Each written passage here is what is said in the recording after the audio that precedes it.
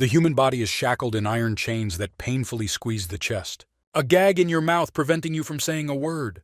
And behind the chained man sits on his throne the devilish personification himself. His face was jubilant at what was happening, and his outstretched wings only confirmed this. The name of the one sitting is Balfagor Nim. A servant who came to him brought him out of his thoughts by bringing news with him. The servant himself did not look as elegant as his master, but he also inspired no less fear. A certain Noes appeared, and this was confirmed by the reconnaissance unit, which surprised Balfagor Nim. But did he really appear? This question was addressed to a person. The ruler's guesses were correct. More than 1,000 people followed Noes. They all followed to pull the guy out. First his friends, and then his brother. Hamil took everyone he could to get the guy out. Balfagor Nim issued an order to destroy the advancing troops, but it was impossible to underestimate the enemies, because in the enemy army there were many more demons than people who were considered the elite. This time Balfagor Nim addressed the guy as Kim Soo-hyun, roughly lifting his hair so that he felt pain. So that it would also be mentally painful, he offered to watch how his brother and friends would save him. This prospect is unlikely to make anyone happy.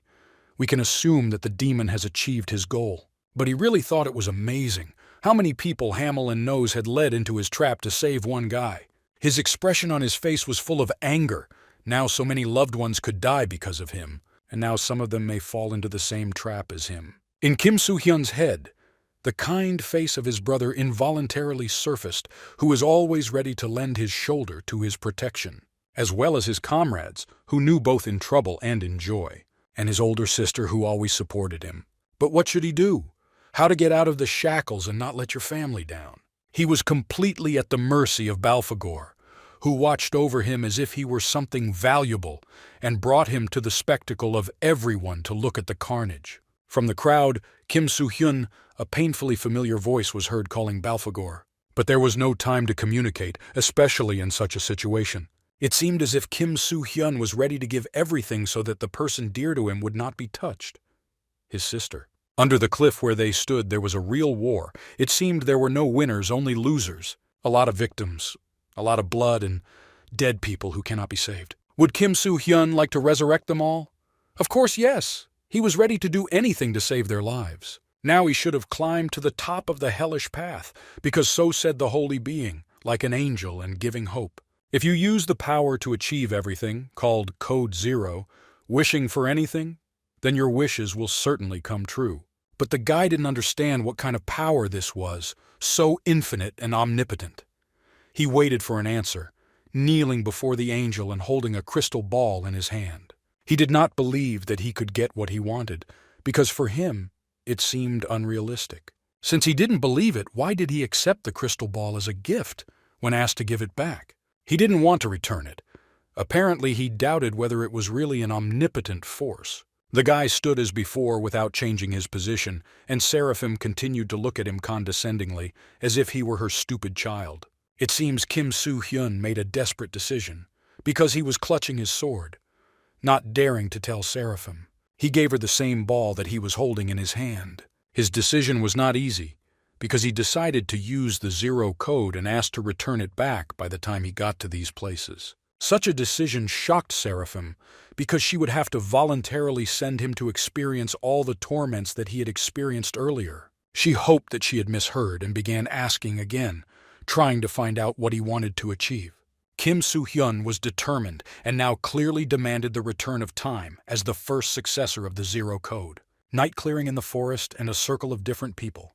The silence was broken by a man who did not understand what was going on here and where he was, and now aggressively demanded an explanation from the guy.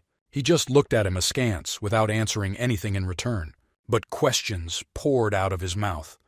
The man could not understand what these people were doing here and why they were not answering him, and some were even crying. Impatiently, he went to the young man, who was calming the girl from her tears, and threw a stone at him. But the shield repulsed it in time, and the stone flew into the bushes without harming anyone. His act was very stupid, which showed his intelligence. The man was also very loud. It was annoying, and the girl with red hair did not hide it and spoke directly. He wasn't the only one who was lost. Other people also didn't know how to get out of this forest, but at least they didn't grumble like him. At such a remark, he became even more angry. It seemed as if wood had been added to the fire. They were in the same situation, but an adult man behaved like some kind of child and at the same time demanded respect for himself. If you want to be treated like an adult, act like an adult. It seemed like a banal thing, but a grown man was so far from it, and began to openly insult the girl, not in the most censored words. But a stranger who was reloading his crossbow in front of them managed to stop the conflict. This frightened those present, but he assured them that he was just nervous and had nothing to fear. The guy took precautions, because he didn't know what would happen and how, but he needed to protect himself. A certain being calling himself an angel called him into this world. And now he found himself in the middle of this forest. But people seemed not to hear him, or what was going on around them. They were scared and discouraged by his appearance. A strange sound was heard from the bushes. The place looked dangerous, and he invited everyone to go to another place, including those in conflict if they wanted. Now people could follow him, and if someone had a weapon, then it was advisable to take it with them. There was nothing to do. In such a situation, people need a leader and also stick together. And everyone, as if enchanted, followed him. But the girl, who was already hysterical, did not want to follow him and continued to cry while sitting on the damp ground. It was clear that she did not want to return to the forest. She was scared there, but she didn't feel at ease in this place either. The man with the crossbow noticed that they hesitated and were not moving, and the brother tried to persuade his sister to follow them, but it was unsuccessful. She cried and was afraid. Other people were also scared, and they were ready to leave them just to leave quickly. The brother was tired of his sister's behavior. He went into a break and decided to pretend that he was going without her, leaving her on her own. The stranger continued to stand and watched what was happening, and the guy wanted to go with them. Seeing how her brother with a shield in his hands began to leave her, Soul seemed to wake up and asked for forgiveness and for him not to leave. All she could do was get up and just follow him. It would seem that they didn't demand so much from her, but tears flowed from her eyes like a stream as if she were not in control of her emotions. Her legs trembled and gave way with difficulty, but she stood up, if only her loved one would not leave. Going to him, she only asked that he would not leave her again. He waited patiently and assured that he would not leave. As something similar to a zombie began to crawl out behind her, she heard someone approaching her from behind, and red, soulless eyes drilled into her back, slowly approaching her. Soul noticed the unexpected guest and froze in panic, not daring to move. The living dead did not waste time. He immediately headed towards her, as quickly as his decrepit body would allow him. His bony hand almost reached Saul's young face. She stood there in tears, as if she was waiting for someone to break her out of her trance. But the zombie was very close. The guy screamed at the top of his lungs, "If only my sister wanted me! I wish I could move!" Without waiting for a reaction, he immediately rushed to her aid with a shield in his hands. Salt moved aside in time when at the same time an arrow hit the creature, not giving it a chance to survive. The archer was very accurate. He hit the very head. But this arrow flew a few centimeters near the guy and could have hit him as well. But as we see, everyone who needs it is alive. The young man was literally in a cold sweat. The life of his sister and himself flashed before him. But fortunately, that same stranger saved the girl. It was the same Kim Soo-hyun, only now much stronger than before. He was asked twice if he really wanted to go back to the hellish path where he was 10 years ago, in response to which he did not change his decision. Kim Soo-hyun was confident in himself and in his choice, although he knew that he would have to live again. Kim Soo-hyun continued to recall his last conversation with Seraphim.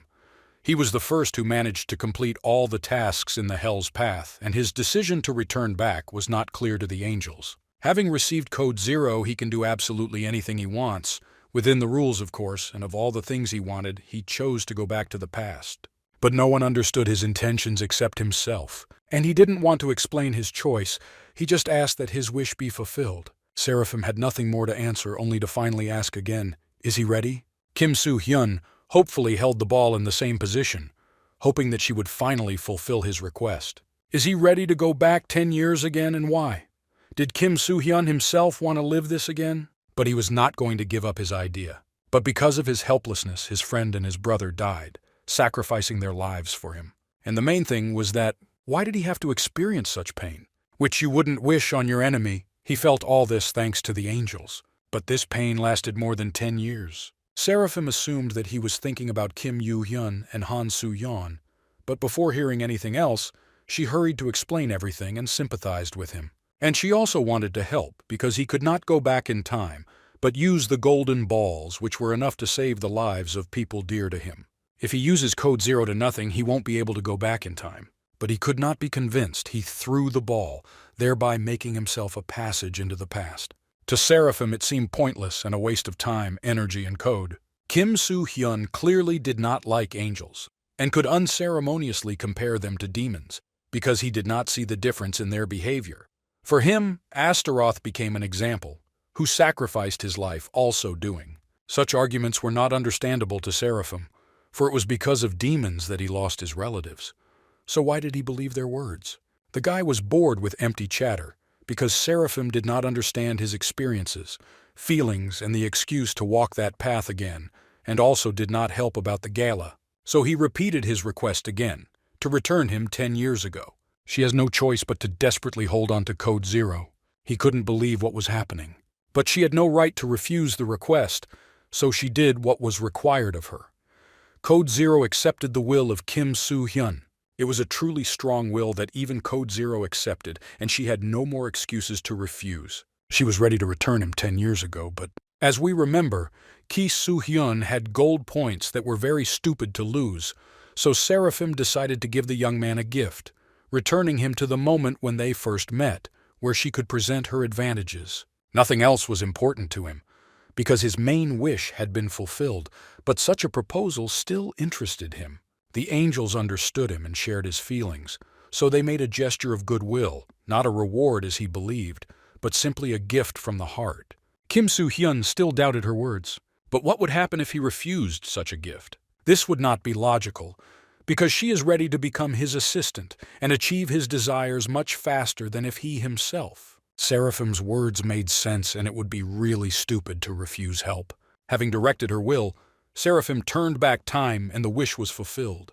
Calling the code name 0, Kim Soo-hyun prepared to go on a 10-year journey. He was ready and put together, but most importantly, he was absolutely confident in his actions. The ball he was holding in his hand disappeared. His skin was not keratinized, and there was no armor on his body. He was dressed in a stylish suit, which he wore 10 years ago. A voice was heard as if Code 0 was ready. Its activation was successful. The guy was still standing next to Seraphim, but not the same as before, although he remembered everything. The current Seraphim could not stay here for long, so she hurried to explain how to increase the gold points and advantages of the young man. She told him 5 points. This mainly concerned its modification, abilities, and weapons. He could even change his appearance, what else can we say? And most importantly, no problems with balance. The angels decided that in order to achieve balance, they needed to take into account the hidden abilities that Kim Soo-hyun previously possessed. There was little time left. Her body began to disappear into the air, as if dissolving into small pieces. Despite the benefits received, boasting is prohibited. Having wished her luck, she was about to completely evaporate. Seraphim wanted to say something else, but she was no longer heard. And the body has become more and more ephemeral. But she still managed to say, her request was simple but filled with such sincerity. Please ask Kim Soo-hyun to be happy. He didn't answer anything. There was no one. Now he was alone in the room. This long-awaited moment, and it's finally back. To what happened 10 years ago. But something caught his attention. In front of him was a bright white light that could even blind at such a distance. There was something soft in it. It was the former Seraphim, whom he met for the first time in his life. This is where he will begin his new 10 years, trying to prevent all the mistakes of the past. Now the old Seraphim stood in front of Kim Soo-hyun, welcoming her new guest from Earth. Kim Soo-hyun was 23 years old at that time. He went through registration and passed it successfully. And now Seraphim again volunteered to help him.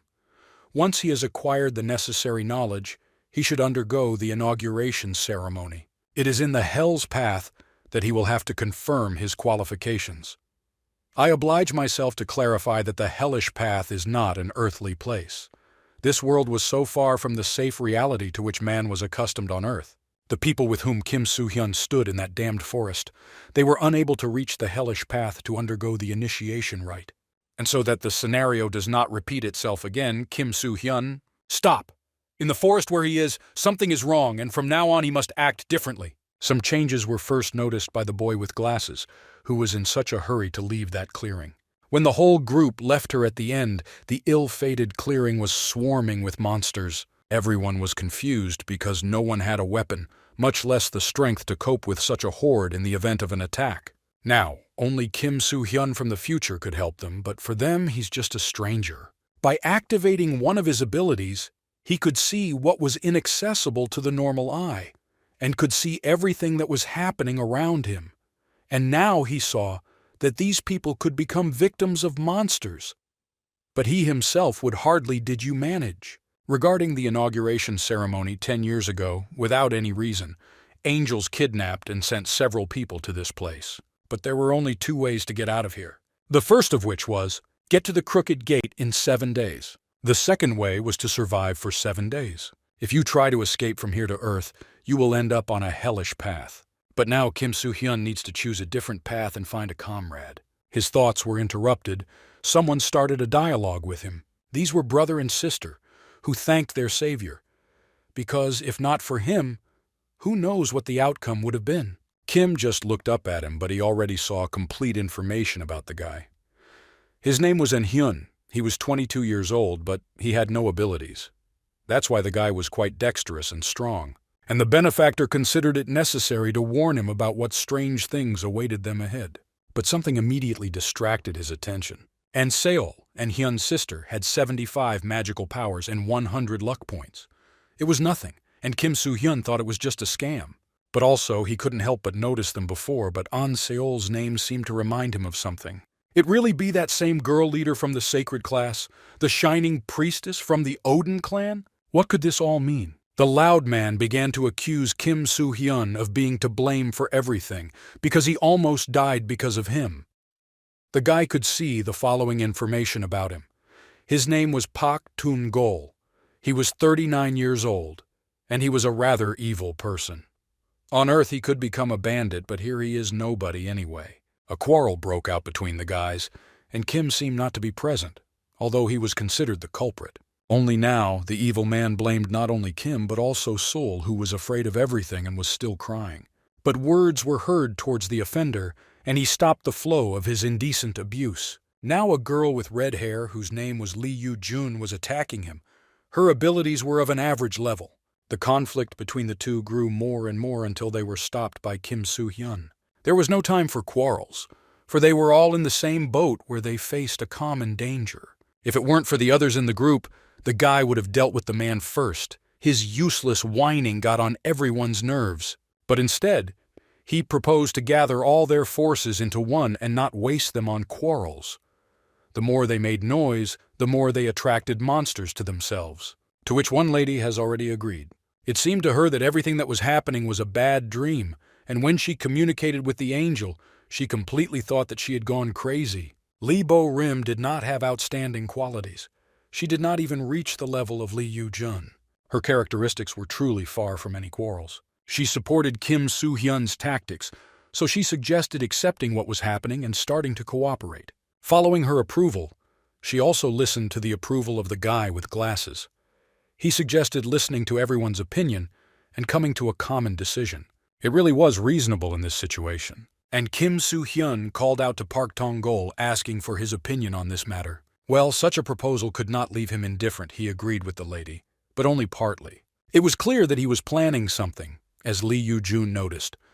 But all that remains for him is to apologize for his manner of communication, saying that he was like that in life. When he almost lost his life in a vacant lot, Pak Tun-gol realized something, and from then on the word cooperation began to irritate him. He pointed his thumb at En-hyun, noting that he was a strong guy and had a shield with him. The man pointed his index finger at the already angry Lee Yoo-jun, criticizing her empty chatter. And now it's Kim Soo-hyun's turn, because if they had collaborated in the fourth, including Park Tun-gol, they could have helped each other. Now it was possible to summarize. In order for there to be cooperation, you have to pay for everything, because for him this was not a free service. But what did he mean? What won't do business with those who don't know how to fight? In his own words, the man wanted to say the following. You can cooperate with those you can rely on, exchange help, and who will not be grabbed by the leg at the first opportunity. Again, starting with An Hyun, he pointed out to him that he should get rid of the one who brings him trouble, hinting at his sister. The previously silent girl with blue hair delved into the conversation. She agreed with the man because she saw some truth in his words, and now she offered to do so. What shocked many, including Kim Soo-hyun. Because of this, Park Tung-gol liked this approval, and he cordially invited her to become the first on his team. Her idea was completely different: to get rid of the man himself, and not to take him into cooperation, which is what the group did, exhaling from the weight that had been thrown off. The girl, who initially seemed quiet, dealt with the evil guy herself, which aroused the admiration of Lee Yoo-jun. An hour ago, she told him everything she thought about him and his actions, and realized his stupid naivety. Kim Soo-hyun noticed how wise the girl was and how well she saw people, and also her status because her magic was quite high and her other parameters were at an average level. Kim Han-beul had an ability that was high charm, high level of magic and charisma. From the very beginning, the girl was not just a figment of Kim Soo-hyun's imagination. He did not expect to meet her here again. But he was also worried about those two, the lady and the guy with glasses. They followed Park Tung-gol, but there were already enough problems. Since people were in the same position, it was logical to get acquainted, although would. The first one introduced herself as Lee Yoo-jun, and also mentioned that she was studying to be a police officer, and ended up here when she was going to the library. The girl was honest and did not go with Park Tung-gol, and also has a good level of magic and physical strength, which Kim Soo-hyun noted for himself. An Hyun introduced himself next, and introduced his little sister, An Seol. I limited my story about myself. It's how they got here. It happened when they were returning home. Kim Han-beul was 21 years old. She studied at the university and she got here in a similar way. Kim Soo-hyun, 23 years old, ended up here after demobilization, was on his way home, but now here. All eyes were turned to him, the scene hung. Why they looked at him like that is not clear. But soon the traditions explained everything because he was the oldest and could address them as you, and for them this was a reason for more respectful treatment. They walked from the wasteland for about 2 hours, during which time you can get tired, and it would be nice to find a place to rest. The place where they were was not suitable for rest, but Saul knew where to sit. How did she know this? The angel explained to her and named several good places to stop, drawing her attention to the building with a green roof, calling it a checkpoint. But why didn't Kim Soo-hyun know about this before? If so, you could just continue to descend, thereby getting out of the forest, and there you will find some task. Before starting to move somewhere, An Hyun noticed something in the distance. Where were the monsters? They seemed to be on their last legs, but if only they could see people, they seemed to wake up and start hunting. Behind the monsters, a path was visible, along which they most likely should have followed. It was enough of someone else's attention that one of them immediately attacked An Hyun, but he put up his shield in time. The reaction did not let him down. The shield was a good thing, but he had nothing to fight back with, and therefore Kim threw his sword, which he cleverly caught and thanked. But he also asked to cover him. The plan was for Kim to cover Hyun and the girls to protect Seol, which everyone agreed to. Suddenly, something was approaching from the side. On Kim Soo-hyun, right from the back. But this turn of events did not surprise him. Tell me what might surprise a person who can foresee a situation. His abilities were higher than human ones. Thanks to this, he could calculate when it was better to attack, and now he was in no hurry to attack, only when the creature opened its mouth. Kim fired from his crossbow, killing him. Things were getting worse for An Hyun, because the monsters were getting through his shield. What should he do now? Noticing this situation, Kim suggested what to do. The head is the weak point of these creatures. Hyun should have just aimed for the head. There were quite a lot of them, and all of them can actively get through the defense if nothing is done. To do what Kim Soo-hyun wanted, you should first cover yourself and point the shield at the zombie's weak spot. And don't give any chance to hurt yourself. Having waited for a good moment, Hyun immediately attacked the enemy, not even giving him a chance to survive. The attack was repulsed, but it seemed as if the further they went, the more monsters there were. Hyun was grateful to Kim Soo-hyun for borrowing the sword and returned it back, but he allowed him to keep the sword for himself because he had a crossbow. Such a gift pleasantly discouraged the young man. They should have been more prepared for the next attack. The path they noticed. They clearly should have gone in that direction, even though it was dangerous. There were a lot of these creatures along that road, and they clearly had no intention of leaving. Monsters were everywhere. If only the guys could climb over that barrier. But the creatures were ahead of them, and it seemed that they were near her, but logically they could not climb over. Interesting observation. An Hyun, Lee Yu-jun, Kim Han-byul, all three of them seemed to glow. Some kind of white glow was visible around them. When suddenly Kim proposed his idea. I can't help but note that it's a rather risky idea to take on all the monsters. The guys didn't like this idea. They didn't want to risk anyone. There were other options, for example, to sit out. But this was also a risk, because monsters could notice them and attack, and how long could one remain inactive?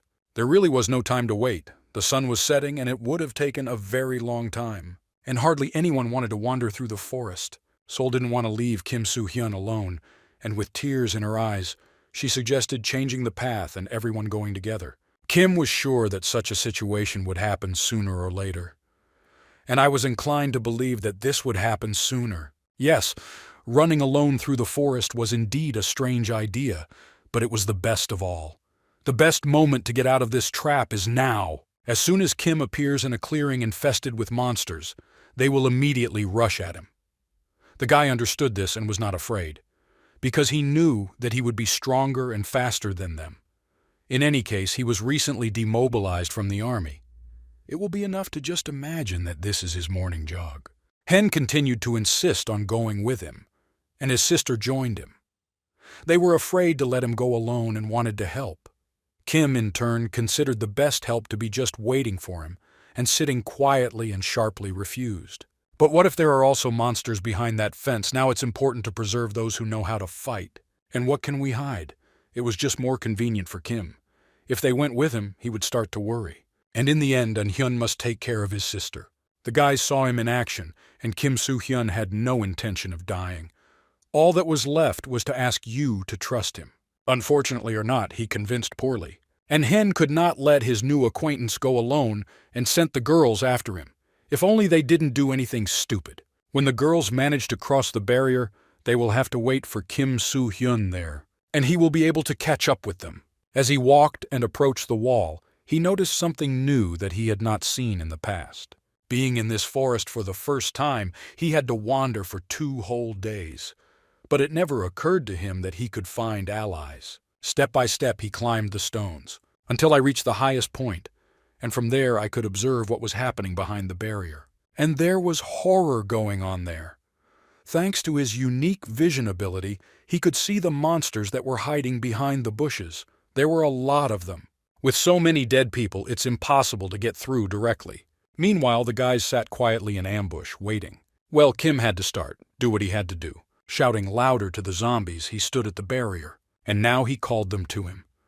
The monsters heard his words and now directed their dull gaze towards him into the heights. To make sure whether Kim was understood by the monsters, he called them again. As they say, the challenge was accepted. They moved towards him with open mouths. Kim was happy with this result. Everything was the same as in the old days, only better. And Hyung noticed that the zombies were gone. It was time for them to go. But the girls doubted it and asked if he was sure that he could go. And he, in turn, had no doubts because he trusted his savior. One could even think that An Hyun wasn't worried about him and was ready to dump the whole burden of problems on him and run away. But that was not the case, because they agreed that they would act according to plan and would not do anything stupid. Everyone understood this perfectly well, but no one canceled their feelings, and they were all afraid for Kim Soo-hyun. Salt was completely sensitive to it. But if the guys stay in the forest, then helping Kim will be completely pointless. And now he sacrifices his life for theirs. Therefore, the guys had to climb over the fence and wait for him. Kim has already begun his army run, as if no danger threatened him. With a smile on his face, he met the flow of wind and hummed his favorite melody under his breath. And when I arrived at the place, I was surprised at how many guys there were. Closer to the field, he looked around to approximately know the number of zombies. This amount was just right to let off steam and warm up. He just wanted to start. How they got ahead of him, approaching him, starting with his hand. It just seems like something was wrong. The zombie couldn't bite through it. And this was not surprising, because the abilities did their job. And his data was at the highest levels, and that's it. It was impossible to bite through the body, But the zombie did not leave him and continued to cling to Kim's clothes with his rotten teeth. However, not for long, because it was enough for him to wave his hand so that the monster's head was at his feet. He didn't know if his comrades could see him, but he really wanted to meet them as soon as possible, and first he had to deal with something else. But was it worth it for him to show his strength in front of them? Perhaps they might reveal his secret, but basically, it's all the same. All the zombies fell into eternal sleep and certainly had no intention of waking up. Only Kim Soo-hyun was surprised not by this, but by something else. There was not a soul in the pre-designated place. All four ran away, but the savior thought that they would wait for him. Deciding to follow the tracks, he took a closer look at the tiles, and thanks to his ability, he saw in which direction they went. It felt like they were in a hurry to get out of here. Traces could indicate this, namely, their location. Kim had a third eye, but could he see the past with it? Definitely worth a try. Continuing to touch the place where they were supposed to wait, Kim still saw something. The guys were really waiting for him here, but they were arguing about something, until they saw something, and this something clearly threatened their lives. Hyun put up a shield to defend himself, and it looks like he succeeded. But what attacked them? There was no more strength. Seeing a scrap from the past was the maximum opportunity. But most importantly, it was clear that they had run away for a reason, and that something had happened to them.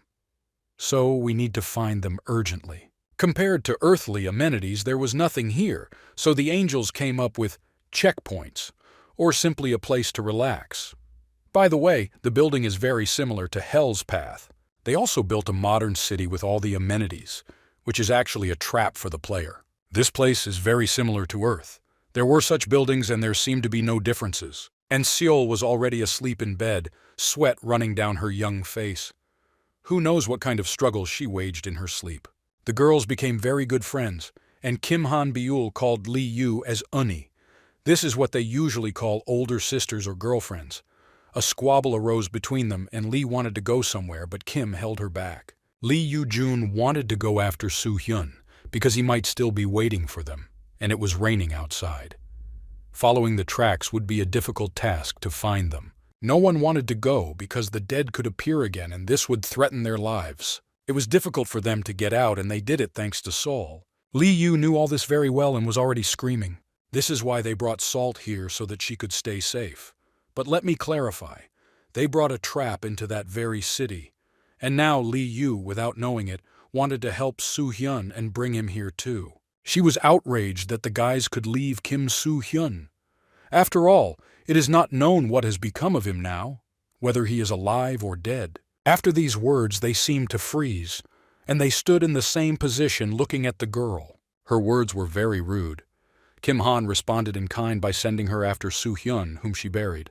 Han-beul's words made Lee Yu even more discouraged. Why was she sure that Soo-hyun was dead? Such composure outraged Lee Yu. He could not understand why the girl was so cruel. But she just didn't want to go and let the guys go, because Soo-hyun himself made his choice, to be bait. And for this, Beul blamed him, considering it a mistake. Beul was all composure and Lee Yu was like a fire. She was overwhelmed by emotions and could not speak calmly. But their conflict was stopped by An Hyun. On his part, the girls were both right, so he decided to go himself. But not everything was so simple. Lee Yu also wanted to go and was not going to let the guy go alone. What seemed like suicide. Beul continued to stick to her line, insisting on staying. It looked thoughtless on her part to follow Soo-hyun because the dead were everywhere and their lives were already in the balance. Even if Soo-hyun was alive, he would have gone to look for them elsewhere, which is what Beul tried to prove to them. But it showed something completely different. Namely, your true face. Lee Yu now compared her to Pak Tun-gol, the same hypocritical creature. He is a dead man and dead in Africa. This was the final opinion of Kim Han-beul. Until there was some noise. The trio was very noisy thanks to this. Soo-hyun found them and now entered the house, drawing all the attention to himself. He was glad that the guys were healthy and alive. The guys were disheartened by how he found them and continued to glare at him, asking about his condition. He was all wet from the rain, but that didn't change his good mood. Now, Kim Han-beul was ashamed that she thought he was dead. But the guys also felt uneasy because they abandoned him, although not on purpose. But Soo-hyun knew everything and did not hold a grudge against them. But he didn't see Seol, and that's why he asked about her first. Pointing to the door to the room, he realized that the girl was sleeping. The child really slept soundly and did not pay attention to the early cries and to the arrival of Kim Soo-hyun. Kim Soo-hyun wanted to know what happened to the guys and why they left. An-hyun began to explain. They were really waiting for him, and thanks to Soo-hyun they managed to get over the barrier. But the problems started after. When certain idiots appeared, what did Hyun call different types of monsters? This time, there were not zombies in front of them, but something resembling matter or a shadow. No matter what the guys did, the shadow continued to attack them, and neither sword nor shield helped them fight off. And when one of the ghosts attacked Hyun, he could not lift a finger. He stood as if bewitched. When this happened, Saul at the same moment screamed sharply, and some kind of luminous aura appeared around her, and somehow all the ghosts disappeared. These were monsters that were not affected by physical attacks. They were characterized only by flight magic. But the question is why these creatures went against those who do not use magic. And yet, Saul saved her brother. After that, she felt very bad, but now her breathing has normalized, and her pulse has returned to normal. But she is still having a hard time. Sometimes she moans in pain. Soo-hyun was amazed at what was happening, and his brother was worried whether his sister would be able to get back on her feet. Kim Soo-hyun had his own guesses. They were that she had spent too much magical power, and now she had a typical symptom when the body cannot physically withstand such pressure. But the guy didn't understand one thing. Why did she do this? And anyway, 75 magic points and 100% luck? How is this even possible? Little Saul's abilities were surprising, and one could call her truly special. Her pulse was normal, but since she was sweating, the guys thought she was just having nightmares. Just in case, Kim Soo-hyun wanted to check something and asked his brother to leave the room, but he wanted to help. Most likely, Hyun was simply afraid that his sister would not be harmed.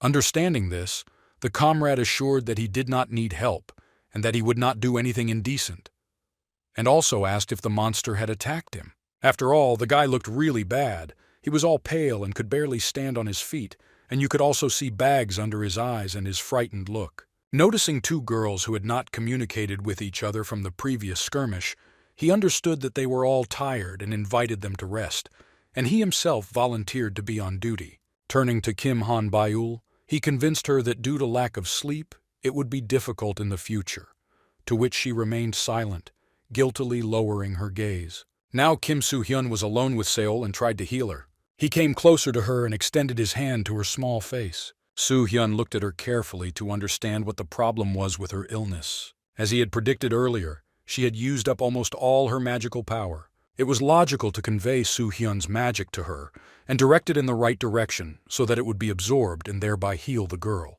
That's exactly what he did. It was very good that she was not in critical condition. The healer directed his magic to different points so that it pierced her entire body. He focused special attention on the forehead because from there the magic could spread throughout the body. It was clear how the sweat on her face was becoming less and less and her breathing was cleaner. Having finished his treatment, Soo-hyun went out into the living room, sat down and thought about something. The next morning, Sol came out of the room, apparently just waking up. She was surprised not only by his appearance, but also by what he did to her. Soo-hyun saved her several times, and from such surprise she called him Orabi, which meant like an older brother. This treatment surprised the guy no less than Saul's treatment. Her awakening did not go unnoticed, as her brother immediately entered the living room and saw that she was still alive. His joy knew no bounds. An-hyung touched her as if checking to see if she was hurting anywhere. But she felt great. Seol's recovery was also happy for Lee Yu-jun, who noted the efforts of their savior. There was no need for words of gratitude. Just a grateful look was enough. But after a silent dialogue, she actually thanked him. Everyone gathered in the living room, and Kim Soo-hyun had something to say, because there was something they had to do as quickly as possible. Escape from the city. But how to escape? Everyone should have heard the angel's warning about this city, but someone missed it. And Hyun remembered some warnings, namely that the angel spoke about the conditions of survival. That is, if they die here, they will die for real, and also about where they can get water and about some crooked gates. This information made Han-byul thoughtful. After all, besides this, there was something else important. namely that they need to hold out for 7 days. The choice was small. Either you survive for 7 days or you reach the crooked gate. But maybe someone remembered anything else besides this. It was, you can't stay in the same place. You can run from place to place for 7 days or just run to the center to the gate. But wouldn't it be better for them to just wait out the 7 days here? It was calm here and there were no monsters. Yes, the prospect of wandering through the forests was not the best, but such was the warning from the angels they said, "Keep going." Saying this, they built a trap city. Wasn't that suspicious? This place is indistinguishable from the world of people. It has everything. And there were no monsters or even insects. It was not obvious that this was just another trap. If the guys stayed here, something terrible could happen. Yoo-jun didn't want to believe it, and she didn't like the prospect of going anywhere. This place was comfortable and natural. She wanted to stay. But can they really trust everything that these winged ones say? After all, it felt like they were simply intimidating them. Yoo-jun asked Seol if they could meet even more dangerous monsters if they left here. This question took the girl by surprise, because how could she know this? She was interested in the baby's opinion, but she didn't know what to answer, and she was just silent, trying to figure out what they wanted from her. And finally she said that she agreed with Soo-hyun Orabi. Soo-hyun was again surprised by the address Orabi, and Lee Yoo-jun was completely frightened by the answer. Salt also had a bad feeling. But was it similar to the one? What was the reason for the premonition anyway? The story began with tears running down my face. Sol had a nightmare. What could little Sol dream about? The dream was not easy, but she began her story. The guys were sleeping.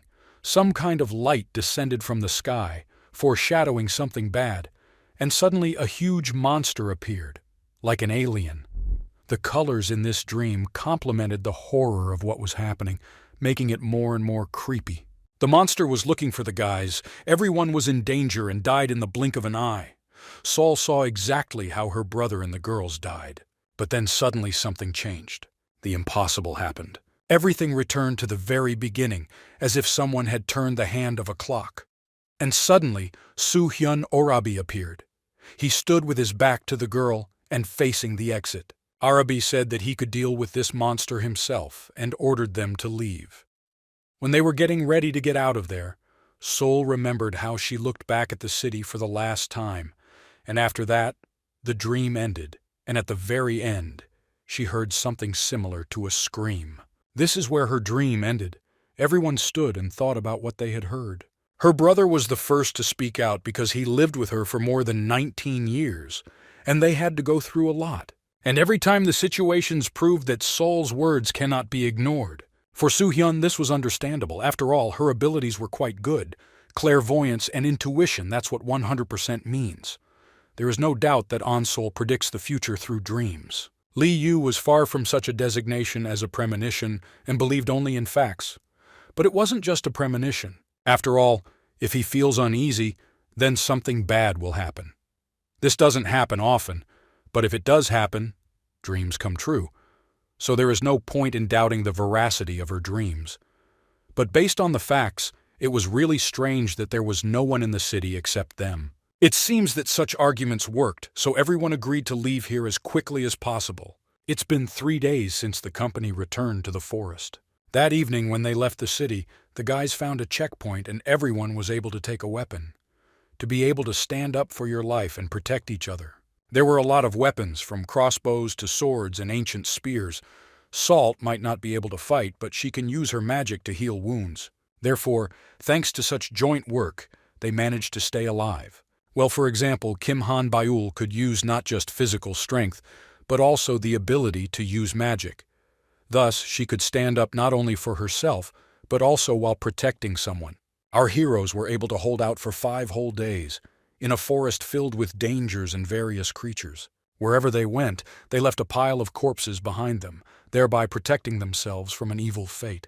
But fatigue made itself felt because, first of all, they were still people. They should have taken a break because there were really a lot of creatures and they didn't have enough strength to kill them all. Every unknown creature tried to attack them and sink its fangs into their bodies. But they didn't let anyone approach them. Soo-hyun's skill did not go unnoticed.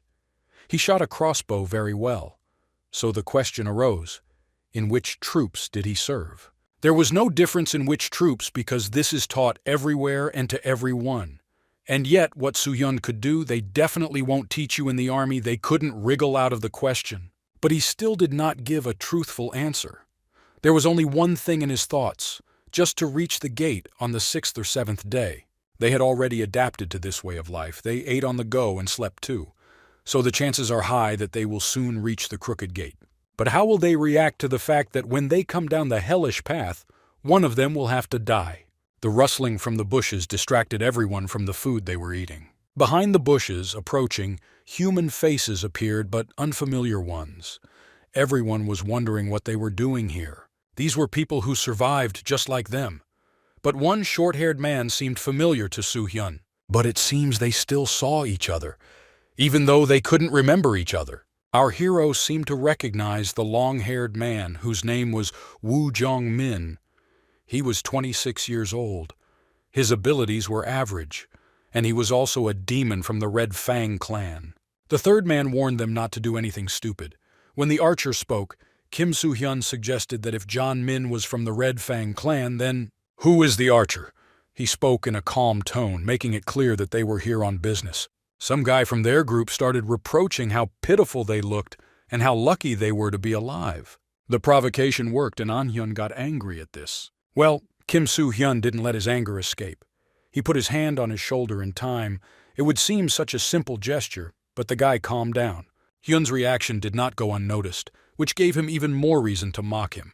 The man in the blue jacket wanted to quickly get down to business, or rather hear answers to his questions and say goodbye to them. Such a proposal now angered Lee Yoo-jun. She did not remain silent and was now openly rude to them. She felt strong in herself and did not understand what this guy could do to them. But he just laughed, holding a bloody knife in his hands, hinting at a threat. He no longer stood on ceremony and now threw his knife straight into the girl's face. Shocked by what was happening, she did not try to dodge and watched as the knife flew into her face. An-hyun did not allow what was happening to happen and came to her defense in time, putting up his shield, which saved him more than once. The unexpected guest did not expect this. Before he could lower his hand from the knife he had just thrown, an arrow immediately flew there, piercing his hand right through. An unexpected turn, right? This was a clear example that one cannot underestimate the enemy. The arrow was fired from Kim Hyun's crossbow, which he was still holding, making it clear that he would not allow any of his own to be offended. Well, the opponents did not want to leave everything just like that. The archer had already aimed his bow and arrow, assessing Soo-hyun. The archer's name was Song Woo-yoon. The information about him said that his abilities were slightly above average. But no one intended to continue the massacre. Everyone was waiting for each other's reaction. And Soo-hyun confirmed his guesses about the archer. This was the same archer who occupies one of the 10 positions of the best shooters of the Hell Trail, Song Woo-yoon. The wounded guy writhed in pain, calling Soo-hyun the most offensive words. He, in turn, concluded that Gopnik would not become a threat to them. But the other two may well. If they don't become allies, then Kim Soo-hyun will have to kill them right here. First of all, he asked how Lee Yoo-jun was feeling, but there was nothing to worry about. She was fine. Since these guys became his allies, he could not show himself as a killer in their eyes. It was necessary to discard this idea. It was too premature. And they didn't want to start any other feuds either, except for that violent guy. Apparently, he himself was like a thorn in one place for them, constantly complained and started conflicts. And in response to his request to give an answer, the future demon only looked at him irritably and asked him to shut up. After all, now John Min had to resolve this conflict. And he asked for forgiveness because there was no point in fighting. Then, Soo-hyun asked Sun to lower Yun's bow. Then, at first reluctantly but under pressure, John Min did what was required of him. Raising his hands in front of him, John Min made it clear that he did not wish harm, and just wanted to ask a few questions and leave peacefully. After all, they had to go through a lot during these days. The first question he asked did not catch the eye of the brother and sister. They were attacked by some creatures, and since yesterday they have been following in their footsteps. A picture of a girl lying by a tree came to mind. The girl is a player. It might have been her. But Kim hated losing to death. So he had to come up with something so that there would be no new problems. But his plan failed. Saul suggested that it might have been the girl she also saw. There was no point in hiding anymore because her words were heard. John Min now asked with hope and impatience where she could be. I had to get out. But first of all, the guys mentioned the brother and sister, and they saw one girl. Therefore, there is no guarantee that this was who they wanted. But it didn't matter to John. He wanted to know what they saw then and what happened. That girl apparently was attacked by monsters that day and was also wearing a yellow dress. I heard a yellow dress and were not convinced. It was her, the one they are looking for. And now the angry guy who was injured got angry and asked where the body was and if they were lying to them. But before John Min could say a word, he interrupted Cheon Seung-hyun's incoherent speech. That's why Kim wanted to pretend that he didn't know anything. Now he'll have to warn the guys. All that remained for them was to tell the way how they could get to the body. It took about an hour or two to get to that place. There was no grass around him. You could easily see him because his body was covered with a rag. The guys really regretted what happened and convinced that they didn't kill her. Sol, a kind soul, decided to also tell me where the house with the checkpoint is located. She also pointed out that everything you need was there and that you could heal your hand in the house. And with all my heart, I wished them good luck. This act was indeed very sincere and sweet on the part of the girl. This made the future demon smile as a sign of gratitude. They apologized for their ridiculous behavior and said that perhaps they would meet again. Kim Soo-hyun was perceived as a leader and therefore decided to approach him. Although he denied his leadership, John Min started the dialogue and Kim was ready to listen carefully. The first one already considered them his allies and wanted to clarify whether they were heading towards the Crooked Gate, to which he replied yes. John continued and said one thing. If they value their lives, then they must give up this matter and endure 7 days. No one heard this except the two of them. There are monsters that cannot be compared with those that the guys have seen before, so they may not reach the gate. Evening came and the guys were in the restroom. They sprawled out on the floor and slept in all sorts of places. And Kim Soo-hyun was on the porch and sat down on the steps. Now it was his turn to be on duty. He didn't want to sleep and was very thoughtful. But the time has come to change the duty officer. An elegant female hand presented him with a hot drink. It was Han Byul.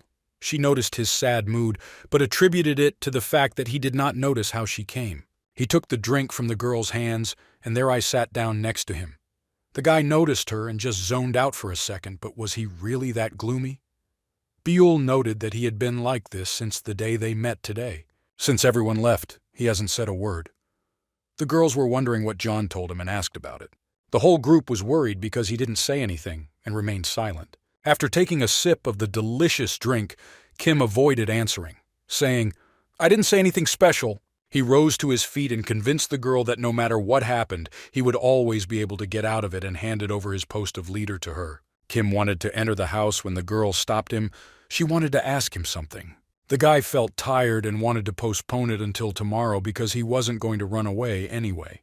But the girl was persistent because she understood that if not now, then she would never be able to ask about it again. Soo-hyun tried to laugh it off, saying that she really took this conversation to heart. But there was something more serious. It seemed to her that Soo-hyun was hiding something from them, and now I wanted to find out why he needed the guys. The direct question put him in a stupor. Did she really see something? From the very beginning, the girl looked at Kim Soo-hyun with a searching gaze, and the more he looked at her back, the more she reminded him of her. Byul remembered him of the recent incident when he shot the hand of the guy who attacked June. But he was not a monster, but a man, and because of this act the guys are now scared. He couldn't answer her questions correctly and just said, that's how it is. Kim really didn't know what their reaction was to that act, but sooner or later he will have to answer the first question. And the last thing that pissed her off was that he didn't say anything about that conversation with Jong Min. She was tired of the fact that Kim always acted alone and answered any questions. Nothing special, never mind. But the girl was wrong, because he did not make the decisions himself. They always thought about problems together and made the right decisions. Regarding the situation with the guy, he was worried about Hyun and Yoo-jun. Byul was not satisfied with this answer. She was sure that she could have acted differently and even retreated. Well, what did she want to hear from him? What kind of truth did you seek? With their first meeting, all judgments about the situation were correct, so no one was indignant. But if he acted one day like last time, then this means that everything can happen again. The girl believed that he was keeping a distance between them and saw the problem that everyone relied on him a lot. That's why she asked, become their real leader, not just someone standing on the sidelines. And even if he attacked people from other groups, the guys can understand that it is for their own protection. If he leads them, they will all follow him. This revelation impressed the guy. Now they stood together in a tense atmosphere and were silent. This mood did not go unnoticed. The guys also often had to watch how these two stood, but did not communicate with each other. The company had already reached the gate. They only had 600 meters to go. There was such an insignificant distance left, but at that moment he remembered John Ming's advice. The new allies approached the gate 2 days ago, but were unable to reach it. They had 300 meters left, but the monster that was there prevented them from going further. Our guys were getting closer and closer to the place. A gate was visible in the open field, but there were no monsters. The crooked gate that Saul saw delighted her, and now she looked at them with admiration, with her big eyes. This structure was truly impressive because it was unique. It seemed as if these gates were filled with magic. Its frame was made of gold, and in the middle there were rings that housed several blue balls. In front of them were those same crooked gates. The architecture delighted and could not leave anyone indifferent. Everyone looked in admiration at such a structure, and the guys couldn't believe that they could now return home. So they didn't wait a minute and went forward to the gate. They walked step by step confidently, but carefully, as if expecting some kind of catch. There were 200 meters left. Kim was still thinking about monsters that he had not yet seen and could already assume that Jong Min simply had a low luck rate. The only thing that confused him was the earth, which was of different colors.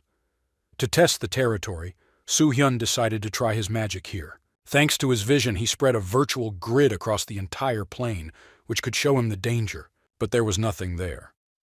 There were 100 meters left to the cherished goal, and it looks like John Min was really unlucky. Still, let's not rush to conclusions. After all, now a magical wave was moving right towards them, and strange signs appeared in the sky.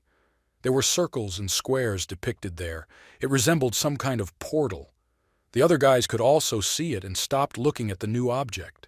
Everyone was stunned and didn't know what it was. Kim Soo-hyun would hardly have been able to protect everyone, so he warned, if they want to live, they must run away from here as quickly as possible. And also a very important detail, never look back. The main thing is to just run faster. Someone's huge paw began to crawl out of the so-called portal, and then the monster's mouth appeared. And then the monster himself. His size was impressive. Against him, people could seem like some kind of insects.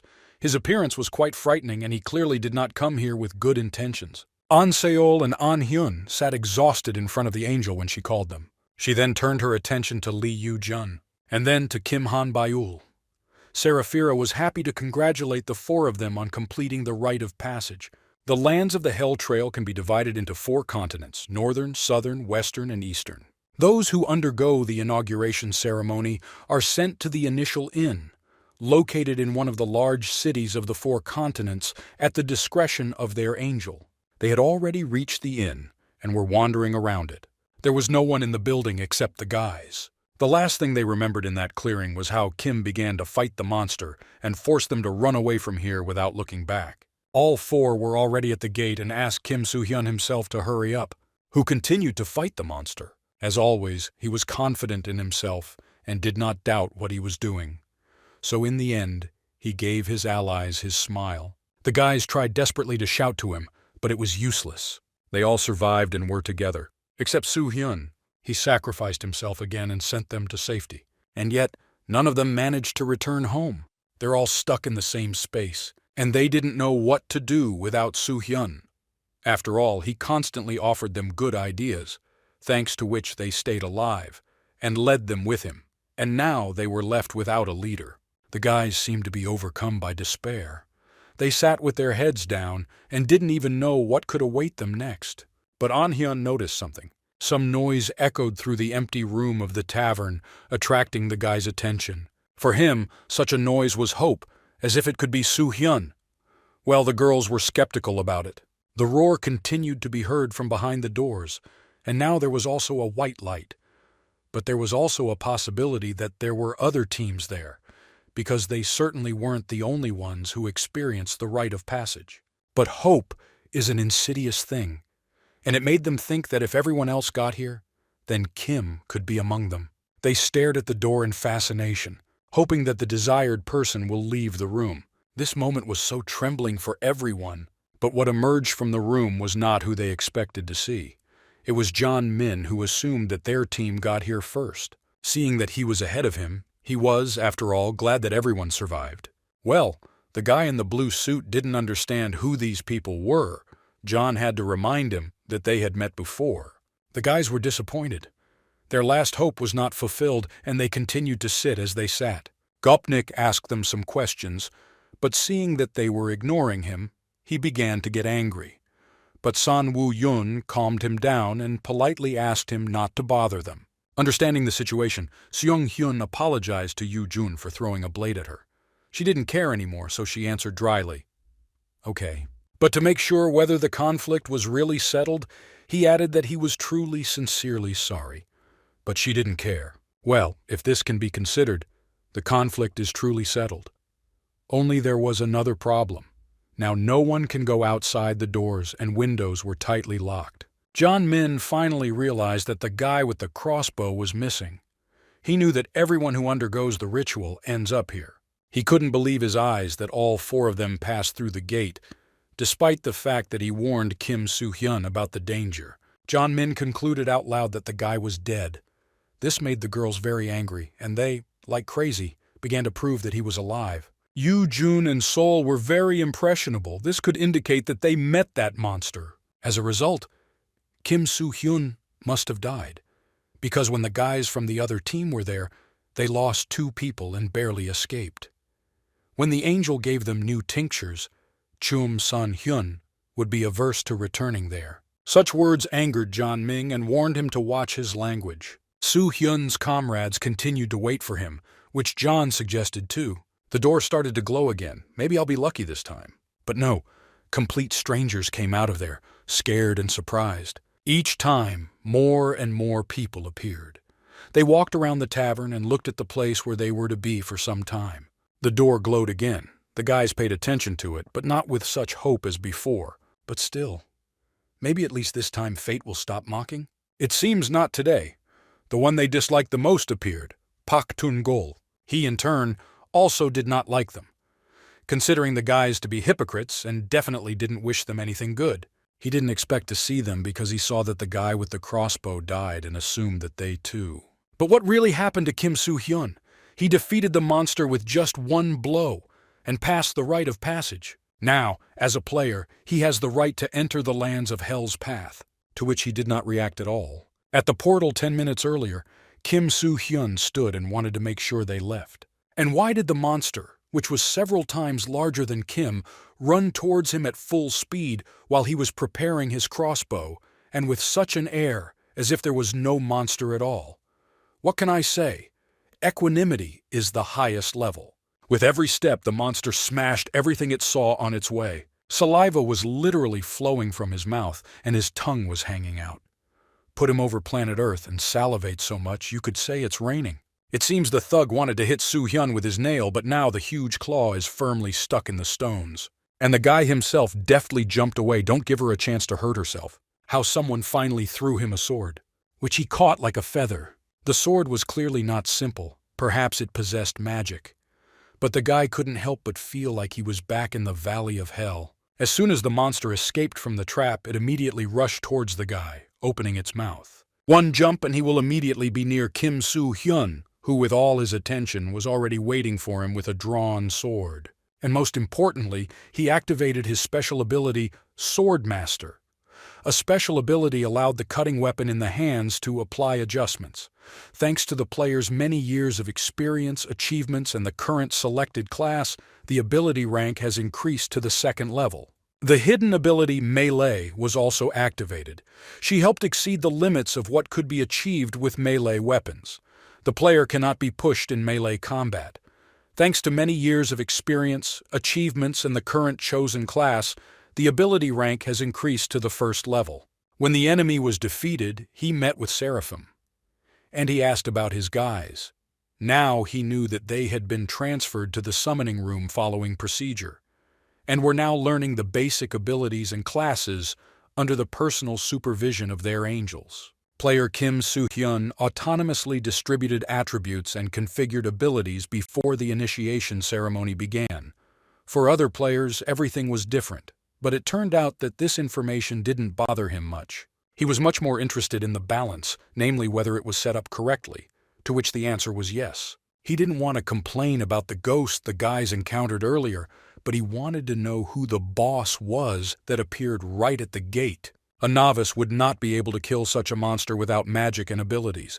If not for Kim, his group would have been destroyed on the spot, and according to the rules, new players should not kill the boss. But to escape, you need at least 5 people in the group. Then one person from the group can reach the crooked gate. If the player can escape the boss that randomly appears from 200 to 300 meters from the crooked gate, he alone will be able to avoid death. Only 1 out of 5 people must survive while the rest are bait. But why? This was explained by the fact that in Hell's Path, it is normal to lose your longtime partners. The rite of passage is part of the player's preparation for the hellish path and is a necessary procedure. So the intention of the angels is for everyone to know what to expect, shocking them with such a situation right away. This method was really cruel, but this is important, because new players have high potential. But as compensation, the first 4 who completed the ritual were awarded 2,500 gold points, but there was no reward for Kim Soo-hyun. This amount was quite large in the hellish path. Player Kim Soo-hyun was a little upset about gold because money doesn't grow on trees. But on the other hand, for him it was a completely insignificant amount, because the guy already had almost 4 million gold. What he heard made him incredibly happy. Apparently he himself didn't know what was going on in his account. In order not to think that he had misheard, Kim asked again. What the angel confirmed. Seraphim from the past converted the guy's golden points into privileges, but he couldn't believe that only points were left, despite the fact that he has such incredible privileges. Since he has so much gold, why doesn't he go to the store? So he asked to show him a special store for players. What was possible to do right now? But first of all, Seraphim wanted to reward him for killing the boss. He was immediately showered with many achievements, among which were outstanding achievements for killing the boss, 2 attribute points, 50,000 gold points for players only, which can be used in the summoning and storerooms. During his 10 years, attribute points as a reward were very rare, which surprised Kim Soo-hyun. A store for players opened right in front of him. There he could see his current balance as well as what he could buy. On sale were weapons, armor, accessories, potions, elixirs, abilities, materials, desires, and more. If you pay 77,777, then Kim will be able to see all the hidden objects. Such information was not available to everyone, and when Seraphima asked how he knew this, Kim only laughed it off and said that the boss had revealed the secret to him so that he would pardon him. Despite the fact that he did not tell her how he knew this, Seraphima was still ready to fulfill this request. But first she warned him to avoid rash actions like the last time with Woo Jong-min. For him, this was empty chatter, and he asked her to quickly show him the list. When it became known about the existence of a hidden store, many could spend more than the required amount, or someone did not have enough money at all, so it was difficult to get into this store. But now, in front of Kim Soo-hyun, the store was open. Access to it was only for one time. Hidden items will immediately disappear from the list after purchase. Each item except potions can only be purchased once, so you had to choose wisely. And to begin with, Kim decided to buy elixirs to see if they could increase vitality. The first he saw was an elixir that would restore any damage to life or magic power, but only if the player was alive. Its price was 300,000 gold. Next was the elixir of insight. It improved special and hidden abilities by 1 rank, but does not apply to some special abilities. The price was more than the first elixir, but it was worth it. Seraphima kept watching in amazement at the guy who knew his way around here, no worse than she did. Kim saw something special. In front of him stood a golden wish tablet. If you use it, then any wish will be fulfilled if it is possible in the vicinity of the hellish path. But it cost as much as 1 million. Kim Soo-hyun looked at the table in fascination. Who knows what he would want at the moment? The guy collected a lot of things. They amounted to almost the entire amount that he had in his account, but he confirmed his purchase. Almost 200,000 gold remained in his account, and his items were transferred to the player's storage, which could be found in any city. Seraphim was wondering where the player Kim Soo-hyun came from.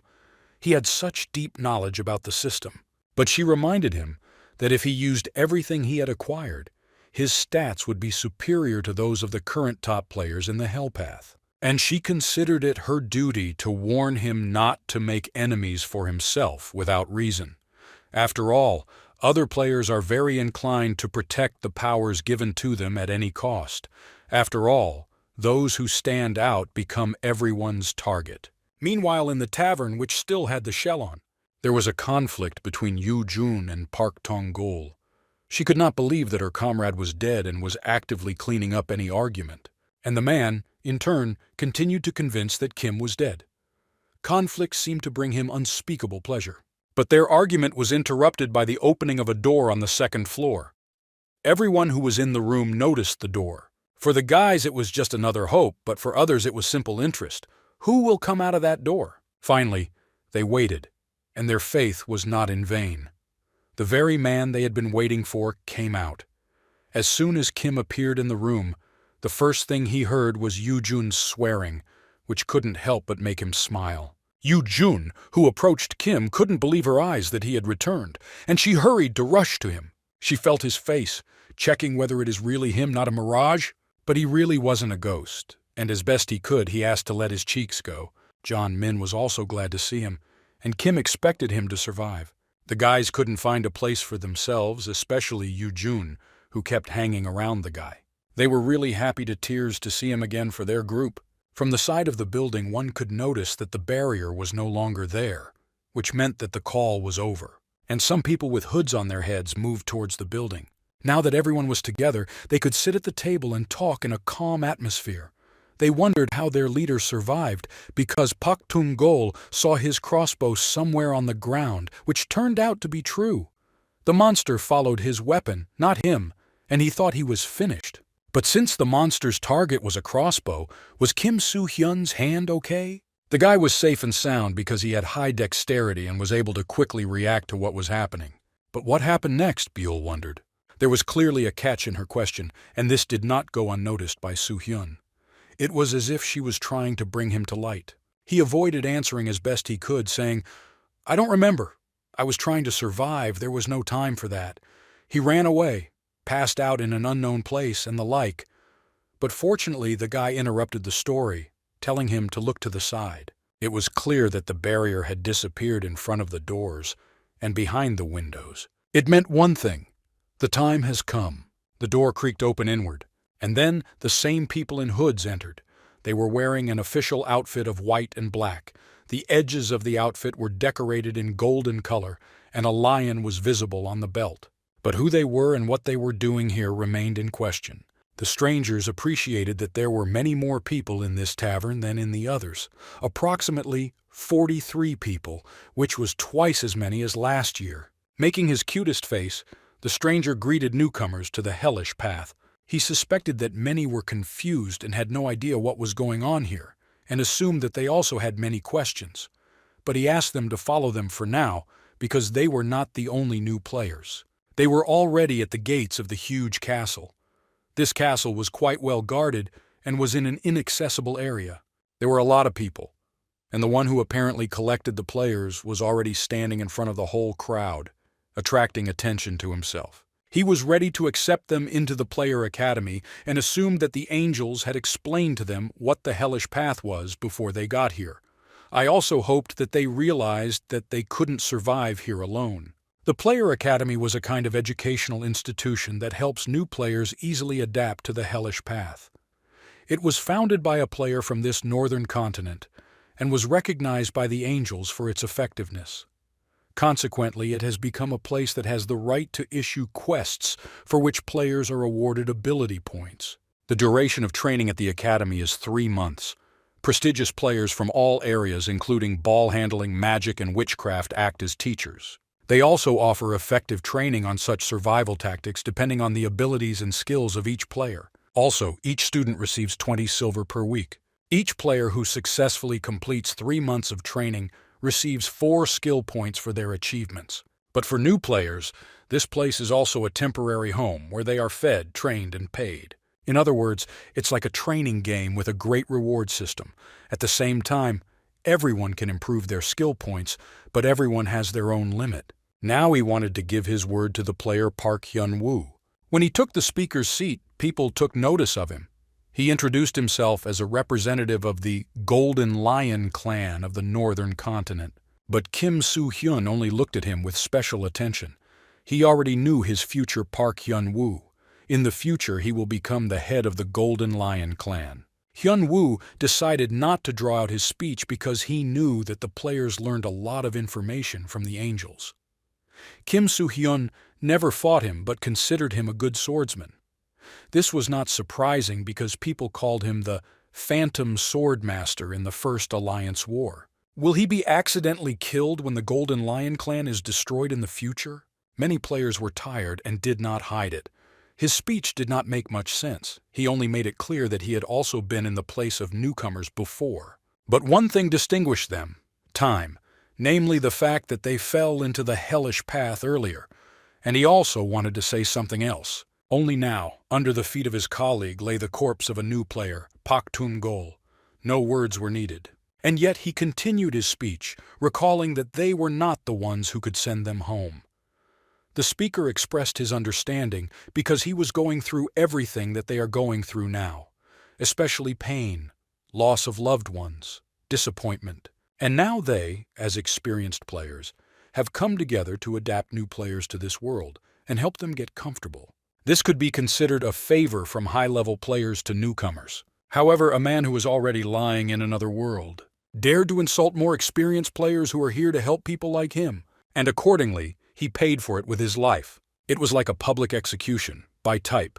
See what happens to you if you show disrespect or bad behavior. And if someone didn't care about the help of their elders, they could leave. No one was holding them.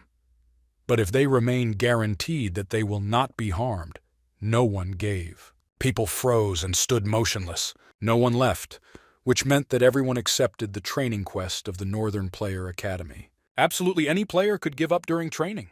There were no questions for the representative, and he wanted to place them by room.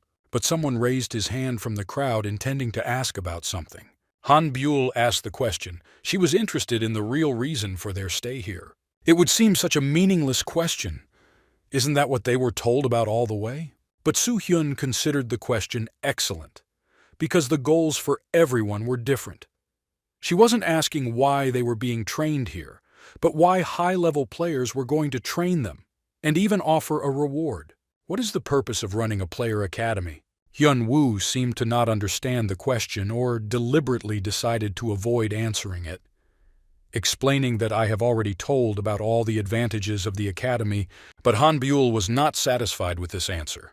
She made it clear that she was not interested in the benefits she would receive here. But really, the way what was happening was suspicious. This raised more and more questions. The speaker decided to answer only one question. Was it really just a favor? He began his story by saying that there are 2 types of players: those who want to return to Earth, and accordingly, those who refuse to return. It was surprising to some that there are those who do not want to return home. Like here at the Academy, ordinary players are looking for a clue on how to return to Earth. However, those who want to remain in the Hell Path forever are usually people who have nothing to lose in modern society, or are simply scum. Here they were stronger than in the ordinary world. But why didn't they let other people live in peace? This was not an easy topic. Although there were fewer of them here than in the modern world, their reasons for murder were different.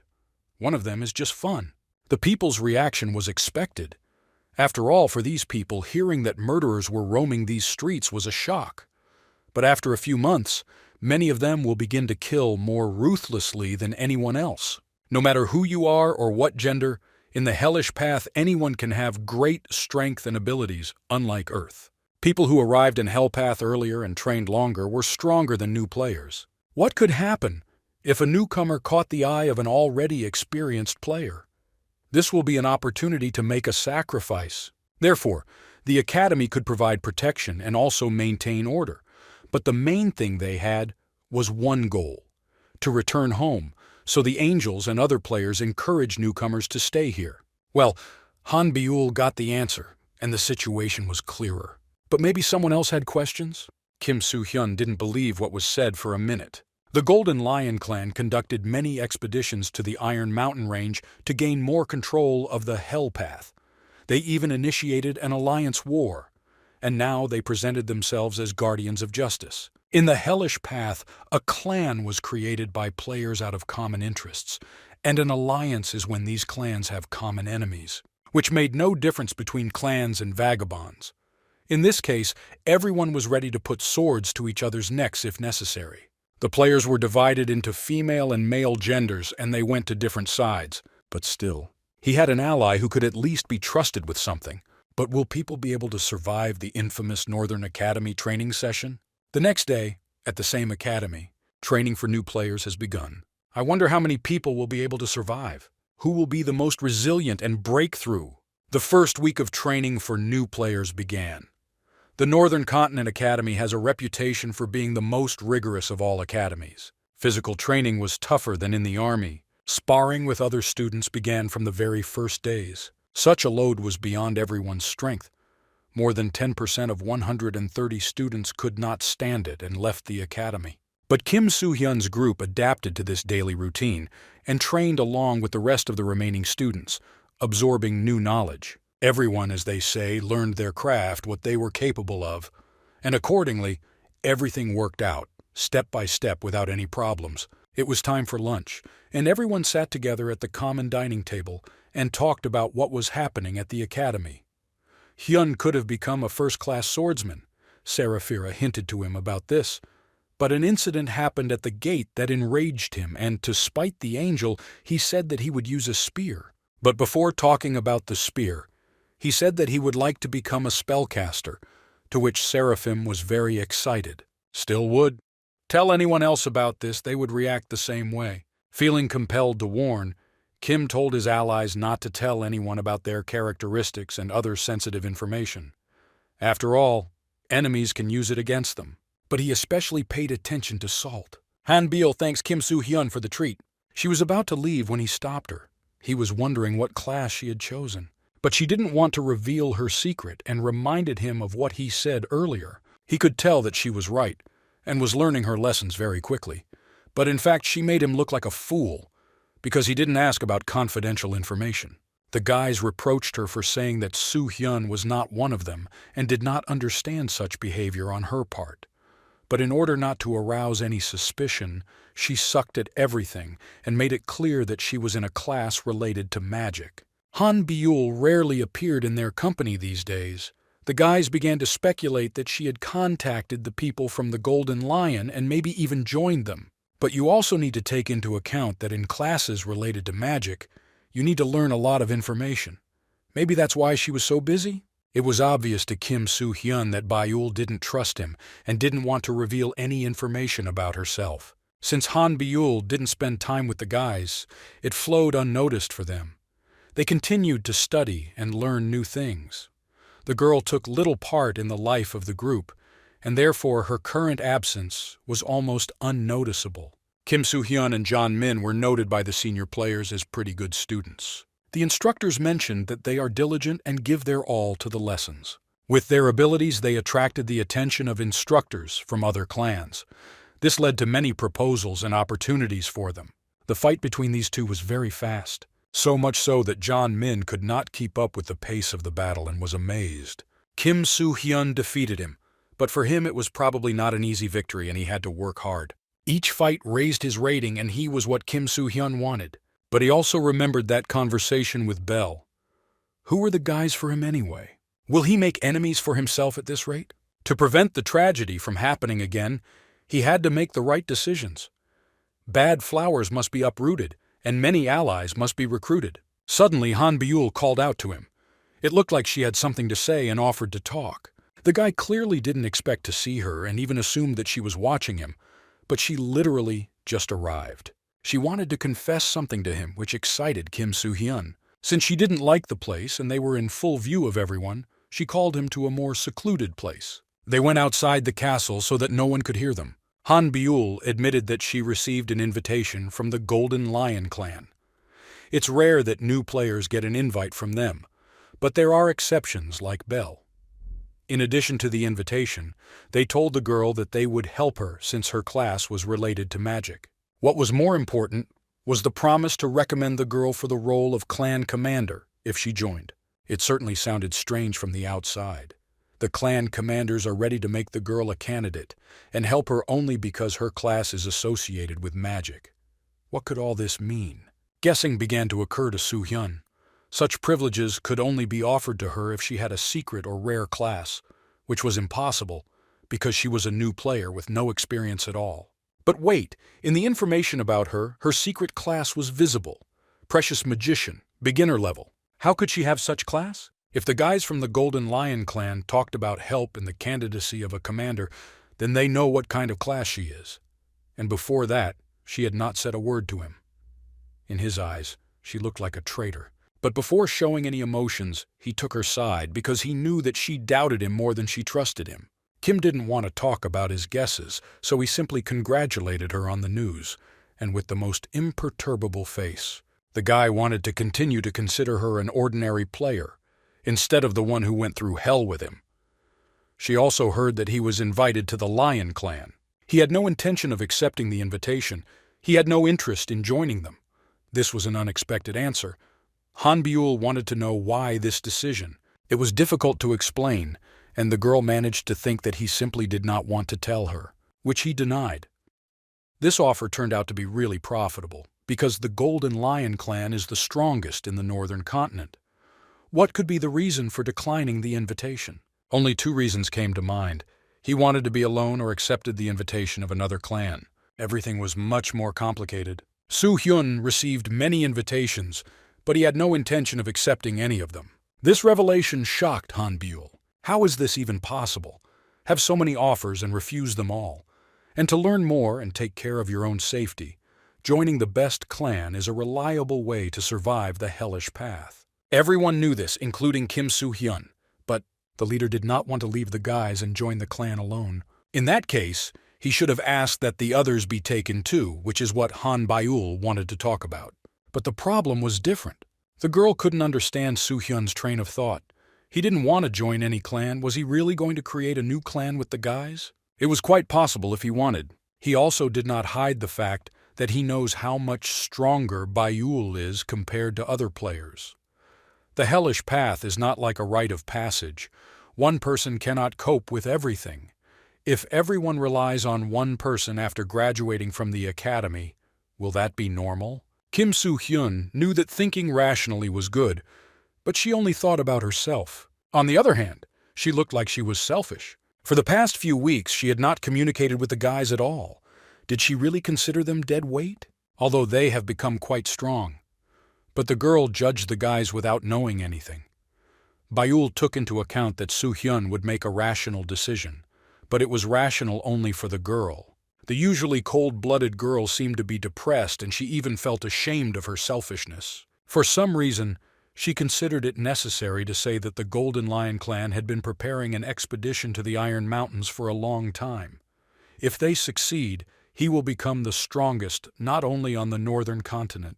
And this meant that no one would be able to stop them on their way to returning to Earth. The main advantage of the Golden Clan was access to a large amount of information, in which other clans lagged behind. The advantages of joining the Golden Clan were really great, and the girl did not understand why Appa made such a decision. In response to her question, he asked his own. Was there any guarantee that the expedition would be successful? He remembered the future that the Golden Lion clan would disintegrate. When the clan reached Atlanta, located behind the Iron Mountains, they had to deal with many problems, which concerned the uprising of vagabonds, a problem within the alliance, and much more. But without dealing with these problems, the Golden Lion clan went on an expedition. As a result, the expedition was a complete failure. This failure sparked the First Alliance War. Ever thought about what it would be like to be a candidate commander for such a large clan? Could these people be trusted at all? This could give food for thought that Bayul had never even thought about. But she took it as a call to trust him, which she clearly had problems with. The conversation was difficult. Kim Soo-hyun was clearly tired of it and was about to leave. Before leaving, the guy made it clear that he wanted to become a strong wall for her to lean on. But it seems I couldn't. A couple of days later, the players were expected to graduate from the academy. Soo-hyun was wondering if it was worth spending the 4 points he received on strength. Satisfied guys, you walked out of the academy building. Having caught up with their leader, they didn't want to ask what his plans were next and whether he would join some clan. As I expected, Kim rejected all his plans, but what were the guys' plans? It seemed that this plan was obvious to everyone, to follow their leader further. During the time they spent with Soo-hyun, only good things happened to the guys, especially when they listened to him. The group refused all recruiters, and she wanted to follow the leader, although he did not understand why he was treated this way. This, of course, pleasantly surprised him. He wanted to say something else, but he was interrupted. Woo Jung-min spoke to him. Of the entire group, he was the only one who looked friendly. Who knows whether he was sincere or pretending? And yet, he admitted that the group of guys had given their best in the last 13 weeks, and just as they had decided not to join the clans. John Min and his boys didn't want to join any clan because they didn't like any of them. Therefore, he invited them to stay together and join forces. John Min considered Soo-hyun's group worthy among those who did not join the clans, and the offer was really good. Teaming up with Woo Jung-min's team would make clearing dungeons much easier. And the favorite couple Lee Yoo-jun and Chan Seung-hyun playfully exchanged reproaches at each other because they were now outside the academy. Jokes aside, but this was already developing into a demonstration of strength, and the guys had to hold them back. But seeing this situation, there seemed to be no place for unification, and even if John Min invited Soo-hyun to join them, he would still remain with his group. What was obvious to everyone, all the allies had to do was say goodbye, shake hands, and wish each other good luck. Kim Han-beul watched the groups leaving from the sidelines. Her look was sad. Who knows, maybe she regretted the chosen path. But she didn't even think about changing her decision. There are many cities in the northern continent of Hell's Path. Barbara, the city where the guys were located, is located in the very center of the continent with 4 ordinary cities in each direction. Each ordinary city had an additional 2 small cities that help each other. And now the guys were heading to such a small town called Mul. Mul is the northernmost city on the continent, but why did the guys go to it? According to rumors, it is surrounded by very dangerous territory because it is the last city created. There is also weak security and the tramps there are very active.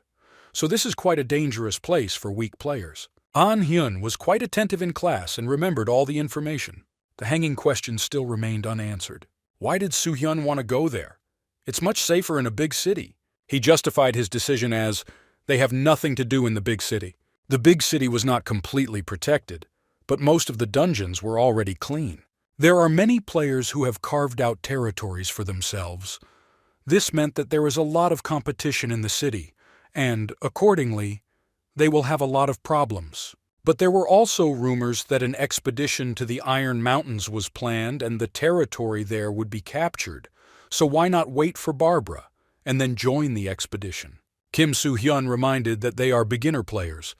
So why don't they stay away from the carnage? The city of Barbara has been developing over 4 years of planning and constant sacrifice. In the new territories, it will be very dangerous and much harder than here for Barbara, which the group had no need for. Well, the most important thing in the city of Mul should be the best. An Hyun, who wanted to stay in the big city. A long time ago, there was a way to get a rare class for a spearman, energy spearman, which was available specifically in the city of Mul. Rare classes are incredibly powerful, so Kim Soo-hyun tried to collect them on this journey before everyone else. You just have to figure out how to get it. The arguments were very logical and seemed to have an effect on the guys, who no longer began to argue. They trusted their leader and did not doubt his words. Most players' attention was focused on the expedition. And since everyone was going to a big city in cities like Mule, there would be a lot of things to do, which means a lot more opportunities. Everyone unanimously agreed because even earlier they had decided that they wanted to follow Kim Soo-hyun. It seemed as if the girls didn't even think about what An Hyun noted, but he also agreed with the idea. So how were they supposed to get there? Mule was quite far from Barbara. There were no planes or cars here, then maybe a cart. Such ideas brought a smile to Soo-hyun's face. It was obvious that such transports did not work here, and they were going to get there through crooked gates. For some unpleasant memories from the past surfaced, while others thought about the price, which must be high. There was nothing to worry about. Small towns lowered prices to attract more players. But how much did the guys manage to save from the scholarship? In response, they were silent and looked at each other. Why were they silent? There was absolutely no place to spend money at the academy. Have they really found somewhere to spend it? The conspirators just smiled at each other. And then, they presented all the accumulated money to their leader, leaving it to him. Only Kim Soo-hyun couldn't understand why they gave their own money to him. They got ahead of him and replied that it was common money. The decision was made on the basis that they would be together for a long time, and considered it better to leave all the money to Soo-hyun, rather than everyone running around with their own money. In addition, Yoo-jun was prone to impulse purchases. Stunned by this turn of events, the leader stood and could not utter a word, and the guys urged him on. They couldn't wait to see what Mule looked like. But soon, realizing the situation, he smiled at them with his kindest smile, and together they were about to hit the road.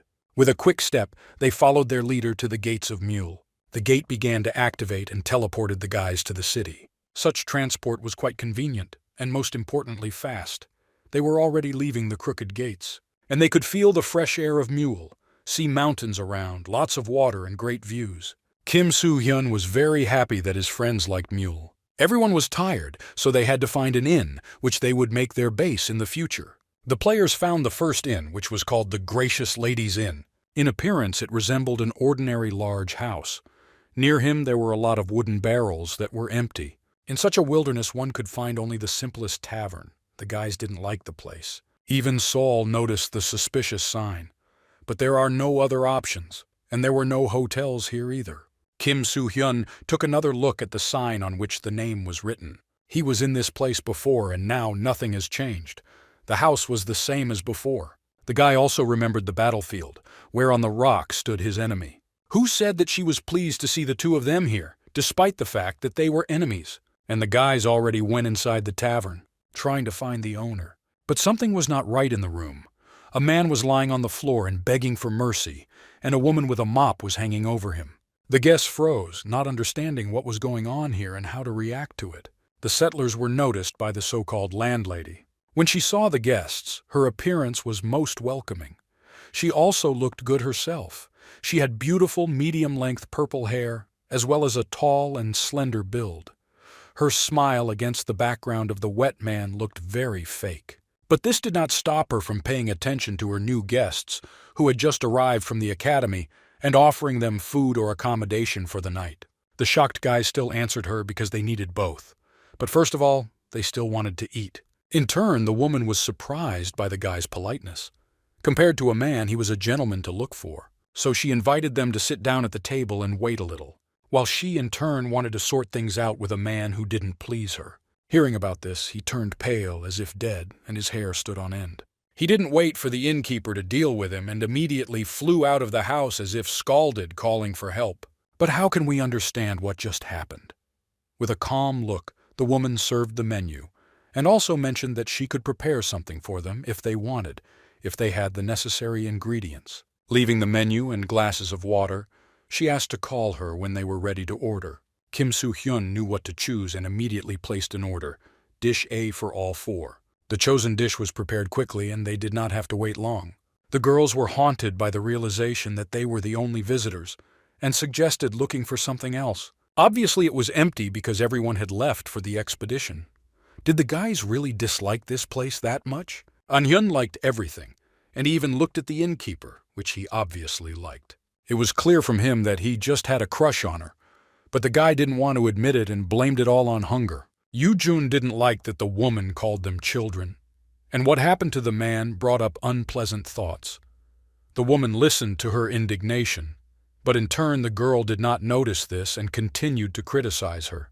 And when she noticed that strange woman next to her screamed as if her heart was stopping. The innkeeper put her hand on her shoulder, and the girl continued to call her obscenities. Such a gesture should have calmed the guest, but It seemed to her as if there was nothing more sinister than this woman. Yoo-jun was scared by everything about her, and she didn't hide it. So that the guest would not be frightened further, the innkeeper decided to explain why the man ran away.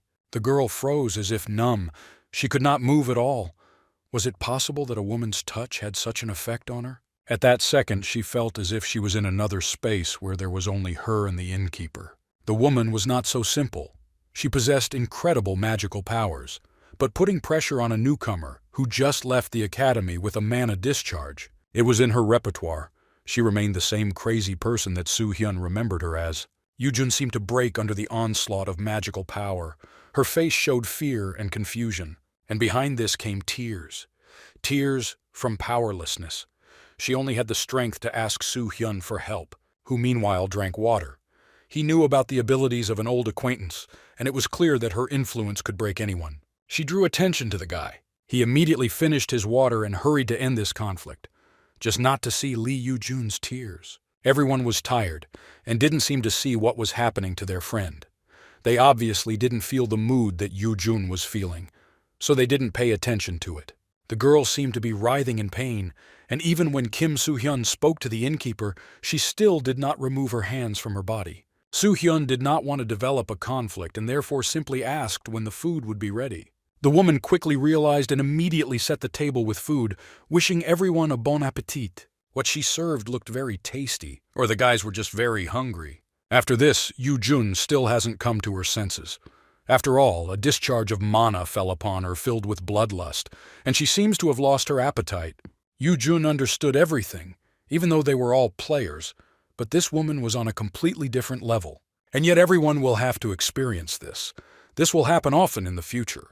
If this inn becomes their base, will they accept missions and the like here? An-hyun was happy to represent their future, namely how they will kill monsters, explore dungeons and caves, improve their characteristics, and fill their wallets. This idea of a future life was reassuring to Soo-hyun because their reality was not a video game, but he continued to dream and offered to create his own clan.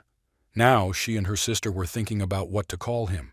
Kim Soo-hyun continued to silently watch them as they argued over which clan name to choose.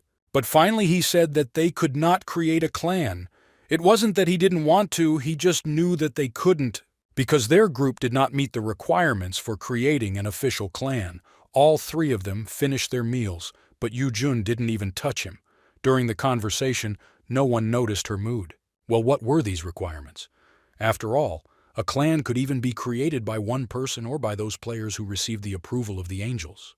To create a clan, you first need to form a caravan, gain experience from expeditions, and report on them. Looks like An-hyun only remembered the simplest part. When the talk about the clan ended, Soo-hyun saw Yoo-jun looking down, who didn't even pay attention to them and didn't take part in the conversation. But when Kim asked how she was feeling, she was silent from powerlessness and seemed about to cry. She talked about being angry, but in reality she was very depressed. Kim Soo-hyun sympathized with her because he roughly understood the pressure she had to feel. As the instructor at the academy said, "In Hell's Path, you never know what can happen." But what would happen if the innkeeper wanted to kill the girl?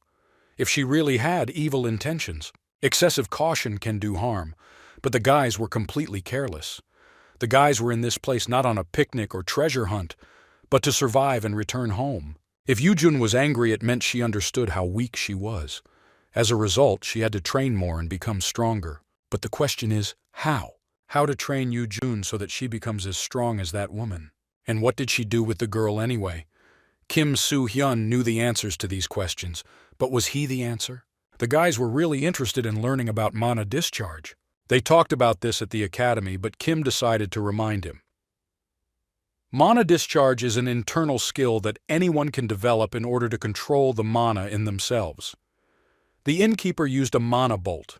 In other words, it was not a special ability or hidden. Anyone could use it and further develop it. If you train, the guys will be able to protect themselves in such a situation, and in some situations mana can be used against opponents. Now, Kim Soo-hyun was ready to teach them this ability, and a very strong ability at that. Magic discharges can be divided into 5 types: sensitive, possessive, coercive, disruptive, and destructive. He addressed the 3 boys by name, turning away and closing his eyes, so that they quietly disperse around the hall. someone started climbing on the chair. An Hyun was still thinking about where to hide while the leader had his back to them. And the girls have already found their secluded places. Yoo Jun is on the table and Sol is behind the wooden post. Kim Soo Hyun has already started to reveal where the guys were, and he wasn't even mistaken about anything. Such precision could not help but to impress underscore. He guessed absolutely every location where the guys were with maximum accuracy. Soo Hyun demonstrated the first type of magic discharge. Sensitive. Its essence was to bind one's mana to objects, let's say the floor, dishes and the like. Thanks to this, you can expand your feelings. If the innkeeper had sneaked up on him, he would have spotted her with this ability. But you also need to take into account that feelings don't always work. For example, the enemy may attack too quickly that you won't even have time to react, even if you notice or attack from above. It can even mix its own mana with someone else's and become simply invisible to sensitive magic. In our case, the hostess used the possessing type. The third type of discharge was forced. By force, you can strangle the enemy's will by mixing your own with mana. Sometimes you even feel like your enemy is going to kill you. This happens because a person infuses his bloodlust into the flow of mana. If you learn about ownership, you can protect yourself well from coercion, or at least resist it. Yoo Jun was inspired by this story, and she also wanted to learn and use it. But for her, it's like learning to fly without knowing how to walk. Coercion was a powerful technique, and therefore more difficult to master. And until they learn how to maintain a sensitive discharge for an hour, new players should not even dream of adventure.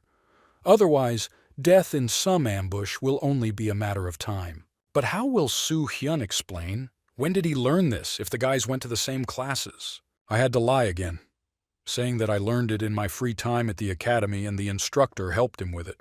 But at night, he often sat in a meditation position, thereby training his senses. Therefore, this explanation seemed plausible. It took Soo Hyun one day to master his feelings. Possession took about 2 weeks, and coercion was mastered in the last week. I wonder how long the guys will need, and who will do it better. The guys had a fighting spirit, and Hyun was confident that he would be the first to master new techniques. To which Yoo Jun just laughed and took his words as a joke. The guys were motivated to work. So the plan was this: unpack your things and immediately start training. But that day, no one managed to master the feelings. They didn't even last for an hour. Yoo Jun lasted the longest, 28 minutes until she fell unconscious. And so their first day in Mule ended. Morning came, but the trio was still lying in the same room without changing their body position when Soo Hyun entered their room. They felt like they had been drinking and wanted to vomit. Kim Soo Hyun was going to go on reconnaissance and find out information. Before leaving, he told the guys to continue training. There were many places in the town that were just beginning to be settled. Was this connected with the expedition? First of all, Kim, I went to the player storage. He didn't look for it for long, because he roughly remembered where it should be and immediately found it. The vault looked like a round portal with different symbols. To get into the vault, you just had to enter the so-called portal. When the guy entered the vault, the message, "Welcome to the vault," was displayed. He wanted to check and pick up those potions that he had recently bought from a hidden store. There was no point in storing them. Kim Soo Hyun wanted to use everything he could now, and to begin with, he could drink 3 elixirs, which is exactly what he did. Well, just for fun, it was also important to check your status, namely what had changed in it. The parameters are definitely higher than before. Also in the title, you can notice his name, Master of the Sword, and the fact that he had a secret ability. Now the question before him was whether he should take the elixirs and the sword now, or should I wait? On the one hand, they are unlikely to be useful now, but on the other, who knows what might happen. Having decided not to take things, he decided to withdraw some gold and buy new equipment with it. If you place an order now, it will be delivered on time. But there were 3 months left before the First Alliance War. Time was short.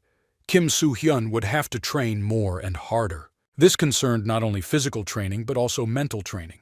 Therefore, having placed an order, he went to the library for new knowledge. A whole week had already passed. They were still in the tavern. Soo Hyun filled his entire room with books from the library and was now studying the map. Yoo Jun knocked on his door and the guy let him in. She carefully stuck her head through the crack in the door and asked what he was doing, as if afraid to disturb him and break the silence. Soo-hyun was so busy that he didn't even look at the girl who asked to listen to him. She was tormented by the fact that he taught Sol a special lesson, which the little girl constantly talked about. Appa seemed to be in space and didn't seem to understand what the girl was talking about, so she spoke directly. After all, the guy taught Sol to throw a coin in the air and then catch it. Now Yoo-jun wanted to learn the same. But it was the practice of the ability of restraint, which was very useful for the priests.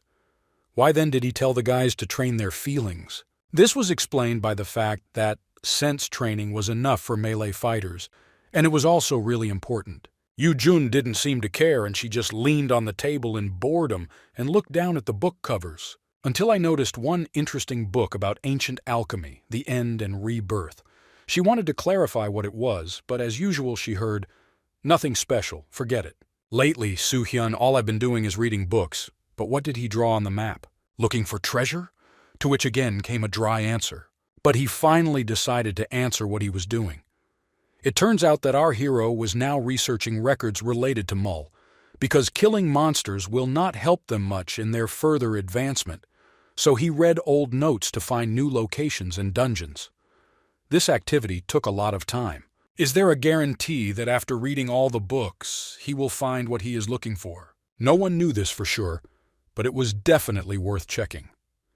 Kim Soo-hyun wanted to do everything in his power and did not disdain work.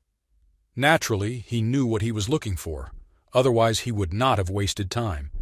He should have found the alchemical laboratory and the dungeon, which was definitely located in Mule.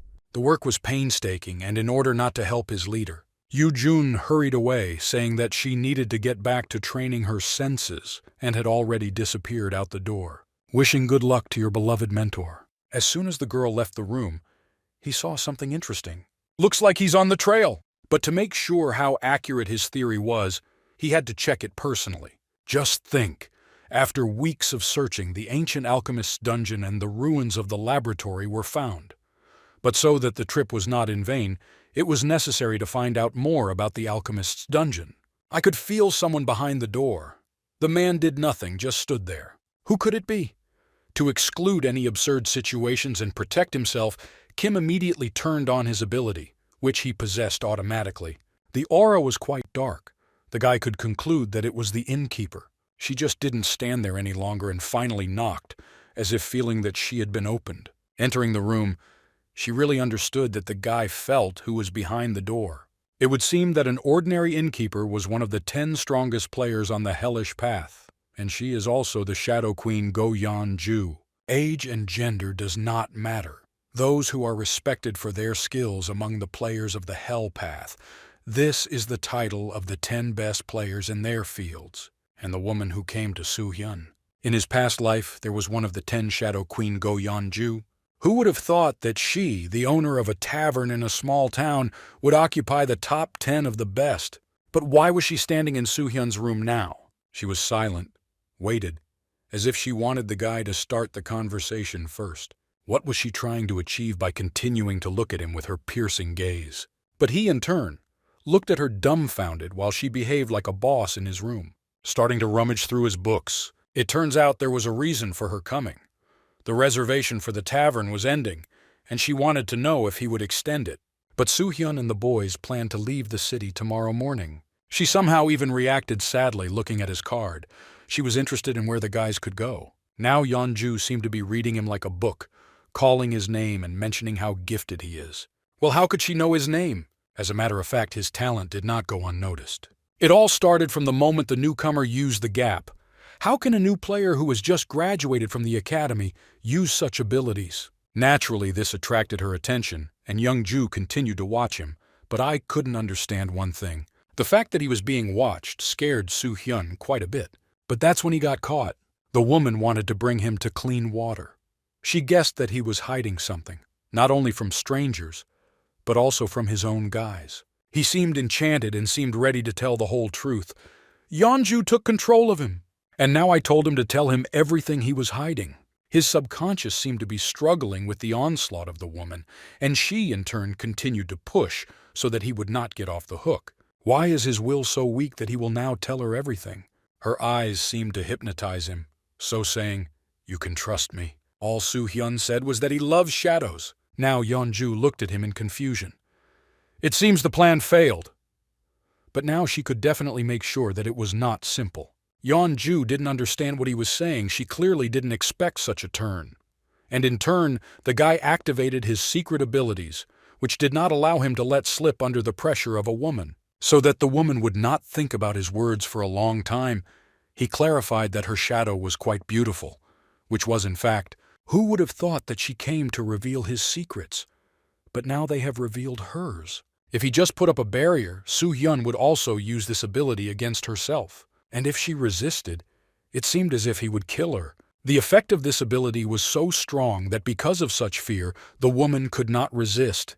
She really felt like he was attacking her. The moment she hesitated, you could see information about her, and her attributes were impressive.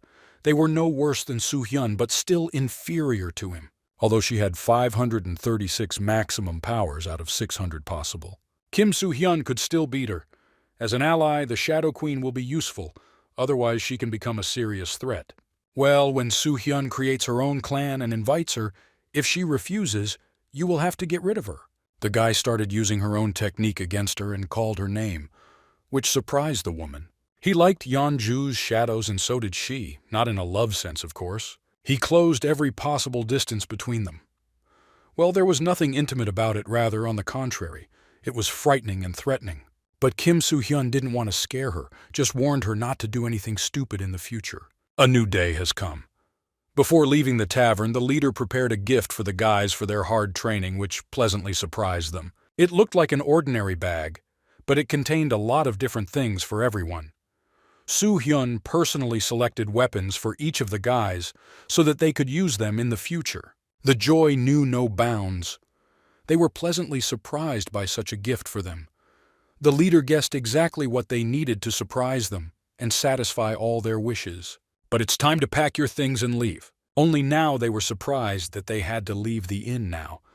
Will they no longer train mana discharge in their rooms? One could only smile at such diligence and hard work. But now they had to go to the Forest of Darkness and explore the dungeon. Their expedition into the dungeon was like the first step to creating a clan. Now they were going there as a caravan of players whose group included Kim Soo-hyun, An-hyun, An-sol, Lee Yu-jun. They had quite a long way to go, but the leader knew where he was leading them. After all, now he had all the information where they needed to go. Only the map showed something unusual. Now they were passing through a dangerous place, and they had to be especially careful not to fall into nature's trap. The caravan stood at the beginning of the dark forest. He looked beautiful and scary. On the one hand, the dark gaps between the trees were frightening, but on the other hand, nature beckoned with its beauty. There was almost no sunlight entering the forest, and at night there would be impenetrable darkness. In this case, maybe the guys should find a safe place and spend the night. Before agreeing to spend the night, Soo-hyun noticed something interesting. To be more specific, it was trampled grass, as well as traces of people, most likely fresh. But when the group left through the northern passage, there was no one. Maybe they weren't people?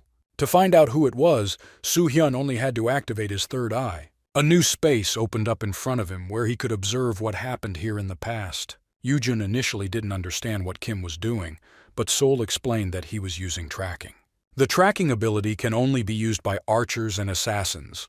This ability is less effective on non-specialized classes, but can still be used if you have a lot of experience or have studied it separately. It was amazing how Appa managed to master mana discharge and tracking while he was at the academy. The guys wondered. The leader's ability helped him find out that another caravan had passed through here 2 or 3 days ago. The group consisted of 5 or 6 people. But did they come here on purpose, or were they just lost? This is what Soo-hyun wanted to find out now. The course of the tracks was smooth, which indicated that they knew where they were going. Amazing, isn't it? You can learn so much information just from the tracks and your attentiveness. Did this mean that there were other people in the forest? The answer was 50-50, maybe yes or maybe no. If there is a trace of the entrance to the forest but there are no traces of the exit, they probably came out in another place, but there is also a chance that they are still here. Or they're all dead. The boys had come quite far and now they had to be careful. At the same moment, rustling bushes and strange sounds were heard. It was an ambush. Monsters were approaching from all sides. The leader ordered to activate the senses and prepare to fight. And he continued issuing commands. I direct the salt to the center, and Hyuna and Yoo-jun cover my back. Seol was confused, but Kim Soo-hyun was calm and asked her to gather herself and activate her senses and prepare to use the restrictions. It worked. Confidence was transferred to others. Seol began to do what was required of her, whispering some unknown words, and the guys covered each other's backs, preparing to defend each other if something happened. Soo-hyun began to take his sword out of its case, which he had taken from storage before leaving Mule. He also activated some hidden and special abilities. It seems like some creature is about to jump out of the bushes towards An-hyun. That's what happened. The guy was ready to repel any attack in his direction. Something unusual was fighting them. They were not attacked by monsters with claws, but the blows were definitely fast and accurate. It was impossible to dodge. It was necessary to block the attack, which the young men did. And Seol continued to cast spells, until she noticed something moving in her direction. This distracted her to the point of fright, and she now did nothing, but simply stood in a stupor. This behavior was very stupid because she interrupted her ability and was now in danger. Thanks to Kim Soo-hyun's abilities and dexterity, no one was hurt. And now, the bodies of scorpions, or rather their remains, lay on the grass. These creatures were studied at the academy. They were called monsters with deadly poison in their tails. It seems that not only Seol was confused, but also Hyun. When he was attacked, he seemed to be in another dimension. Yoo-jun's mistake was that she dodged instead of blocking the attack, which created a danger for the priestess. When Seol interrupts an ability in the middle of a fight, it could mean the death of everyone. When everyone realized their mistakes, it was necessary to return to the defensive formation. The creatures did not wait. They attacked quickly and simultaneously. Although the guys made mistakes, Soo-hyun blamed himself for this. Yes, the guys had good attributes, but that didn't mean they were ready to fight. Maybe they even had enough strength to defeat the monsters. But without experience and moral preparation, they will not cope in battle. In front of the young faces lay many pieces of dead monsters that Soo had destroyed Hyun. The surprised leader addressed his successors. They, in turn, were scared to death and did not expect such an ambush, and even more did not expect that they would frame their master. Before the guys started making excuses, he started talking first. They chose his team, considering Soo-hyun their mentor. From the very initiation ceremony, he always thought that the guys would soon become strong fighters. But he did not expect that his naive assumptions would backfire. Soo-hyun and his students perfectly understood the situation and how poorly they handled this battle. The spells were interrupted, the formation was broken. We looked around instead of helping each other. They used their power incorrectly.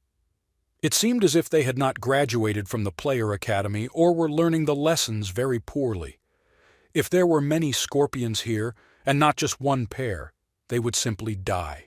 But did the guys agree with him? Fortunately, they realized their mistakes, which was already not bad. Soo-hyun had the desire to return to Barbara and start over with a caravan of experienced players. Yoo-jun was really sorry. Even Seol understood the seriousness of the situation and how weak they were against the hellish path.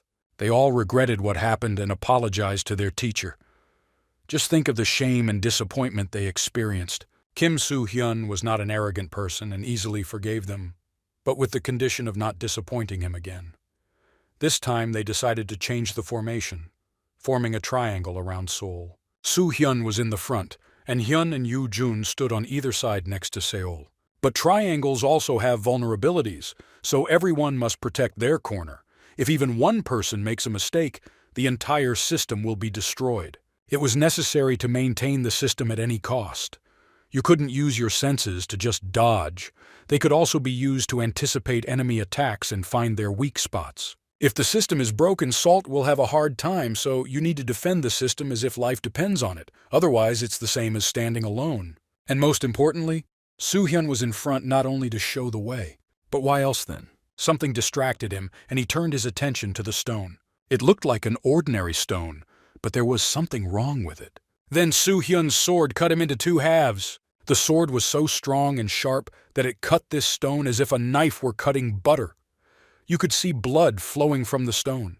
But it was not the blood of a stone, but of a person who fell under Soo-hyun's sword. The man who was already dead was named Chen Ming. Soo-hyun managed to reveal them, which surprised people. And also because now their comrade is dead. Soo-hyun didn't answer them. He just wiped his sword with part of his cape. Just think, how were the newcomers able to see through their stealth abilities? Now the man was wondering how Soo-hyun noticed that their comrade was hiding in the stone. Kim knew who he was dealing with. They were tramps, and warned his guys about it, who have already prepared to repel the attack. The tramps continued to talk and warned them that they were stronger. But at the academy, they taught that they could not talk to them because they were not people, but monsters. They could not be pitied and should be killed without hesitation.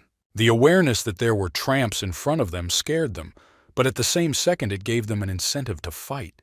The tramps also did not give up and were already planning to kill the uninvited guests, reassuring themselves that they were just beginners. First of all, the girl with the staff wanted to blind them. This trick turned out to be simple for an experienced player, and he didn't even close his eyes.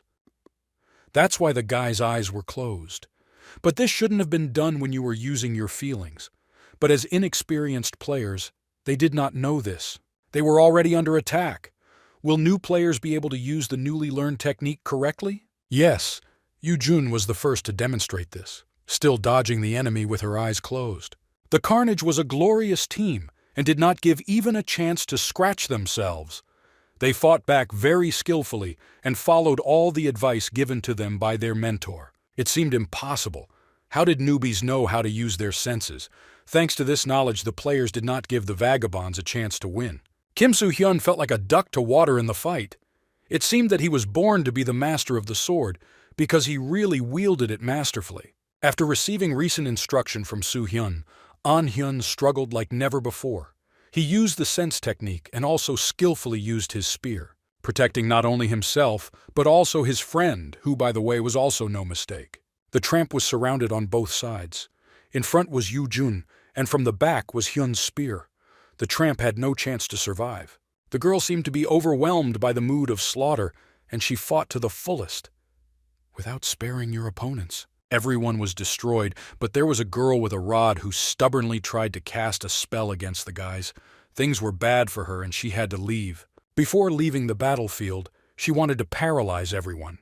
Our young priestess did not remove the restrictions, stubbornly focusing on her task. Thus, she repulsed the tramp's last attack and redirected the paralysis to herself. The tramp's magical power was about 60, but we remember what the magic power of Saul is? Now the guys stood over their defeated opponents, not believing that they were able to do it. The jitters after the battle still remained. This could be seen from An-hyun's face. It was as if he didn't believe what was happening. Little An-sol felt much the same way. After this battle, we can say that she is small only in age. For Yoo-jun, it was also something incredible. On the one hand, they were haunted by the thought that they had killed people. On the other hand, if they had not killed, the tramps would have killed them. It was much easier to do this when you remained calm. However, if you try, then everything will be possible. Perhaps thanks to training in combat against people at the academy, they now cope much better than before. It also helped that the tramps relaxed and underestimated their opponents, but one cannot deny the fact that the guys were really good. The woman with the staff still survived and asked for mercy. Apparently, she really wanted to live. And now I decided to play on the pity of new players. I mentioned that she is also from South Korea, but her requests descended into lies, saying that she did this not of her own free will and that she was threatened. Naturally, Soo-hyun didn't believe it because it wasn't his first day living here. He stepped on the tramp's hand with his foot and continued to say something to the guys as if she didn't exist at all. He also mentioned an important thing: never show softness towards the enemy, especially towards vagabonds. But the tramp continued to beg to be spared and was ready to give everything she had, if only she would not be killed. Soo-hyun could be considered cruel, but he understood why he did this. After all, if you leave your enemy alive, you will certainly regret it. He followed this rule now. To him, she was like a noisy bug. Well, the guys were burned to death because for them it was a man. His clothes and sword, as well as his face, were all covered in blood. But something else was important. He noticed a sharp change in the mood of his charges. Was he overdoing it? Was it necessary to kill someone who surrendered? Has this idea gone too far? The humanity of the new players still made itself felt. They were not prepared for the fact that they would have to kill tramps, although they were told about this at the academy. But it's one thing to listen, and another thing to kill and see it. The mood was really to hell. Soo-hyun tried to remind them of who the tramps were, but he didn't have time, because they were attacked by monsters. There was no time for explanations. The threat to life had appeared again. I had to throw away all pity and fight again. The monsters were nearby, so there was time to analyze the area. They again stood in the same position as originally agreed, forming a triangle. This time their opponents were animals, and to be specific, a pack of wolves, judging by the number and sound. The number of wolves was more than 30. Soo-hyun could easily deal with them himself. But at the same time, fighting and covering for guys who are not able to defeat a pair of scorpions was a dubious idea. The guys also noticed that there were too many animals. Therefore, the leader predicted to them in advance that the guys would never retreat. The wolves were heading towards them at full speed. Are the young players ready for the next fight? They were very scared. But there was no other way out. They had to stand up and fight so that everyone would survive. This fight will turn into a protracted battle if Soo-hyun tries to protect the guys. This will take too much time and energy. I can't wait any longer. And so Kim Soo-hyun decided to quit. But first of all, he asked Seol to use protection spells on him, and also let the guys step back a little. After his order, he immediately ran towards his opponents and Seol activated a protection spell. This time, the baby was much more confident. After all, now she had no right to make a mistake. She unquestioningly carried out what Appa told her. The Lord of the Sword with a precise movement took his weapon out of its case, preparing to repel the attack. The first pack of wolves rushed at him. In turn, he activated a special ability in unity with the sword. Unsurpassed in his field, Soo-hyun wielded the sword as if he was born with it. The Lord of the Sword never doubted his actions, which helped him win any battles. There was blood everywhere. If there had been a few drops of blood on him before, now his clothes and hair were red. He scattered his opponents like rag dolls, and it was as if it was raining blood on the battlefield. It was everywhere. If such massacres frightened new players, Kim Soo-hyun felt pleasure from every battle, and especially from his victories. He was an unsurpassed swordsman, and knew it very well. Now even the animals knew about it. After all, they were afraid to approach him, as if they were not the wolves, but he. This is what Soo-hyun wanted. The wolves did not want to repeat the fate of their brothers. Stinking that they were powerless and such an enemy was too tough for them, they fled in all directions. It was a triumphant victory, and the winner rejoiced over it. Until I heard excited voices. His students ran towards him at full speed, asking about his condition. Let's see that everything is in order with their Orabi. The trio began to ask questions about how he managed to cope with so many wolves. What kind of ability was this? If it was a burst of mana, then it was simply incredible. How did he make all the wolves run away? Soo-hyun knew that he had gone too far and was on the verge of revealing his lie. Anyone will understand that a beginner is not capable of this. How can he get out now? The decision came quickly. It was unpleasant to continue lying, but there were no other options. Soo-hyun pretended to feel sick and began to fake a cough. His students came to their senses and were ready to do everything to keep him healthy. Since Seol had magic, she was accordingly asked to heal Soo-hyun. In order not to develop this concert, Appa asked them to wait and not make noise. There were no wounds on his body, but smoke was coming from him. Of course, this excited the guys, and they couldn't understand what was wrong with him and how to treat him. Seol seemed to understand what was happening to him, pushed Yoo-jun away and ran up to her Appa. The first thing she wanted to do was check the circulation of magic. Therefore, she directed her hands to his body without touching. Her palms reflected the golden color. The longer she held them in this position, the lighter the color became. His mana seemed to go crazy. This was a very serious case of mana inversion phenomenon. Maybe he wasn't pretending at all. The phenomenon of mana inversion is when your mana begins to flow in the opposite direction. Subsequently, too frequent use. It sounds disappointing, but can the guys cure this with a potion? Soo-hyun's condition will not change until he is completely removed. He needs treatment as soon as possible from the priest of the temple of one of the main cities. The gentleman seemed about to fall completely unconscious. The guys, without thinking, decided to return to the city right now. But he only asked that the students be quieter. They were in a panic and screamed so loudly that you could go deaf. Sol was in such a panic. She was very worried about her Orabi. In order not to escalate the situation, Soo-hyun somehow got up and began to walk. He told the guys he was fine. Soo-hyun really didn't like the fact that they were screaming, because screaming could bring together animals and tramps. If what Sol said was true, wouldn't it be better for them to return? After all, the condition may worsen in this case. But the leader cannot be convinced. He believed that he could control everything himself. So he asked me to keep an eye on him while he meditated to suppress his magic.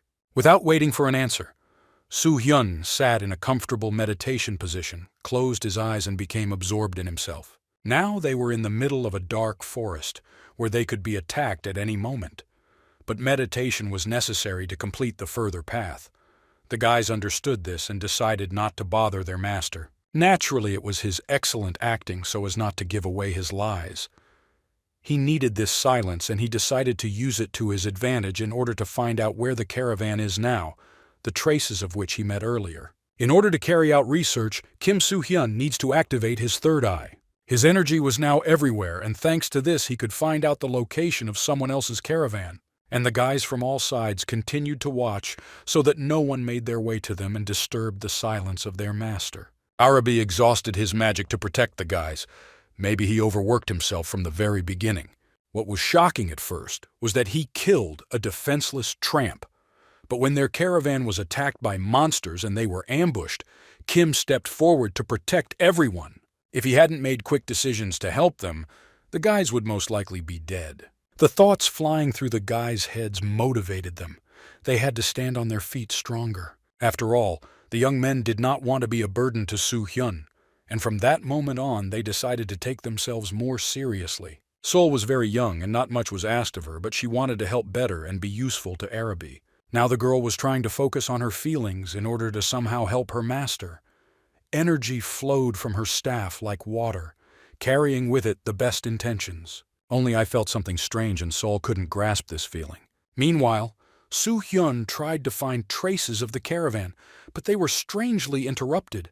Most likely it was a barrier coming from a dungeon nearby. Given the fact that he didn't sense any magic, it's likely a non-reactive barrier that simply limits access. Where to look for him now? Soo-hyun was lost in thoughts and wanted to understand what he was missing, and where could the traces go? The young priestess stood before him like a friend. She looked at him as if he might disappear. A Nema scene hung between them.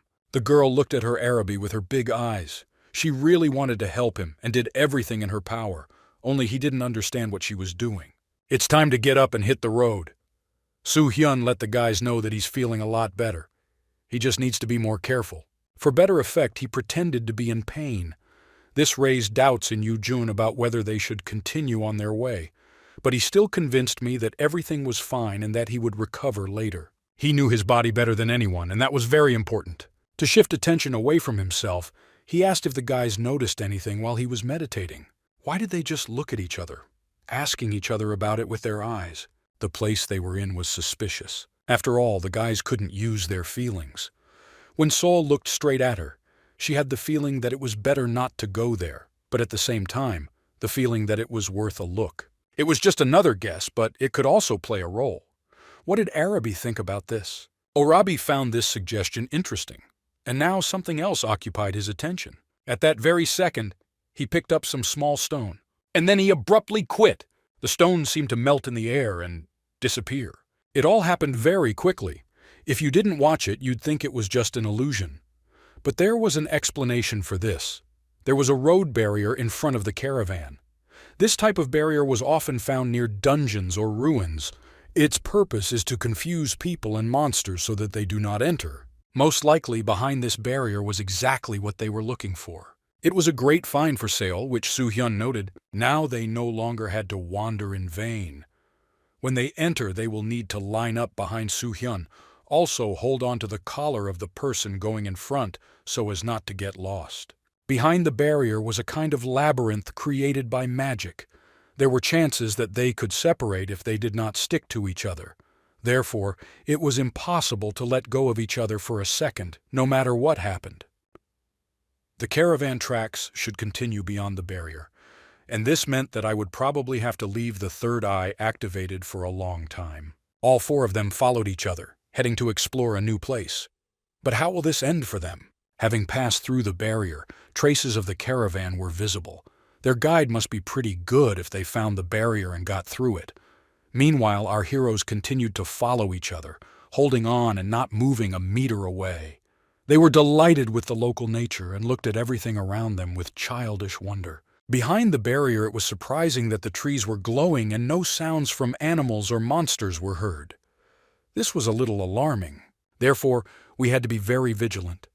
The guys had been behind the barrier for 40 minutes already, and a little tired. Many began to give way. It was difficult to continue on their way. They walked quite a long distance but came to nothing. Did they choose the right direction? With a calm expression, Soo-hyun continued on his way. There was foliage in front of him, which he pushed aside. The place he saw behind the foliage, Soo-hyun looked around with a childish look, as if he had been given a toy. But it was a little better than a toy. They were there, and now we could let each other go. As they walked through the foliage, they gazed in fascination at what was in front of them. And there was a huge building that looked like a castle. Its size was impressive, and the architecture itself was like those castles from fairy tales. Every castle keeps its secrets, and this one probably had a dungeon. The dungeon of the ancient alchemist Vivian. But until the guys found out what was really there, they could not enter. This would be very reckless for their safety. The dungeons are not easy to find, but they were in luck today. Nobody expected them to succeed. It was so simple. Yoo-jun remembered that Appa read old notes all day long. Wasn't that why they found the building? Was it modesty, or did he really think so? But new dungeons are hard to find without a bit of luck.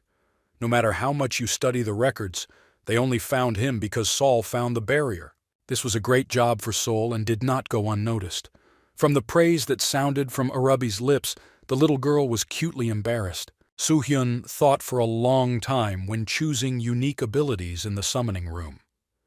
Choosing a third eye was definitely a good decision. Without it, he would not have found traces of another caravan, or even been able to move through the forest. It's time to go inside. Guys, did you notice that the castle really didn't look like the buildings in the cities? How old was he? The steps were already falling apart. Step in the wrong place and you could fall. Also on the steps there were traces of the same caravan that Soo-hyun was watching. It seems that luck also brought them here. Kim Soo-hyun opened the doors as he entered the majestic building. The guys had not yet entered there. They were already looking at the interior in admiration. Despite the floors, which were cracked under the weight of time, and in general, no one looked after the room. It didn't make the castle reception any worse. Instead, it seemed like a time capsule. The ceilings in the castle were accordingly very high. The steps were wide, and there were still red carpets on them, which emphasized the status of the building. The guys admired the interior of the castle, but Soo-hyun did not pay attention to it at all. His mind was filled with the entrance to the dungeon. To find the entrance faster, he suggested that everyone split up, to which the guys agreed. On the top floor, they didn't find anything, so they wanted to try their luck under the carpets. Or maybe someone has already cleared this place. What immediately came to Yoo-jun's mind was a caravan, traces of which were seen in the forest. Before answering this question, Yoo-jun had already found something and called the guys. The secret entrance to the dungeon has been found. The girl was glad that she managed to find the entrance herself, and Hyun seemed to be jealous. Arabi wanted to open it, after all. They didn't find anything else, and most likely it was a passage to the dungeon. When the hatch was open, nothing was visible underneath it. It was so dark. Soo-hyun planned to go down himself first and check if it was safe there. The guys could come down behind him one after another. Well, they didn't have ropes or ladders. How to get down there?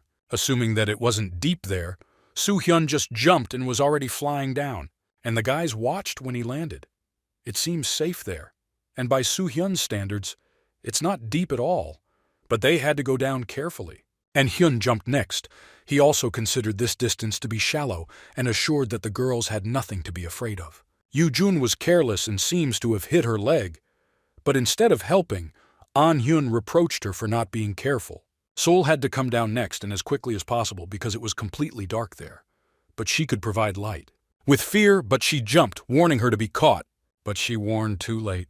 No one was ready to catch her, and she simply plopped down on the floor in pain. The dungeon was too deep for her and no one had caught her yet. Naturally, her body felt pain. But despite this, she gave light. Now they were not in the dark and could see what was happening. And what happened here was clearly dangerous. This danger was near Saul. She had to get up and immediately approach the guys. She didn't notice what was happening, and before she noticed, she was asked not to look back. I must take into account that her landing was not very soft, so she was not injured and only suffered pain in her body. Her fall was eased by someone's corpse on which she was now sitting. The body was covered with green moss, but it did not lie there for long because it was well preserved. This naturally scared the little girl when she noticed what she was sitting on. It was just a dead body, but Salt was very scared and hid in the arms of Uni, who calmed her down. Was it really a member of the caravan who came here before them? The dead man seemed to be an archer. Soo-hyun could also deduce that the archer was the guide of the caravan, but there were no signs of escape, and no other bodies were visible. Did the caravan continue without its guide? It would be very stupid, but maybe they were blinded by greed. The man's corpse scared not only Seol but also An-hyun, who suggested leaving this place. There was no point in creating panic over one corpse, because they had recently killed tramps, and should have gotten used to the fact that people die here often. When they found the entrance here, they were really happy, but how can they understand that now they are chickening out? They had to come to terms with the harsh reality of the hellish path. In this world, death awaited at every step, and not only in the dungeons. Outside the city it was no less dangerous. They went a long way to find the dungeon, and now what if they return without starting anything, subsequently giving this place to others to clean up? The words had a sobering effect on Yoo-jun. She was quite purposeful, and this did not allow her to give up the job halfway. But fear still existed for An-hyun and An-sol, and yet they were not going to retreat. If they had that figured out, then they now had to form a formation using their senses. To avoid ending up like that guy, they need to be careful. The trio followed their master along the barely light corridor, which was illuminated by Salt. But then they rested against the door, as if testing their feelings, checking where the danger was.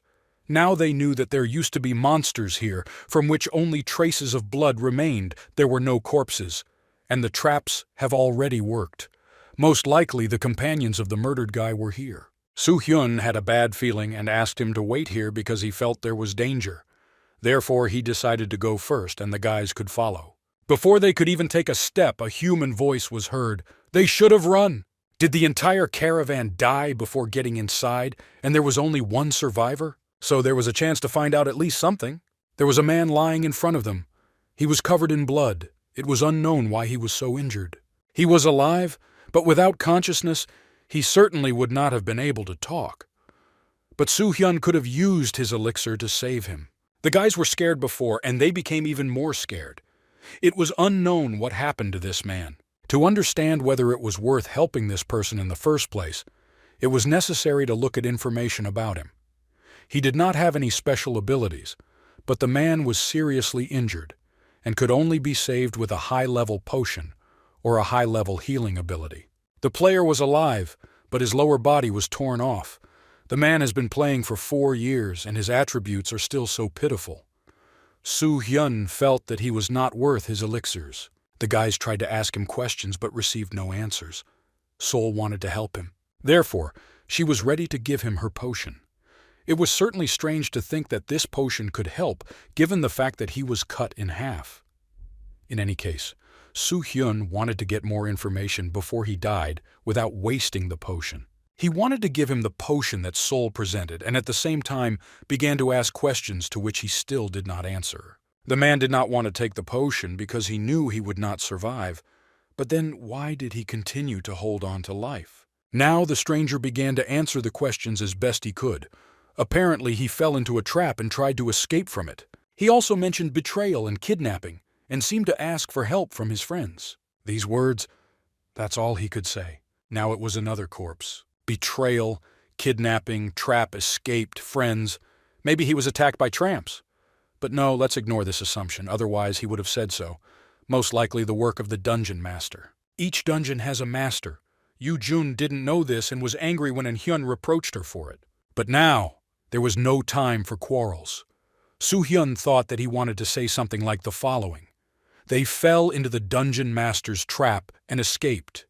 He was betrayed by his team. Then they were kidnapped. So he asked to save them. The body of an archer. Most likely he was a caravan guide. The guys were quite strong because they entered a dungeon about which there was absolutely no information. But you can't get out of here alive without a guide, even if you're a strong player. Since the archer's body was being taken care of, he may have tried to escape alone. The remaining people fell into traps like this guy, or were kidnapped by the dungeon master. But what will happen to the people who were kidnapped? Most likely they became lab rats. But why did the dungeon master do such things to the players? But why not? This doesn't happen on the hellish path. It is important to remember where the guys were and why. And they were in Vivian's dungeon, in the alchemist dungeon. After meeting a dead guy from another caravan, our guys were attacked by wolves. They immediately figured out how to defend themselves and covered each other. These wolves were very strong, and it would seem that they were almost werewolves. The beasts attacked from all sides, and now they could attack Yujun. Luckily, little Sol was able to protect not only herself but also her Ani. To do this, she used restriction magic. The guys learned to work together, so their opponents had no chance against them. While Seol was blinding, An Hyun used his weapon, striking the wolf to death. Yujun managed to kill more opponents than An Hyun thanks to her type of weapon, and did not miss the chance to show it off. After several deaths along the way, they got used to this reality, and now did not find anything reprehensible in it. An Hyun and Yujun acted like children, but the gentleman couldn't help but note the fact that they did it well this time and praised them. They couldn't get anything worthwhile from the rangers, but the goblins had good loot. If you count decorations, they collected about 150 gold. They were still underground. The expedition was progressing well, but that didn't change the fact that they had to be careful. But what are the remaining group of the alien caravan doing? Were they really kidnapped? The tracks of a caravan were visible right in front of Soo Hyun. Did the dungeon master deliberately leave these monsters on their way? After finding the treasures, they continued to move forward, only now they ran into something. In front of them stood a fork of 4 entrances. They were no different from each other, but what entrance would the guys choose? Soo Hyun's third eye was activated even after entering the dark forest. Thanks to him, he saw traces of the caravan, and now the third eye was telling him that the second way would be the best. Yujun seemed like Arabi was doubting. That's why I proposed my idea. What did she want to do?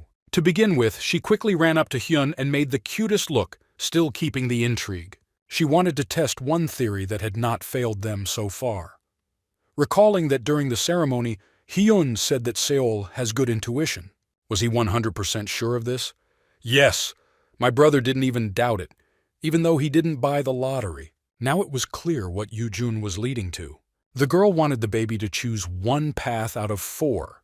If Seol has good intuition, this means that she can choose the safest path. No one knew where to go, not even Soo Hyun. All hope was in Seol. One by one, she began to study the corridors to understand which path they could take safer. She focused on herself and her feelings, listening to the first entrance. Entrance number 1 was full of all sorts of monsters and dangers.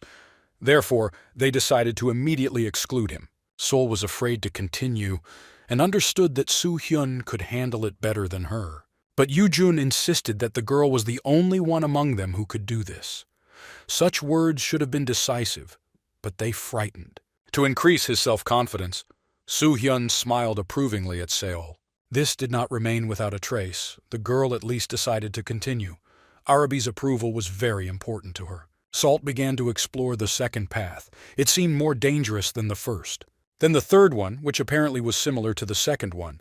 And at the end, the fourth, which was most likely quite dangerous. Saul decided to take the second path. She believed that the first was full of terrible monsters. The third felt goosebumps just from looking at it. And the fourth was generally scary to approach. Yujun was the most happy. She did not do the work, but suggested an option for doing it, and now I was glad that they had come to something. It was incredible for Soo Hyun. First her dream at the ceremony, and now this. Her intuition did the same results as Soo Hyun's third eye. 100 luck points turned out to be a better potential than anyone could have hoped for. Having decided on the second path, our caravan decided to explore it, not forgetting to use our senses. Only it seemed like an ordinary spider. watching them from the back with its 6 eyes. Soo-hyun couldn't detect any signs of other people. Had they really gone that far? Only instead he discovered one life form, 2 enchanted statues. Someone's voice was heard asking for help. Someone heard that there were other people in the dungeon and now asked for help. Most likely the person fell into a trap, and it was a woman. And also, perhaps it was a woman from that caravan. And Hyun was ready to rush to help before it was too late.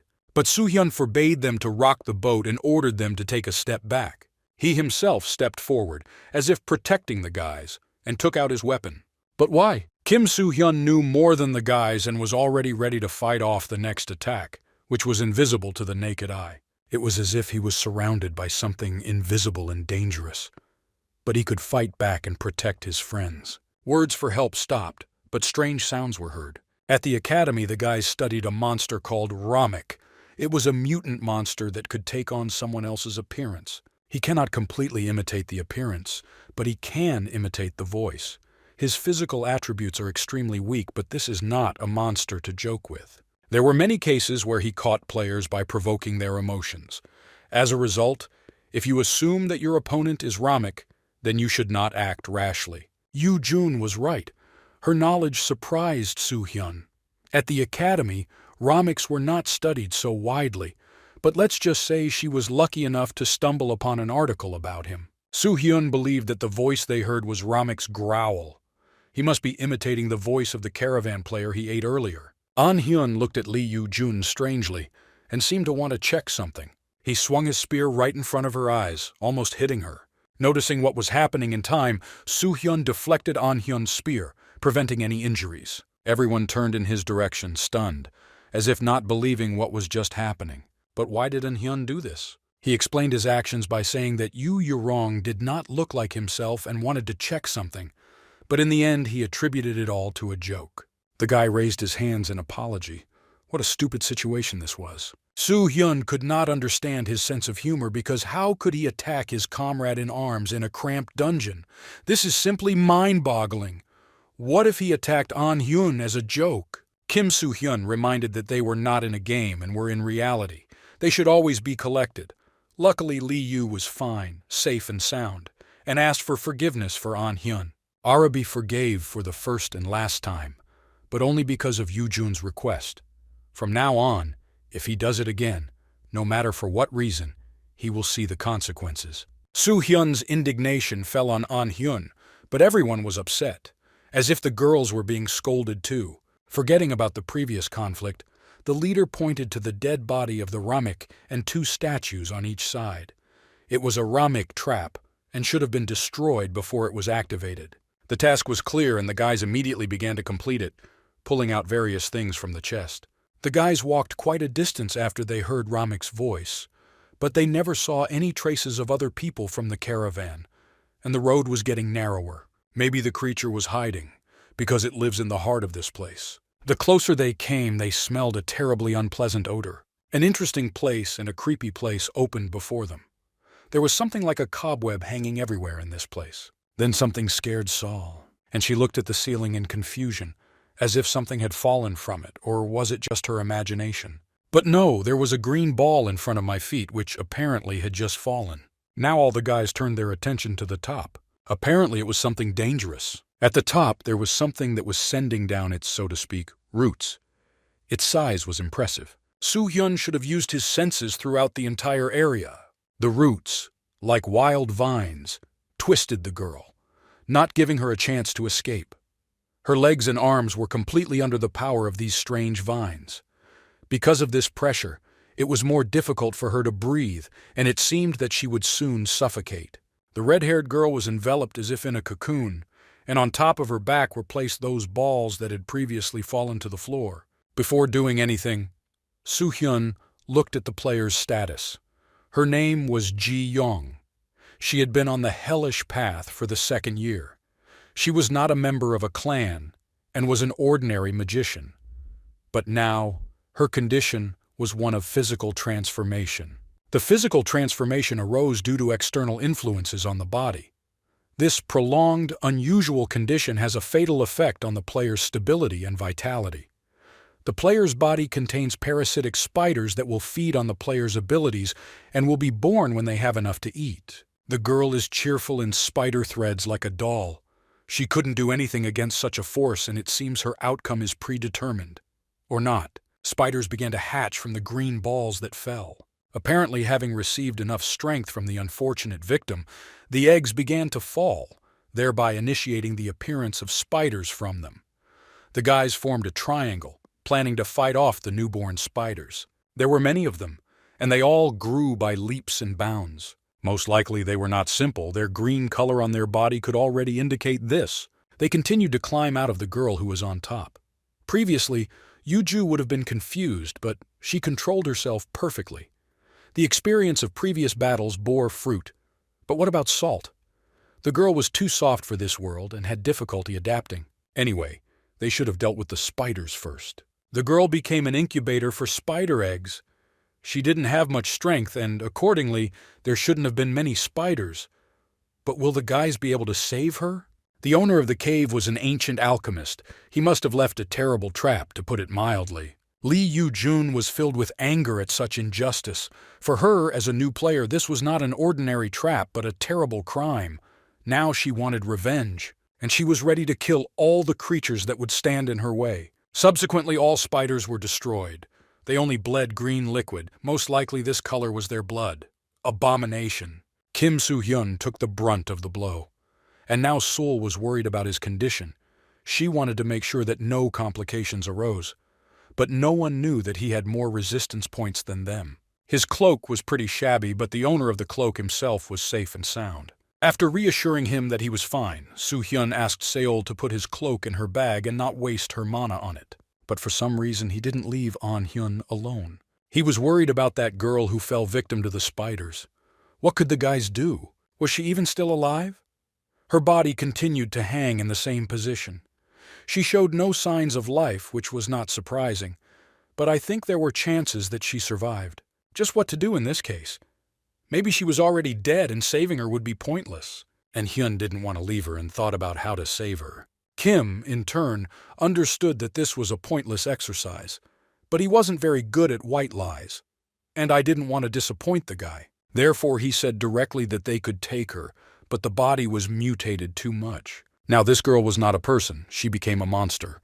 Even if she could have been saved, it is unlikely that she would have liked such a life. Would An-hyun be able to take responsibility for her?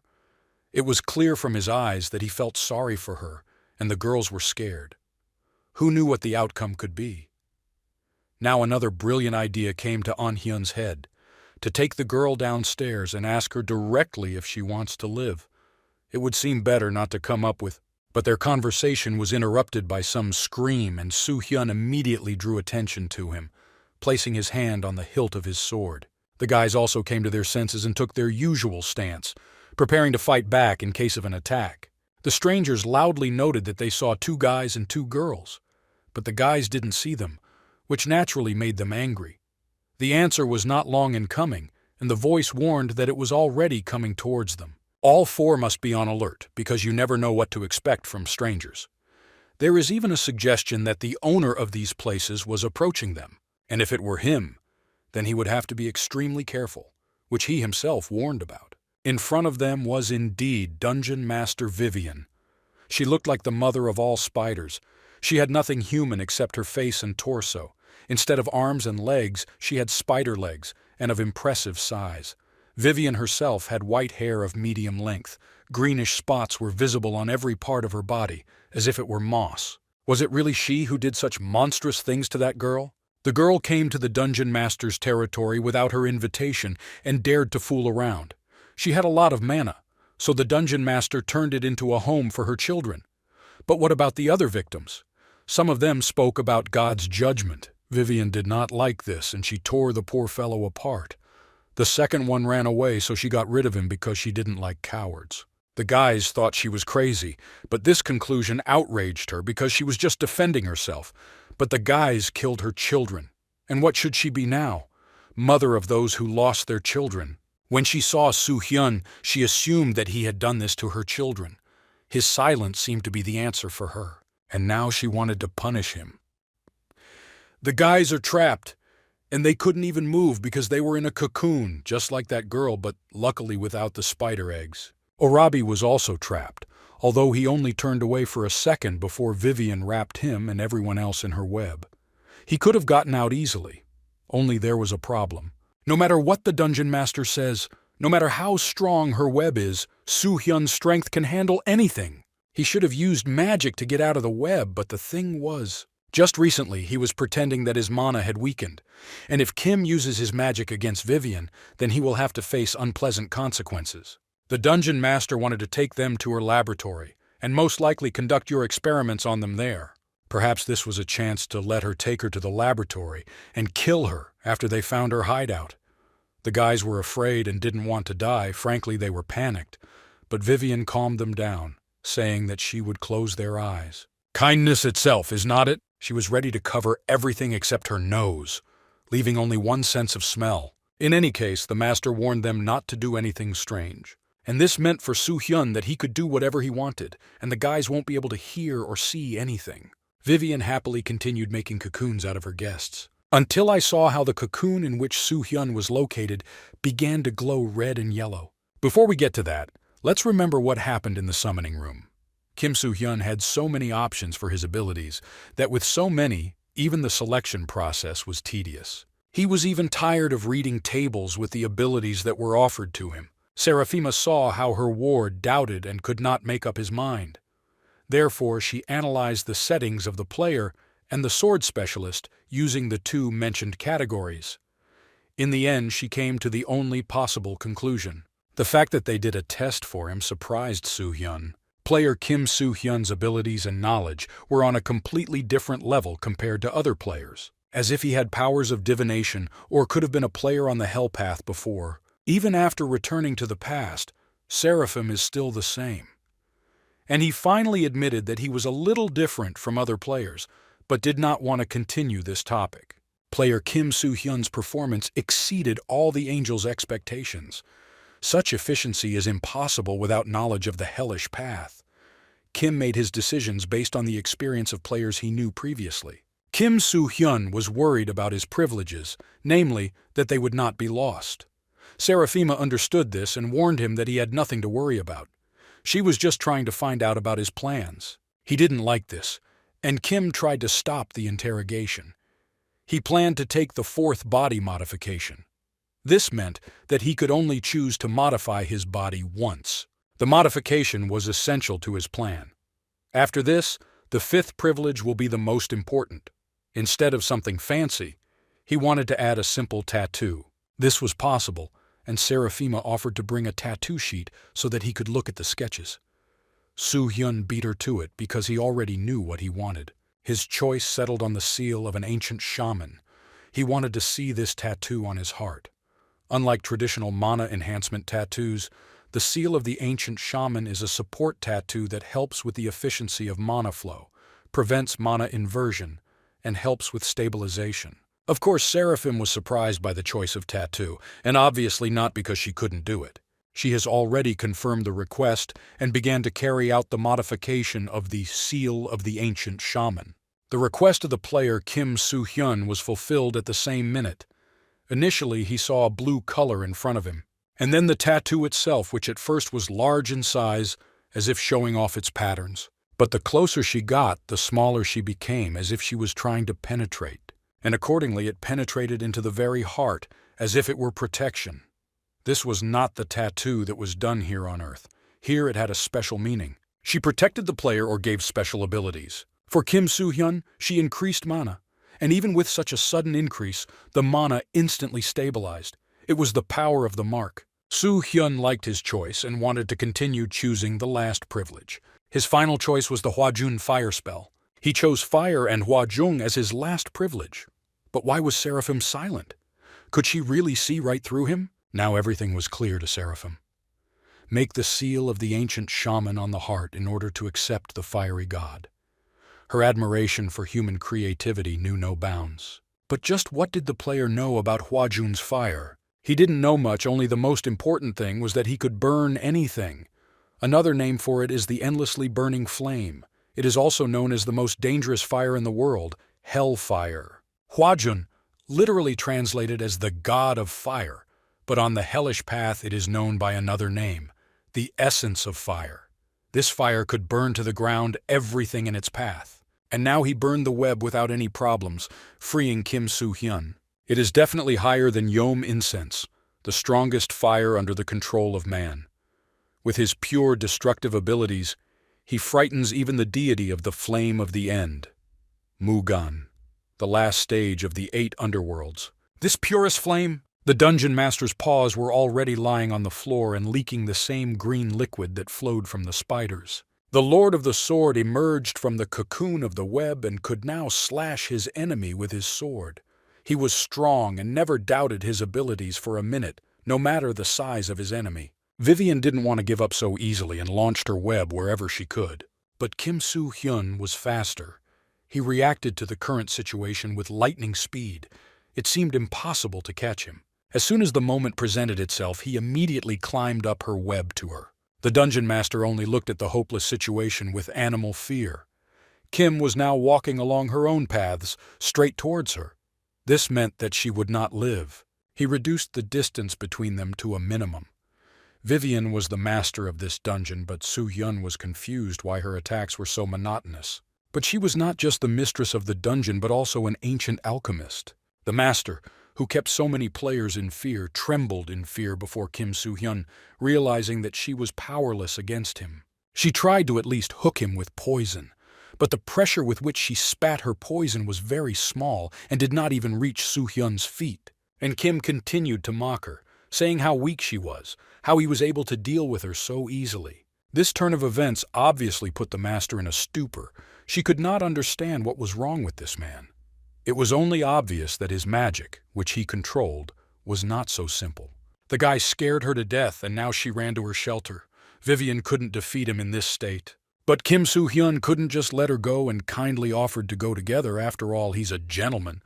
How can you let such a lady go alone? Only I didn't even have to accompany him. Vivian fell to the ground with her entire body falling from the web, and now she lay not only on the ground but also on the girl she had taken with her. During his life, Kim has seen many spiders fall from their own webs. Therefore, this surprised him a little. But the girl was still alive and even tried to utter some word but only made sounds. Kim Soo-hyun was approaching her again. This threatened her with danger. But where could she run away from him? An idea came to her head. Before implementing it, she clarified whether Kim was a person. And then, as expected, she began to blackmail him with her girlfriend. If he gets even one step closer, she will kill her. But the guy didn't care about the life of a player unknown to him, and he looked at it skeptically. It's like they were trying to scam him. The girl, who had previously seemed unconscious, was already looking at him with pleading eyes, tears flowing from the evil eye. Could Kim Soo-hyun now remain indifferent on the sidelines? Her facial expression spoke volumes. Looking at it, you can understand. This is the face of a person who has been trying to escape from this place many times. A face filled with sadness and shame. Will Kim Soo-hyun save the girl by doing what Vivian asks? And to begin with, she asked him to throw the sword, which he did. But he didn't stop approaching her. Why was the spider perplexed, very worried about her life? And the guy had already approached the stranger and stood right in front of her exhausted face while Vivian continued her pathetic attempts to manipulate. Kim Soo-hyun could assume that the girl did not want to stay alive in this position. Tears flowed like rivers from her closed eyes. The girl was completely exhausted. Her hair was disheveled. She herself was dirty at times. Her skin was scratched. Soo-hyun's hand reached out to her, as if he wanted to help with something. The dungeon master's panic continued. With every movement, with every step of Soo-hyun, she was shaking more and more with fear. And suddenly she felt her neck being twisted. It felt like her spine was falling apart into small pieces. It's not surprising because Soo-hyun was stomping on her body, giving her the most unpleasant massage. Her actions were stupid for Soo-hyun, which he directly said so. If she took a hostage, then why didn't she also take his partners? What was the point of her grabbing the girl? She explained her actions only by the fact that she is also a person, like Soo-hyun. Only for him, she would only be a hindrance. The girl had nothing to do with their caravan. Soo-hyun didn't care whether Vivian killed her or not. But the spider didn't understand how it's so easy to kill another person.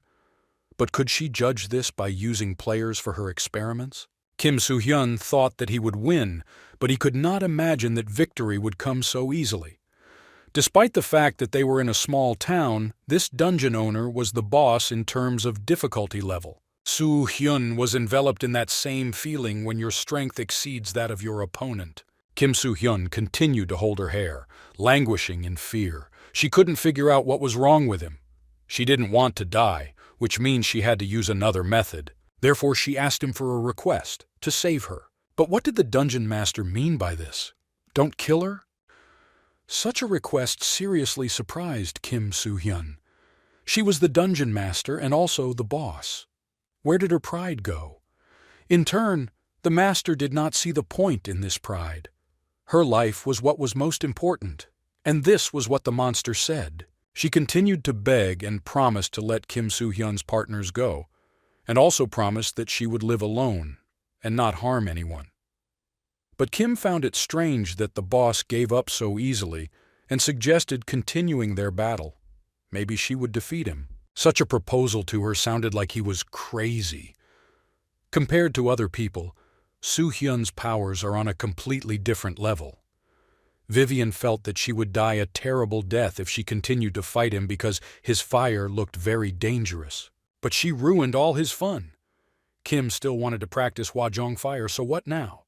The boss asks him for mercy and offers him some good thing. The reason why people come to me. They all wanted the treasure. Did Kim want it? He thought, Vivian had her life at stake.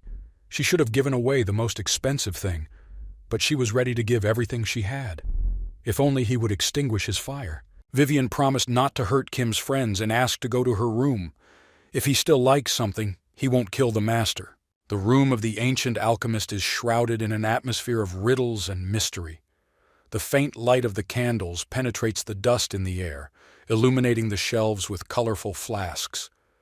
In the middle of the room stands an alchemical table, strewn with vials, ampules, and mysterious reagents that are boiled in a cauldron. Behind the table there are circles and triangles neatly painted in white chalk. Scattered across the pattern were empty flasks and many different books, most likely about alchemy. To Kim Soo-hyun, the room looked quite normal. The light also illuminated long shelves containing volumes of ancient parchments and books depicting complex formulas. It is also impossible not to note the architecture of the room. It looked ancient, just like the castle. Everywhere there were columns decorated with skulls, making the room more intimidating and mysterious. Kim Soo-hyun was thoughtful and carefully looked at the dungeon master's room. Until I saw the cocoons lying. These could be the remaining members of the previous caravan. But Vivian immediately called out to him and asked him to come to her. She took out everything that could be useful by human standards. She has a lot of valuable things. But the master thought the rest would be of no value to him. Everything she managed to get she laid out in front of Soo-hyun. He, in turn, could not believe what was happening. The dungeon master smiled at him and gave away her goods, one might say to an ordinary thief. For such a renowned alchemist, her mental abilities were a little degraded as it seemed to Kim Soo-hyun. Is this really what happens to everyone who becomes a monster? But on the other hand, in the face of the fear of death, you can do anything. Kim Soo-hyun continued to look at the gifts that Vivian gave him. He untied a huge bag and saw there a lot of colored stones of different shapes and sizes and polished. Vivian also loved all sorts of glitter when she was human, so they were all of excellent quality. From one such stone you can get a lot of money that will last for a long time. One of the stones fit into Soo-hyun's hand and was quite weighty. High-quality stones are often used in magic circles and sorcerers know their value. Han Byul's face involuntarily flashed through his mind. Kim suggested that such stones would be useful for her, but immediately dismissed this idea because she received support from the Golden Lion clan, so she has plenty of good things. Soo-hyun politely asked if he could take all the stones. Vivian gave him everything that she put on the table, because she believed that there was nothing more valuable than life, and she didn't know what to do with these stones. But why did she like them? Next he saw a small bag, but quite weighty. Most likely they were gold coins. This assumption turned out to be correct. There were 204 gold coins, 27 silver and 306 bronze. Vivian simply shoveled them into one pile because she found the coins uninteresting. But she immediately presented him with another bag, thinking that this should definitely interest him. Kim Soo-hyun immediately began to untie it. What do you think was there? There were a lot of potions in the bag. Although these were just potions, they were homemade, so they were not easy to get. Vivian immediately began to talk about them, which was obviously unnecessary because the guy was quite well versed in potions. He noticed only a few useful specimens, but they were not that good. There were those that restored mana as well as poison. Well, that could be useful. He also saw a neutralizing potion for the poison, which was not surprising. If there is poison, there must be an antidote. His knowledge surprised the alchemist. She could not say a word and only looked at the guy in surprise. He also came across a potion for activating the third eye and continued to look with interest at what other types of potion there were, until he noticed that Vivian was literally staring at him. Was he really an alchemist himself, or maybe some kind of magician? But no, he was not an alchemist. Only such knowledge did not leave Vivian indifferent. Now, in addition to a huge amount of gold, Kim Soo-hyun also has a lot of precious stones and potions. But what's in the box that he still hasn't opened? Vivian watched with undisguised pleasure as he took the contents out of the box, looking forward to hearing his reaction. There was a book in a red velvet box. An alert appeared that Soo-hyun had discovered a rare activity. After reading this book, he will be able to retrain as an alchemist. The Chimera Alchemist is an outstanding magician. You can create a chimera yourself, but when you summon it, creatures from other dimensions will also arrive. It is advised to give it as an inheritance either to a magician or to someone who is familiar with the summoning technique. Currently, user Kim Soo-hyun was a secret swordsman specialist. However, when reading the book, the inherent special and hidden abilities reduce their effectiveness by 70%. It is possible to restore 20% when reaching 96 points of magical powers. It is not recommended to change your occupation. Vivian has used this book before. The book summarized the whole essence of alchemy, and if any magician saw it, he would definitely have his eye on it. She impatiently waited for Kim Soo-hyun's reaction, and even managed to suggest that he did not like this book. Such a rare species that Kim could not find when he was here for the first time, and now it appeared to him so easily. In order not to disappoint the alchemist, he hastened to say because he liked the book much more than potions and precious stones. If this book contains the entire essence of alchemy, then it should be used with extreme caution. Vivian was glad that he liked the book, but she still found the man strange. He, in turn, thought that he should take this book with him, and not forget to take everything else. Raz Kim was pleased, wouldn't he kill her? She looked at him with eyes filled with hope and a special love for life. Kim Soo-hyun decided to be a little impudent and said that something was missing here. But the master showed him everything she had. But he didn't believe it. It seemed to him that she still had something. Vivian tried to convince him that she had nothing else and invited him to look for himself. And he pointed at her towards her neckline, on which there was a large red stone. This turn of events didn't quite suit her. Who knows what else Kim wanted? Initially, Vivian did not understand that Kim was referring to her stone, and I already assumed something unpleasant. So I asked him carefully, "Does Kim Soo-hyun get excited by looking at insects?" And she covered her chest with the rest of her hands. But that's not what he meant at all. Soo-hyun wanted to get what was inside her. But what could be so valuable, not to mention, of course, organs?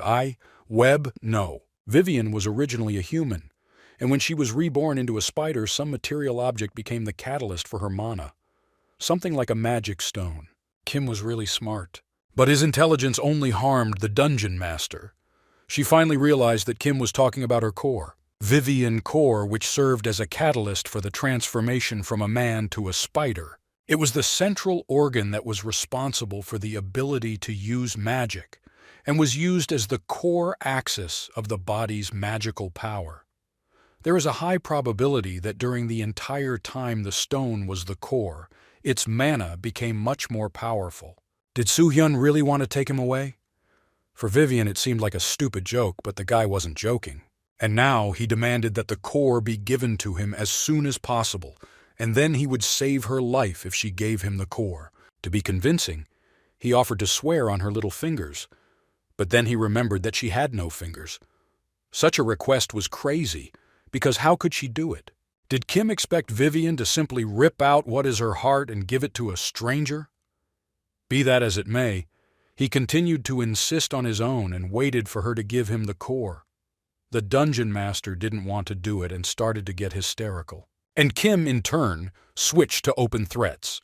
For if the dungeon master wanted to live, then she must do as he demanded. How will she live if she gives up her stone? It seemed incomprehensible to the mind. Now she suggested just killing her rather than tearing out her core, to which Soo-hyun only responded skeptically, as if he was disappointed with this outcome. But what can you do since she wants it? The guy couldn't refuse. Seeing that he had already taken out his sword and was approaching her, Vivian quickly offered to just talk. Soo-hyun once again repeated his demands. After all, in addition to the rest, he also wanted the core that was inside the master, after which she would remain alive. But the ancient alchemist could not give him her core. She believed that if she pulled it out, she would die. Vivian could give him anything, but not this stone. The negotiations were over. He didn't understand why the master was so talkative. Kim could have simply killed her and pulled out the core himself. It would have been faster. Vivian couldn't understand why he was so heartless. Under his pressure, she agreed to give up her core just to stay alive. Soo-hyun robbed her like crazy, and he asked her to quickly give him the core, otherwise he would do it himself. Vivian cried and was very upset by what happened, and Soo-hyun stood happy and waited for her to present him with her stone. The sight was certainly not a pleasant one, but what can you do? The stone fell out of her mouth. For Vivian, it was quite a painful process. After all, first you had to absorb the stone into yourself and then spit it out. After she spat out the stone, she fell exhausted to the floor. Now Kim Soo-hyun has taken possession of the core of the ancient alchemist Vivian. The core was quite unusual. Soo-hyun wanted to reach out to him when Vivian warned him that if he touched him, he might die because there was poison on the cannonball. The fact that Vivian was worried about him seemed funny, and yet he did not listen to her and decided to check whether he would die or not, and took the core in his hands. Kim Soo-hyun was a wonderful actor and began to imitate that he was dying and the poison was penetrating his skin. And Vivian, in turn, began to worry about herself, but remembered that she was still alive. Stopping playing the victim, he summoned the Hwajong fire to destroy all the poison that had penetrated his body. Under the dungeon master's surprised pattern, the Hwajong absorbed all the poison. Now in Soo-hyun's hands there was not a red core, but a blue one and absolutely without poison. In order not to upset Vivian, Soo-hyun warned that he was just joking and that everything was fine with him, which infuriated the alchemist even more. Vivian's ancient alchemist core is the core of an alchemist who has lived in a spider body for over 100 years. It is a magical stone that serves as the core axis of the spider's magical power. Containing numerous streams of mana within himself, over time he began to have similar abilities to mystical creatures. For players with a magic level below 70, the stone's abilities are limited. Otherwise, depending on the player's magical power, mana points increase from 1 to 4. There is no other use for it except for healing, although Kim can give it to the guys or sell it for good money. A promise is a promise, and Soo-hyun was ready to fulfill it. But first he warned her that she should get out of this dungeon as quickly as possible, since an inspection squad might come here. Vivian didn't care anymore because without the core she considered herself dead, and now she didn't care where to die, either in her dungeon or outside, because inside she was without strength. And in addition, Soo-hyun mocked her. Only now she couldn't speak and broke into a painful cry. Vivian convulsed in pain and could not stop her scream. Something was happening to her body, like some kind of transformation. Was this really what Soo-hyun was thinking? Is this even possible? Her hands. The dungeon master now has hands with thin, feminine fingers. And she also had a whole body, a real human body. Her eyes were already truly human, a conscious gaze. Now it was not a wild spider, but a female alchemist. Now in front of Soo-hyun, the ancient alchemist was in human form. She sat at his feet, as if she didn't have the strength to get up or she just didn't want to. The guy definitely didn't expect that she would be able to return to human form. Vivian was completely defenseless in front of him and practically naked. As a result, she felt confused and as if she was afraid. At that same second, Kim came up to her and put his hand on her small bare shoulder, which brought a lot of pain. No matter who touched her, it would have been very painful, as her skin was surprisingly thin and literally remained in pieces on Soo-hyun's hands. The skin was peeling off. In this state, it was difficult to call her a living person. Now Vivian was very vulnerable. It was certainly impressive that the dungeon master was still alive after pulling out her core, but at the moment, she was a living corpse. But what could have happened to her earlier? All in tears, confused, scared to death, and even in a hopeless situation, she didn't want to say anything to Soo-hyun. However, he didn't really want to hear the truth. Seeing that he was about to leave, Vivian came to her senses and nevertheless decided to tell him what happened. Now he had no reason to listen to her story. He took everything and wanted to leave. Vivian, in turn, wanted to share her past with at least someone, and now she herself asked to listen to her. But before that, she said that it was none of his business. What changed in her mood after all? Yes, it really wasn't his business. But isn't Soo-hyun interested? It seems that the truth is not interesting and he is tired of Vivian's chatter, or he was just bluffing. Vivian wanted at least someone to pay attention to her, and such indifference simply brought her to tears. But now she was literally lying at Soo-hyun's feet, asking him to listen to her. Kim Soo-hyun didn't understand this. He left her alive. What else did she want from him? But he tore out its core, and who has it become now? Something was happening in her body, not to mention what happened to her skin. Of course, Soo-hyun didn't care that because of him, Vivian lost all her strength and magic after turning into a human. What did she have to do now? But in this guise, she would not last more than 5 days. In response to which, Kim asked her to keep quiet if she did not want to die now. It was a cry from the soul. Oh, how she wanted to live. For this life, she was ready to give everything and be left with nothing. But Kim didn't understand why, being in this situation, she wanted to continue living. He became interested in such despair and decided to use his third eye to see what the reason was. Due to the extraction of the core, the energy ran out. Vivian Laclasidos could no longer use the abilities of the Chimera alchemist. All her organs are now in serious condition, and her skill level continued to decline. She needed urgent treatment, otherwise she would die. Some injuries could not be cured, even with strong spells, so there was a high probability of complications. By using more than one bottle of elixir, complete internal and external restoration of the body is possible. Soo-hyun thought for a moment, as if weighing a decision. Vivian is a resident of the Hell Path and a rare class alchemist, and she also has the ability of ancient magic. In fact, it is possible to cure her, but will Soo-hyun do it? He dropped to one knee in front of her. Soo-hyun believed that if there is a way forward, then there is always a way back. Since she is also an alchemist, she should know what equal exchange is. Vivian turned into a spider because she accidentally stumbled upon a dark magician, and all the murders were not of her will. Well, now, thanks to Soo-hyun, she removed her core and became herself again. But why, being a spider, were all her memories with her? And if that was the case, why didn't she come out and ask for help, but instead lured other players and killed them? The answer was simple.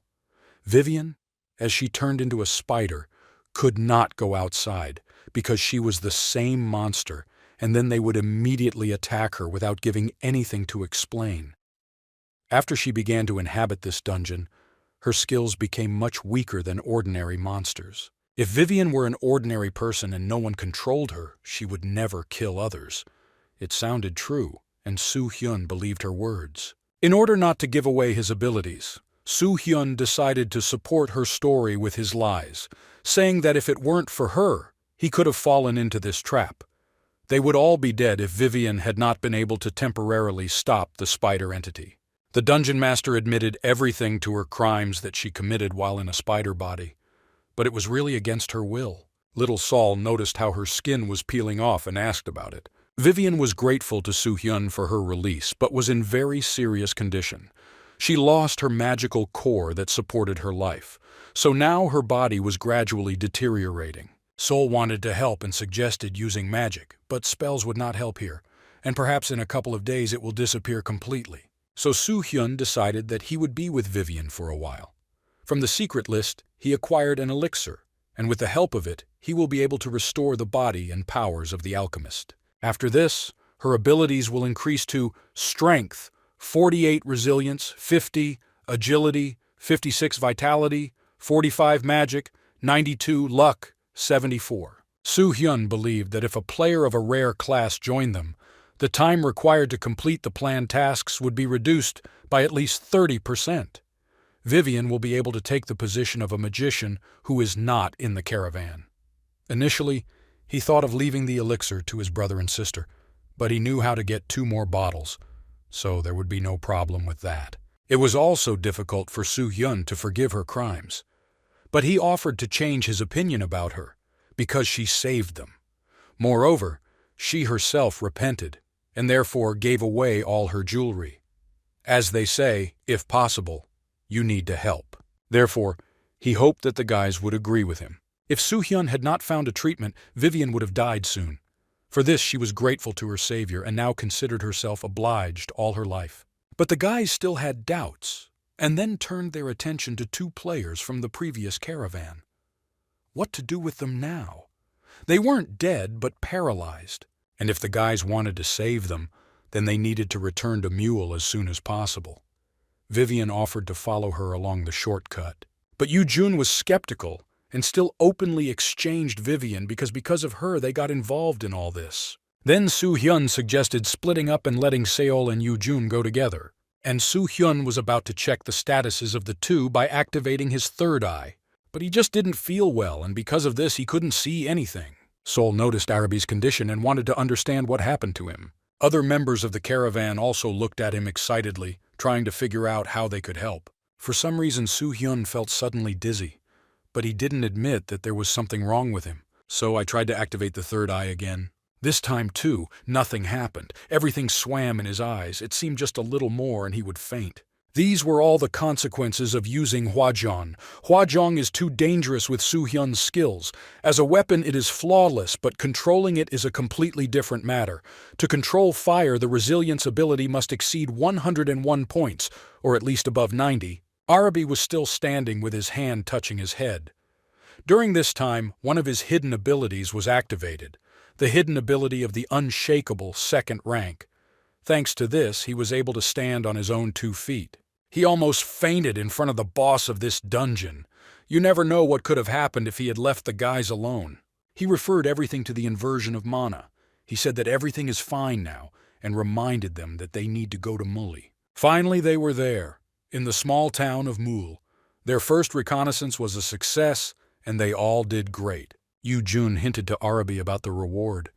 The guys worked hard and definitely deserved something. Soo-hyun first asked me to hold his burden, and then he ordered them to go to the tavern. He wanted to take rooms for everyone, and also specified that they should have dinner without him. Well, for work they could eat whatever they wanted. Soo-hyun gave Seol a bag of money and ordered not to spare money, and after dinner they could go to rest. He had something to do with Vivian's extraction, so he had to go investigate. The guys offered to go together, but the leader refused, considering that it would take a lot of time, and it was better for him to go himself. Moreover, this matter had nothing to do with them, and he quickly sent them on vacation. Finally, Seol wished him to return soon and went to get the guys. But Vivian in turn did not understand, although she knew. She talked about him and his boys. After all, he didn't look like Mommy Bird. Didn't it irritate him that they constantly relied only on him and could only scratch their tongues? But he still didn't let his claws out on them. Soo-hyun always indulged his guys. But did they know what kind of person he really was? Soo-hyun, in turn, considered himself to be so good from the start. But did this mean that he would babysit Vivian too? And suddenly, out of the blue, he showed his attention to her. From the outside, it seemed like a pretty nice gesture. Who wouldn't like that? Naturally, this surprised the dungeon master, and also the fact that he seemed to be worried about her and asked about her condition. She couldn't believe that there was still a way to save her. So she asked again about it. Kim Soo-hyun wanted to go in for the potion and asked Vivian to wait. He was here. What scared her, but she had no choice. The guy had already slipped away, leaving the alchemist alone. And when he left, all the people looked at her in surprise. Vivian was in strange rags, but most of all the residents were worried about her body, from which the skin was peeling off. Everyone was wondering what she was doing here and why she was alone. No one dared to approach. They were afraid they might get infected from her. Well, finally Kim came out. Maybe not even 5 minutes had passed, but for her to stand in such a place felt like an eternity. Vivian wanted to leave here quickly because it was too crowded, and the guy was already holding in his hand that very elixir. Before giving it to Vivian, he wondered if she knew what it was. Her answer was that it was a healing potion. And it was the wrong answer. This is an elixir. But does she now know what kind of elixir it is? She answered skeptically that it was the best elixir that alchemists make. But I didn't know where newcomers like him got such a thing from, even though Soo-hyun is an unusual guy, but this is different. However, it didn't matter. The main thing was that she was given this elixir, but he wasn't going to give away the whole flask so easily. And to begin with, I poured some into the crust of this flask. Vivian was surprised by the color of the liquid, because it turned golden. To avoid bad consequences, Kim suggested drinking a little first to see what the effect would be. The dungeon master immediately took the drink, looking at the young man with her exhausted face. The effect did not take long to arrive. Transformations took place right before our eyes. First her hair, then her legs, everything gradually returned to normal. Through his third eye, Kim could see her status changing. The body has been temporarily restored.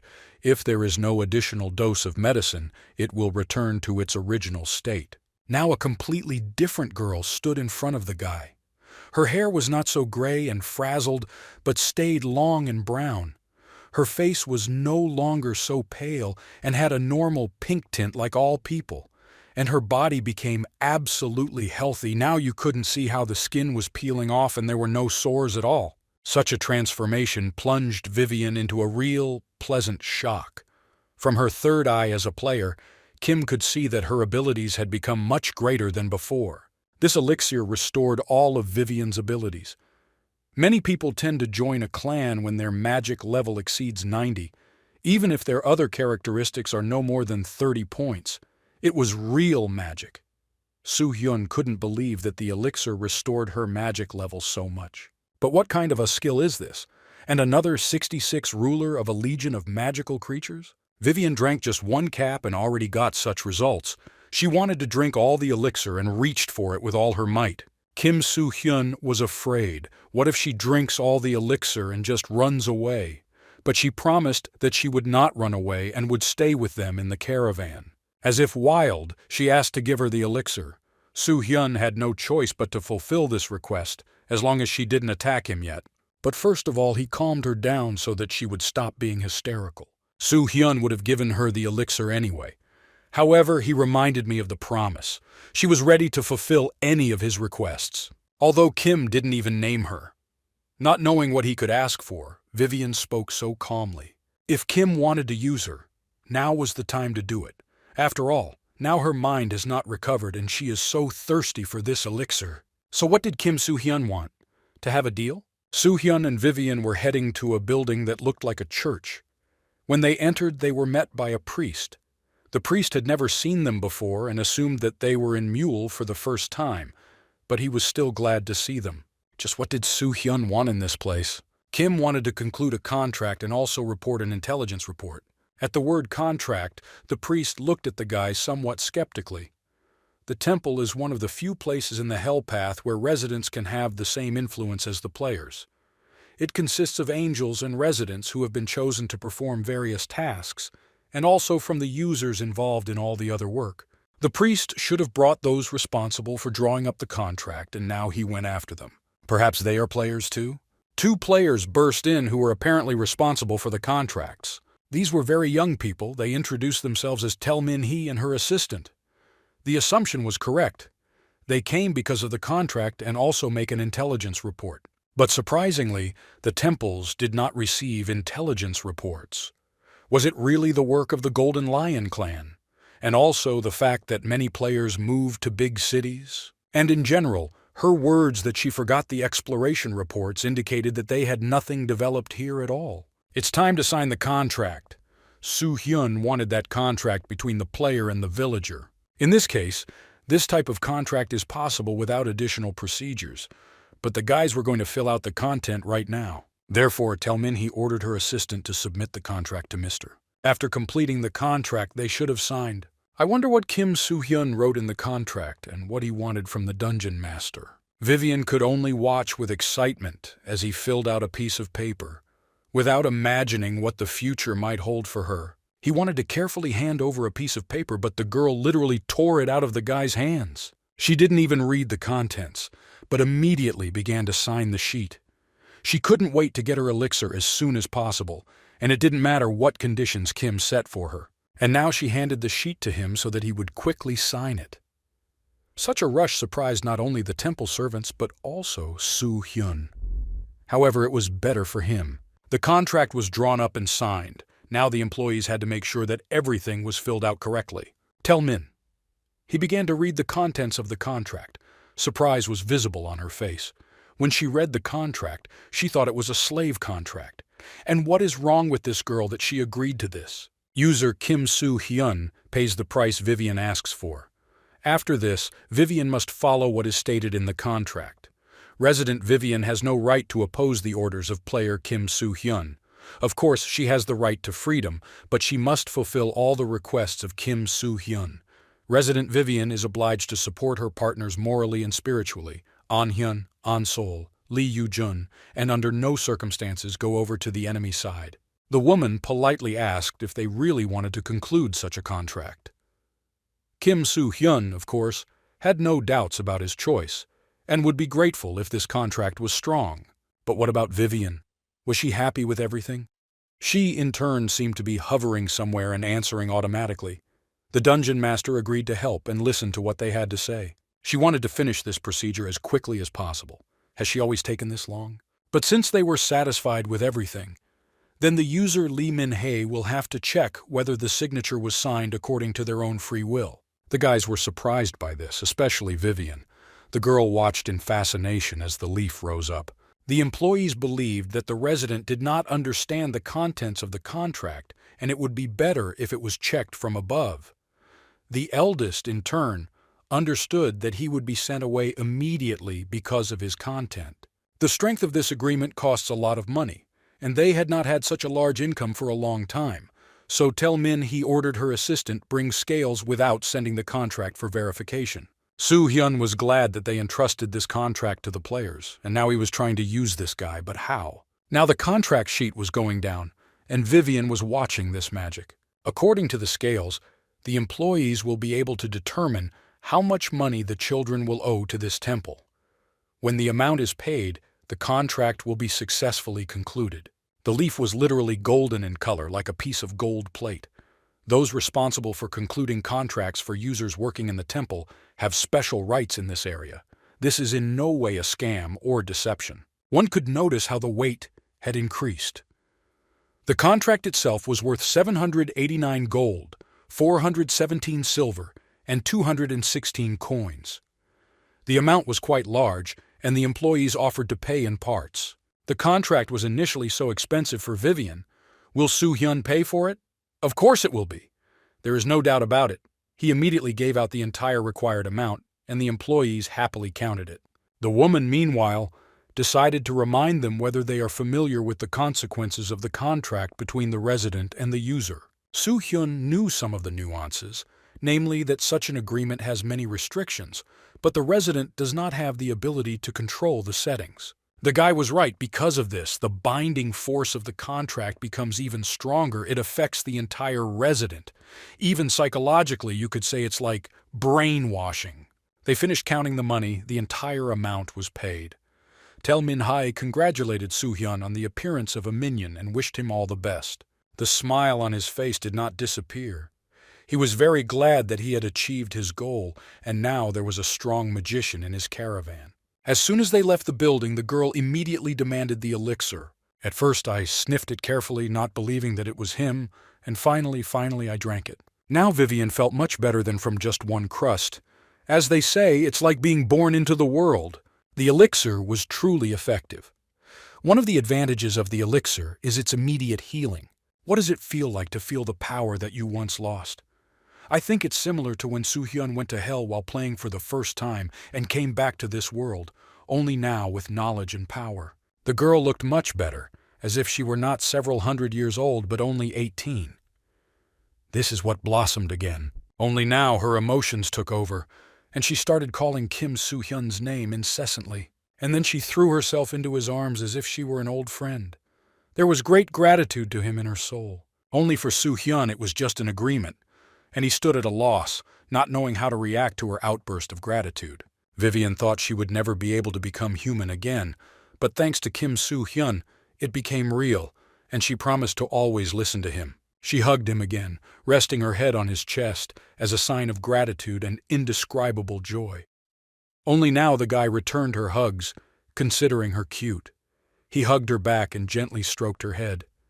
It's unlikely that this was the effect of their contract.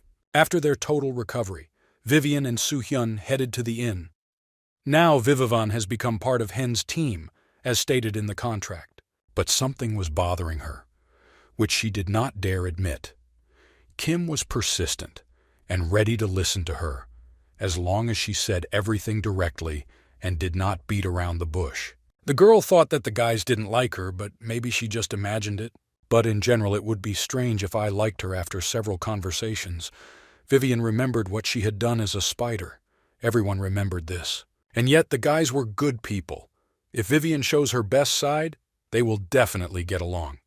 In addition, Soo-hyun promised to talk to them and settle everything, which the girl was very grateful for. But there was just something else. Vivian had no clothes at all. Ever since she turned into a human in the dungeon, she'd been wearing some rags that couldn't even keep her warm. So she asked Soo-hyun to buy her a couple of things. Finally, they arrived at the inn.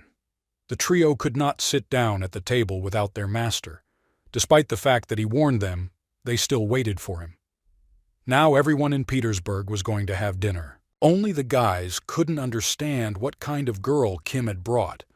He, in turn, hastened to introduce Vivian again. This is such an upgrade that people I recently knew didn't recognize it. They couldn't believe that that girl with gray hair and the current beauty were the same person. Vivian. And indeed, if you just saw her on the street, no one would recognize her. They planned to simply cure her, but what happened in the end? Vivian wanted to tell how it really happened, but Kim Soo-hyun interrupted her, starting his true story about how they visited the temple. They say she was cured there. It turns out that the people working there have very good abilities. But what about the report? It was possible to submit it, but not entirely, since the temple does not have enough free hands and they do not receive intelligence reports. So you can come back from the next expedition and report on 2 reconnaissance missions at once. Only now there is talk of a treaty. Soo-hyun considered it important to tell the guys about this and show what agreement they entered into with Vivian. The agreement received official confirmation, so he made it clear to the guys right away that Vivian was not their enemy, but a comrade, and would always support them, both morally and physically. The tavern was quite crowded, and everyone began to listen to the conversation of the caravan. This did not go unnoticed, and so Soo-hyun hurried to finish the performance and added the last thing, that Vivian is a magician, and a very good magician at that. He understood that it was difficult to accept as a partner someone who was an enemy just yesterday, and yet he asked to look at her from the other side. Vivian had only recently turned human, and as a result, many difficulties awaited her, so she needed help adapting to her new life. None of the guys opposed the new member of their caravan. The reaction was so warm that Kim himself did not expect it. Yoo-jun read the contract, namely the line where it was about caring for other members of the caravan. The girl, in turn, promised that she would also take good care of Vivian. The guys looked at her as if with relief or some kind of light playfulness. But what about the 2 players brought in today? They never regained consciousness and lay in different rooms. The girl is in Seol and Yoo-jun's room, and the guy is in An-hyun and Kim's room. But what to do with them next? After all, it's not even known what's wrong with them and when they will regain consciousness.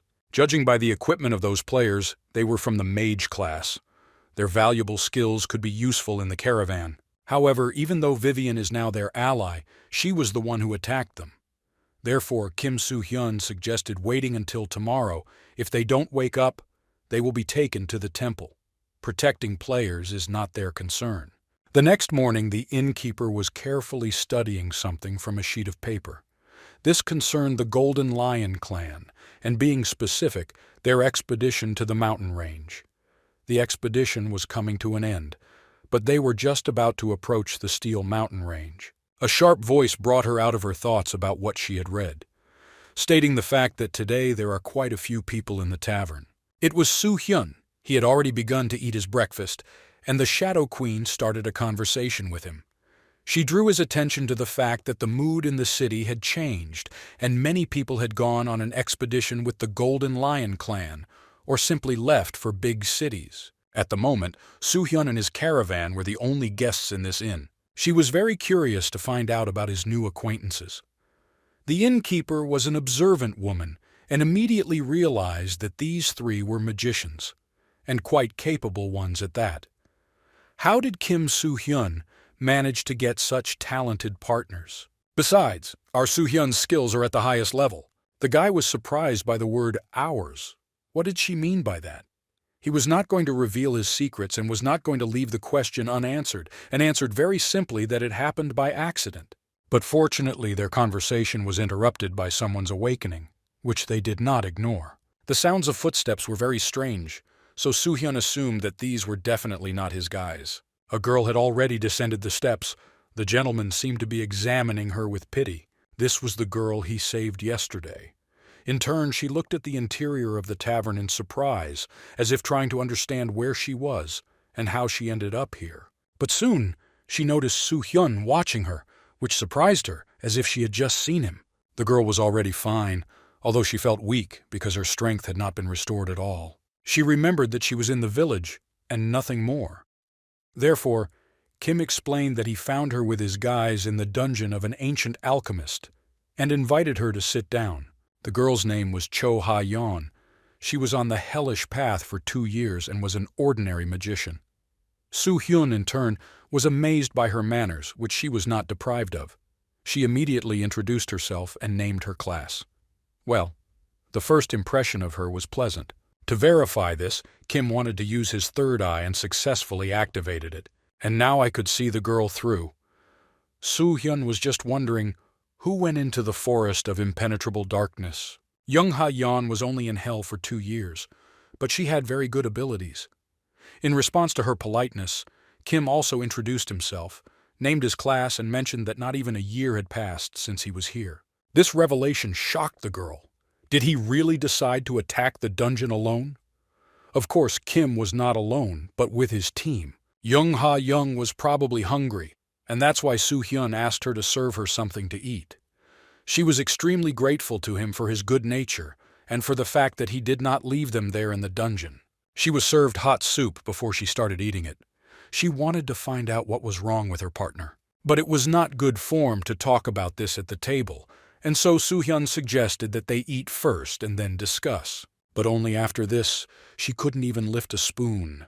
Bad thoughts crept into her head, and she could already assume that they were dead. Soo-hyun answered negatively, but the matter was different. One of their team members is on the 2nd floor of the inn, but he has not yet come to his senses.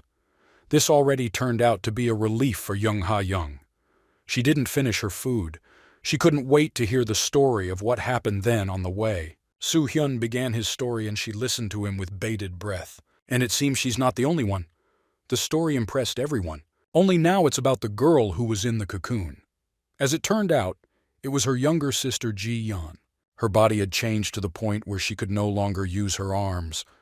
Soo-hyun sympathized with the girl because he knew what it was like to lose loved ones. Young Ha-yeon was in great despair and sadness. Her only desire was death. Soo-hyun couldn't just watch her suffer, so he still continued his story, only a little differently. Like when the boss monster was distracted, he freed her from this torment. The girl couldn't believe what had happened. She couldn't bear to listen to it. Was there really no way to save her sister? But Soo-hyun had his own goal too. After all, he wanted this girl to be on his team, although he didn't know how she would treat him after that. Cho Ha-yeon's sister's condition was much worse than the other players they met back then. How much worse it was difficult to describe in words. The guy recalled how the girl looked at him with such a look as if she wanted to ask for something. And in the end, he listened to his heart. Nobody knows whether he did the right thing or not, but Ha-yeon understood that it would be difficult for her sister to live with such shame. For Ji-young, pride was paramount. Ho-young burst into tears from powerlessness and such loss. Realizing that she had become emotional in front of a stranger, she apologized. Only now the question came about the monster. Did Soo-hyun kill it? What will he say now? The girl handled her emotions perfectly. I couldn't even believe that she had only been in the game for 2 years. But Soo-hyun was wondering what to answer her. The two players whom the guys saved were very grateful that they were given the things of their late teammates and, of course, did not leave them there. They will never forget the kindness of the guys. These two had very good magical abilities. Soo-hyun, of course, wanted them to join them, but in the end, in response to charity, he said that he did what he had to do. All the guys in the tavern woke up and were now seeing off two guests. If we get to the bottom of the situation, their guide ran away, making a big mistake, and left his partners to die. Ha-young understood that the girl was under a curse. However, she could not forgive what Vivian did to her partners and younger sister. And finally, I once again thanked Kim Soo-hyun and the rest of the guys. She would like to treat Vivian without any prejudices, but so far it has been difficult for her to do this. Our caravan planned to stay at this guest house for a while and hoped to meet these two people again. The guys admired Cho Ha-young. She was quite a smart girl and knew how to reason intelligently. Yoo-jun, seeing Vivian together, would definitely take out the blade. What if An-hyun lost Seol? How would he react? It was surprising that Jo Ha-young was so mentally strong. If she stayed here, rumors about her would quickly spread among people. Her fortitude was not equal, even when Soo-hyun lost her older brother. She did not remember Kim Soo-hyun. It turns out that in her first life she died at the hands of Vivian. Perhaps he met someone who has the opportunity to join the Mighty Ten. Soo-hyun began to think about this out loud because she believed that becoming a member of the Mighty Ten was not so easy. His thoughts attracted Yoo-jun, but the gentleman did not answer. All the guys had a rest, so they immediately received an offer for training. Since Vivian was now in the caravan, Soo-hyun was going to use her ancient knowledge and explore a new dungeon. The guys could join, but they should have done a training session. This exploration brought them additional savings. Therefore, Kim wanted to prepare well to clear the next dungeon perfectly. The guys, of course, had such a proposal from the leader. In a past life, the second dungeon that Soo-hyun discovered near Mul was an abandoned research laboratory. There you could get various items of magic or rare class. And I believe that after the first reconnaissance, the guys themselves should realize what they need to work on. Surely they had some tactics in mind that they would like to try. Then, as soon as they understand what advantages they can get from this intelligence, they will begin training with Vivian. Young Ju watched the company from the side and kept racking her brains about what Kim Soo-hyun was hiding. Training began immediately that same day, and Sol, Hyun, Yoo-jun were running cross-country. This was not their first lap, as they were already out of breath. But diligence and the desire to become better did not let them stop. Meanwhile, Kim Soo-hyun was studying the new book he received. Since Sol was a young priestess, Vivian helped her learn magic, and the guys who had weapons trained in battle against each other. Soo-hyun was in good physical shape, so he absorbed knowledge from books every day. A few days later, after hard training, the guys who possessed magic examined the magical attributes. They looked incredibly beautiful and comfortable, and the couple who mastered the martial art tried on their new equipment and protection. Raz equipment was purchased. Then they had to conduct reconnaissance to an abandoned laboratory for research. The guys were fully prepared. Yoo-jun decided to tease Arabi, saying, "You can cry, Daddy." But he didn't understand the joke. Parents always cry when their children put on their uniform for the first time and say something like, "Our children have grown up so much." The guys just wanted to fool around. Sol and Vivian stood on the sidelines watching this circus. Although Kim Soo-hyun did not even think that these three would be able to improve their abilities so much in such a short time. However, they had a long way to go. If the guys were ready, then they should have taken the weapon and started the test. The goblin was being brought down from all sides. Some are magic, others are force. Their moves were pretty good by Kim Soo-hyun's standards, and now he was going to check something else. Therefore, he asked Vivian to show her alchemist abilities to the guys and create a chimera. The proposal was very unexpected and scared Vivian, so she asked if he was sure. With nothing else to do, Vivian took her staff and activated the magic circle, summoning a web of death to rule the 32nd Legion. And she immediately warned the guys to retreat. Now she literally sat on her spider and crushed all the goblins in her path. Vivian's spider was so huge that the goblins against it seemed like some kind of insects. He literally walked and crushed them with his paws, and also shot a web that had a lethal effect. Vivian used monster summoning magic and her magic group's alchemy, the 66th ruler of the Legion of Magical Creatures, a hidden ability. She personally controlled the created chimera and even her own limbs. Soo Hyun was worried that compared to A-rank alchemy abilities, her ordinary magic skills were only C rank. However, such strength could be compared to a secret-class soul summoner. Being the ruler of magical creatures, how many monsters can she control? Whatever one may say, Kim chose more collected guys as his traveling companions than he had previously thought. The training had exhausted everyone except Kim Soo Hyun, and now they were sitting at the table waiting for their dinner. Yeonji was happy to bring them food for their good work. She brought the first portion of a delicious dinner and was going to bring a second one. She casually touched Kim Soo Hyun's shoulder with her fingers as if attracting his attention. She said that 2 players came to her in the afternoon. Those 2 magicians whom Soo Hyun got out of the dungeon were looking for him, and Yeonju warned that he would return only in the late afternoon. Soo Hyun was grateful that the girl told him about this. Of course, this did not go unnoticed, and the guys became interested in what she said. However, Soo Hyun did not hide it and told it like it is. The guys were in anticipation. They were glad if the rescued returned. They really liked Young Ha Young. Yu Jun even called her Unnie, but wasn't she supposed to call Yu Jun that? The girl took this as a hint and even got angry. Sol was worried about one thing. Would they go on reconnaissance or not? During all this time, Kim never said the final answer. Was he really waiting for these 2? But it's true, Sol's assumption took place and sounded very logical. And it was also true. Soo Hyun was actually waiting for them. But why didn't he want them to join their caravan? But on the other hand, would they have accepted the invitation? Apart from what Vivian did to them, they seem to be very good magicians. I think more than one caravan will want to take them as travel companions. Therefore, if they do not return, then the guys will have to go with the same composition. Yu Jun thought that they didn't have a single magician in the caravan, but that was in the past. Now everything has changed, and now the team has Vivian, who knows traditional magic and alchemy. She, in turn, did what she listened to and ate, only from a common plate, for which the guys attacked her. But Soo Hyun, the very nobility, offered to order more food so that they would not quarrel. All 3 saw this afternoon that Vivian has outstanding magical abilities. Soo Hyun reminded them about the teachers at the academy, who were users and quite famous magicians of Barbara. However, even the strength of 2 teachers is not enough to defeat Vivian. Now there is a first-class magician in the caravan, and everything has just gotten better. There shouldn't be any problems. Then why was he waiting for these 2? Soo Hyun explained it as follows. He wanted those 2 to become part of the clan that Kim was in the process of creating. Soo Hyun was going to talk about this somehow, but since the conversation came up about it now, he continued it. After all, he needs the members of his clan to meet 2 certain criteria. The first criterion is the power of the minority. The second is mercenaries who are not part of any city. You create a clan, the participants have a job.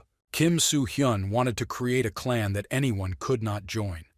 To do this, he needs high-quality ability users from different areas.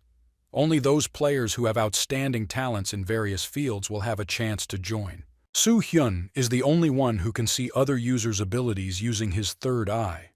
First of all, none of the currently existing clans have the characteristics of mercenaries targeting several cities or clans. All of them are mainly engaged only in those tasks that relate to the clan or city in which they are registered. What if at such a time a free clan with first-class mercenaries appears? Many people will be interested in this. But why would already established or small-scale clans want to follow them?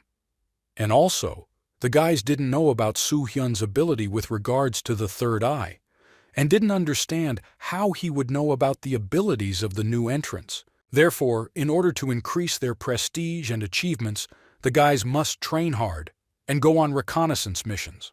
Also, there are unlikely to be many Year Zero players who were able to successfully attack the dungeon. In addition, they can make another alchemist of the rare Chimera class at any time. And An Hyun will have a good opportunity to change his occupation to an energy spearman of a rare class. Is there really someone who will pass by a clan with one member of a secret and rare class? Of course not. Whatever the assignments, they will definitely want to join the future clan. From the very beginning of graduating players from the academy, Orabi did not allow the guys to register as a citizen of the northern continent. And now this has become clear because he originally intended to create a free clan of mercenaries. Unlike users who are assigned to a city, they missed out on various privileges. It's hard to call this a drawback. They simply do not receive any benefits. You might think that this means their life will remain the same, but if the guys join them, their lives will be ruined by other people's interests. Most so-called privileges mean nothing compared to what guys can achieve when they're free. As long as the clan resides in the northern continent, ordinary players can give them quests at will in any situation or emergency. However, freelance mercenaries are different.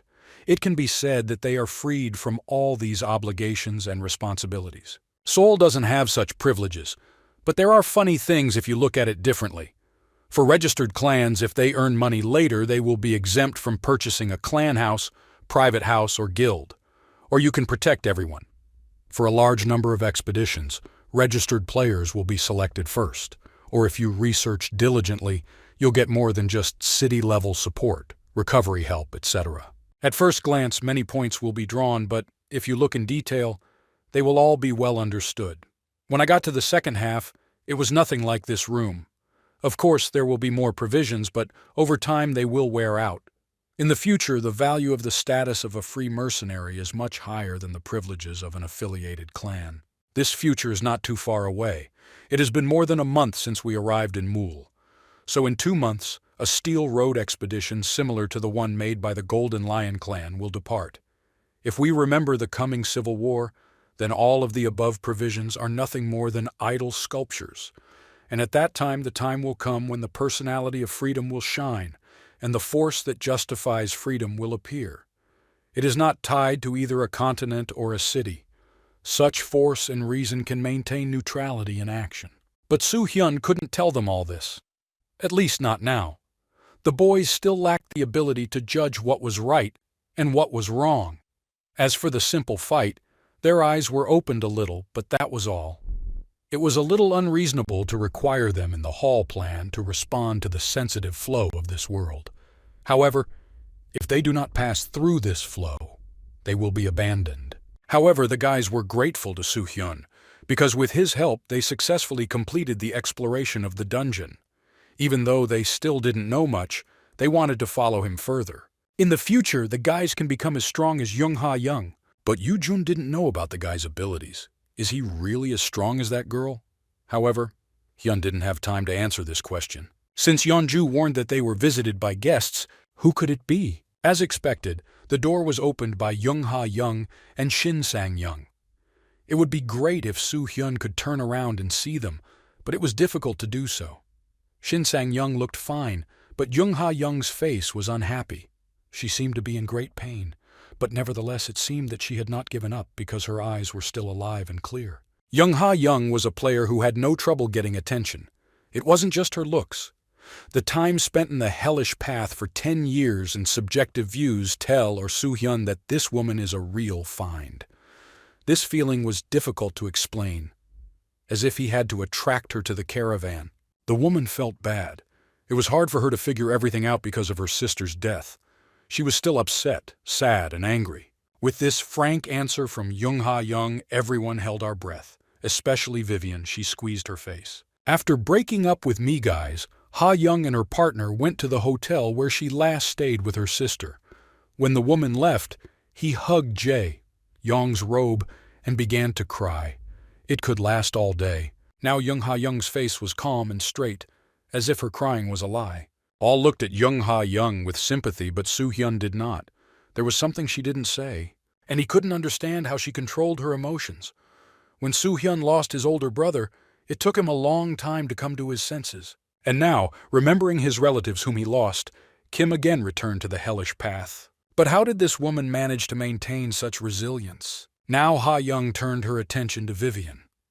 She was not going to apologize for killing her charges, because she also wanted to survive, and she did not feel sorry. But Vivian seemed to be enveloped in sadness, and she didn't even look at the woman who was addressing her. And now Ha Young demanded that Vivian apologize for her sister, now that her human form has returned to her.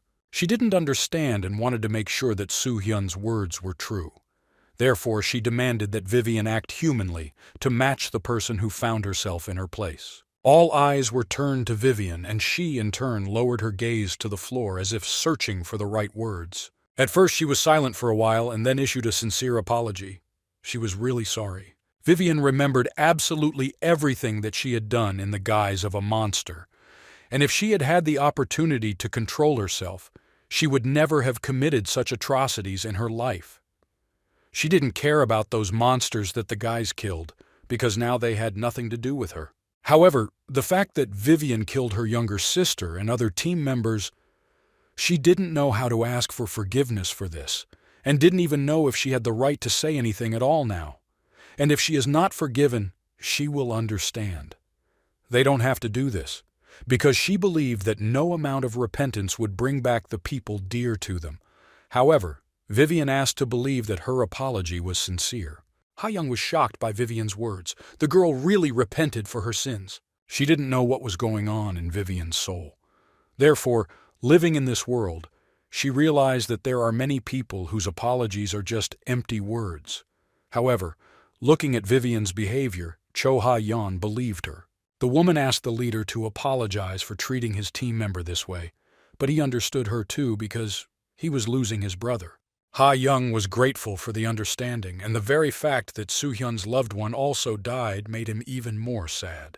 The atmosphere was like at a funeral. Everyone was silently staring at one point. No one said a word. There was tension in the air. When suddenly the woman's partner said a word.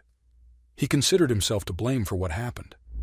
After he accidentally received information about the dungeon of an ancient alchemist, the guy shared this with two sisters he knew. If he hadn't talked about it in the first place, everything would have been fine. Still, Ha-young asked her not to bring up the topic again. Their sisters believed that with their caravan they could raid the dungeon. This was reconnaissance that no one forced them to do, so responsibility for what happened lies with them all. But it all ended thanks to Kim Soo-hyun's caravan. If ordinary players had stumbled upon them, they would hardly have survived.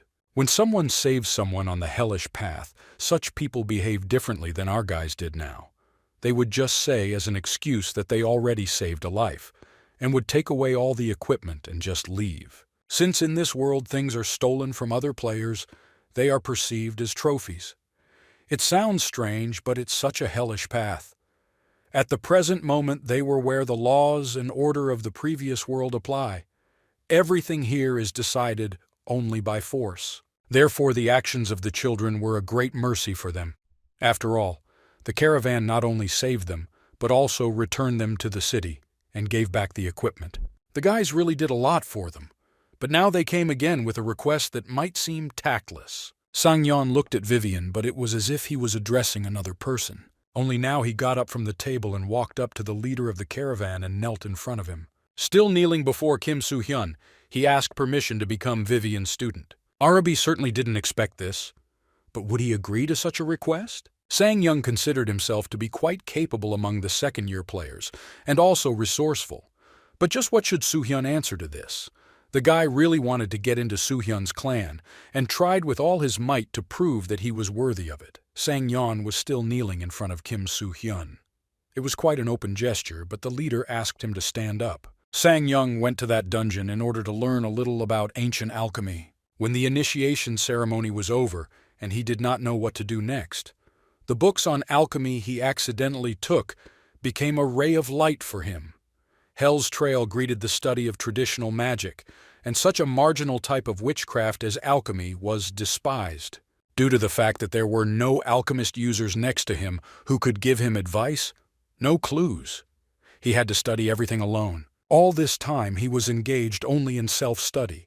The dungeon remained untouched. Even if he was alone, Sang-yeon wanted to go there again, but now there is no need for this, since the alchemist is next to him. For the past 6 months, Sang-yeon wasn't sure if he was going the right way, and he felt like he was pressed against the wall.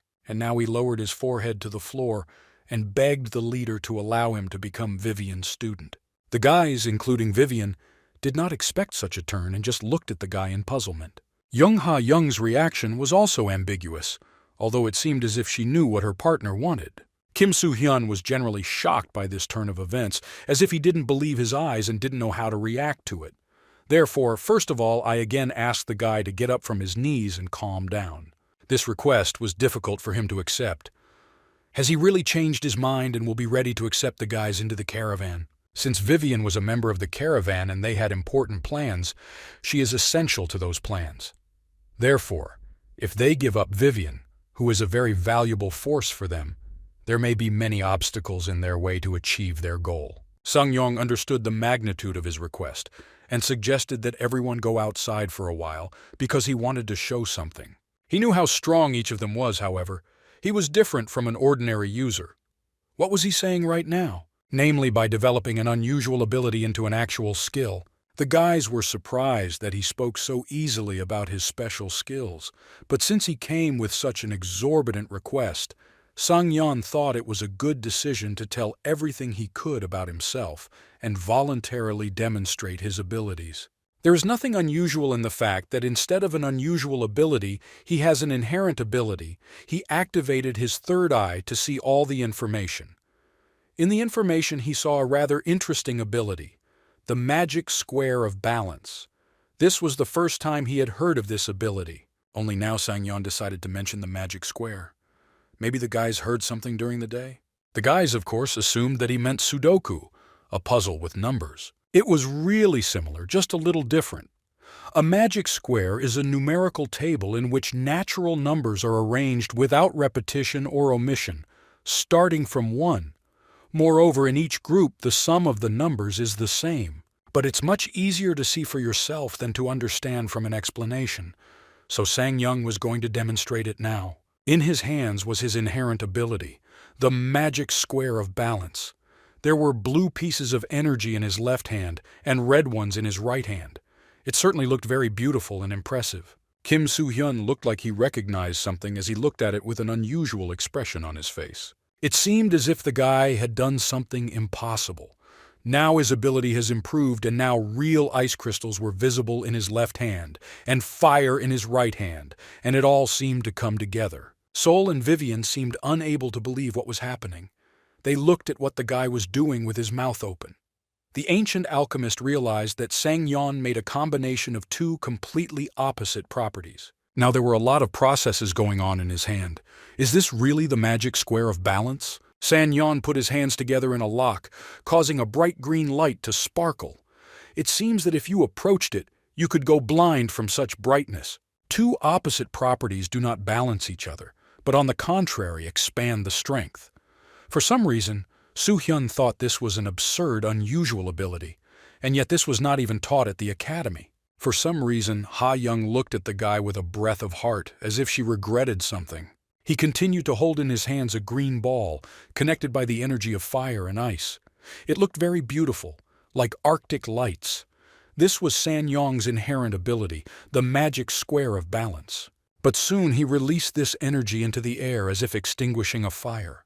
The rules of the magic square pursue harmony and balance. Sang-yeon was interested in the peculiarity of this magic square, and even before he found himself in the hellish path as a researcher, he really loved creating a magic square. The guys, of course, may not know, but even in real life, the logic of the magic square is applied wherever possible. Perhaps because he was a researcher in real life, Sang-yeon's angel on the hellish path strongly recommended becoming a magician.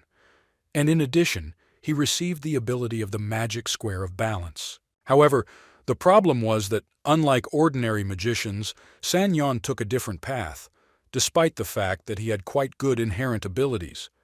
Nobody accepted his choice. In those around who wanted to study alchemy were dissuaded in every possible way, but this was after he became fascinated by the art of alchemy. The rank of his abilities is quite controversial. With such qualifications, he could develop the characteristics of his profession more effectively. Soo-hyun thought that all this time he survived thanks to his innate abilities. Sang-yeon understood that instead of the reality in which his life hangs by a thread, he chooses interest and ideals which could seem pathetic. Kim Soo-hyun thought it was quite pathetic. But now was not the right moment for this, and therefore he chose to remain silent. Sang Young didn't regret anything. During these 2 years in the hellish path, if he had not found a passion for alchemy, he would have lost his mind in this crazy world a long time ago. However, even his knowledge has reached a dead point. Because of this, in order to continue living in this world, he most needed the skills of the ancient alchemist Vivian. Until now, he had survived thanks to luck, but if he did not rise to a higher level now, he would lose himself before he could even find a clue leading back to the real world. And now, he asked to be accepted into the caravan. He wanted to serve as their help and strength in the team's planned plans. Since he spent more time in the hellish path than the guys, he believed that he would not serve as a burden at various points. What Kim looked at skeptically, and he was also ready to give up any privileges if Vivian gave him some advice and assistance in training. Kim Soo-hyun looked closely at him, as if listening to the words. Give up any privileges, for the sake of the ancient alchemist giving him advice. How much did the guy strive for knowledge that he was ready to give up profit? Therefore, in order to achieve Soo-hyun's goal, he is ready to work and contribute to the team. Given the fact that he would sometimes hang around Vivian, the guys were almost getting a good player for the team for free. Soo-hyun considered these to be good conditions, but he was sorry that he didn't have a single hidden ability. But for that, there was a distributed slot, the ability in which had not yet been developed. What if Soo-hyun lets him use a rare class book, Chimera Alchemist, to improve his skills? Kim Soo-hyun reached out to Vivian. But why did he ask her opinion so suddenly? After all, she must unconditionally follow his orders. It was certainly strange, but Soo-hyun wanted to ask if there were any conditions for becoming a Chimera Alchemist. Since Sang Young possessed alchemy and the magic square of balance, Kim did not see the problem of class compatibility. Once upon a time, there was a theory that if a player of an ordinary class moves to a higher class, the abilities and skills he possesses rarely progress further. But in the case of Sang Young, for some unknown reason, he developed an unusual ability to the point of, if suddenly, after one hidden ability slot is developed, it will rise to a rare class. Although with a low probability, it will be possible to restore the unusual ability. At first, you just have to watch him. There is still time to decide whether to make Sang Young a Chimera Alchemist or not. Even thanks to the magic square of balance, he, like Cho Ha-young, has the value of being in the caravan. Kim Soo-hyun was happy to accept him into the team and extended his hand to him. Now Shin Sang-yeon was on Kim Soo-hyun's team, which he was very happy about and did not hide it. But what was Cho Ha-young going to do? To somehow find out her thoughts and how the woman felt, Kim looked at her through his third eye. She looked quite upset and depressed and certainly didn't know what she would do next. Her sister's death had unsettled her, and now she was like a lost child. A few days later, Sang-yeon also settled in the inn and was already getting ready for the morning training, when he was found in the corridor by Kim Soo-hyun, who had already finished with the day's meditation. Well, leader Soo-hyun didn't really like the address, and he asked not to call him that, because such treatment made him feel awkward. Sang-yeon was completely immersed in training. He didn't even have time to sleep at night, which did not go unnoticed. Vivian gave her student a lot of information, and he needed time to digest it. Compared to his past pastime, when he did not know what to do and in which direction to move, this can be called a fairy tale. Hard work is of course good, but Sang-yeon should not forget about his health, which Kim emphasized. And also, the team is leaving the city tomorrow morning, what Sang-yeon clearly didn't expect. The collection of information that Kim Soo-hyun had been looking for all this time had finally ended. And by the way, Sang-yeon was going to go to bed on time. However, it was strange for him to hear words about sleep from a leader who himself constantly goes to bed late. The conversation was over, and Kim Soo-hyun walked down the steps to the first floor, where he was met by Ha-young, who had just finished her breakfast. Soo-hyun, in turn, warned that the team would leave Mule tomorrow. They had long been planning to go on reconnaissance, and now the time has come. Thanks to Ha-young's help, the boys' behavior became much better, and each of them understood what they needed to work on. Soo-hyun now expected that the attacks on the dungeons would be easier, so he did not intend to hesitate. This was also unexpected news for Ha-young as well as for her partner. But this is why they were preparing to unexpectedly set off. A few days ago, there was a conversation in the house. The guys as a team discussed the future trip. The new team members were surprised at how the guys carried out their search when they were looking for the dungeon of the ancient alchemist. Their method was basic, but mostly luck helped. Without any clues or information, just with the help of these records, Soo-hyun managed to track the location of the two dungeons. However, it is worth directly checking whether his assumptions are correct. Kim Soo-hyun conducted the search alone, which he considered a rather stupid method. This method has occurred to many people, but not everyone is able to implement it. Therefore, Kim Soo-hyun should not belittle his efforts and abilities. Was Arabi's work really that incredible? What Yoo-jun was delighted with. The work was truly worthy of praise. It's like finding a needle in a haystack.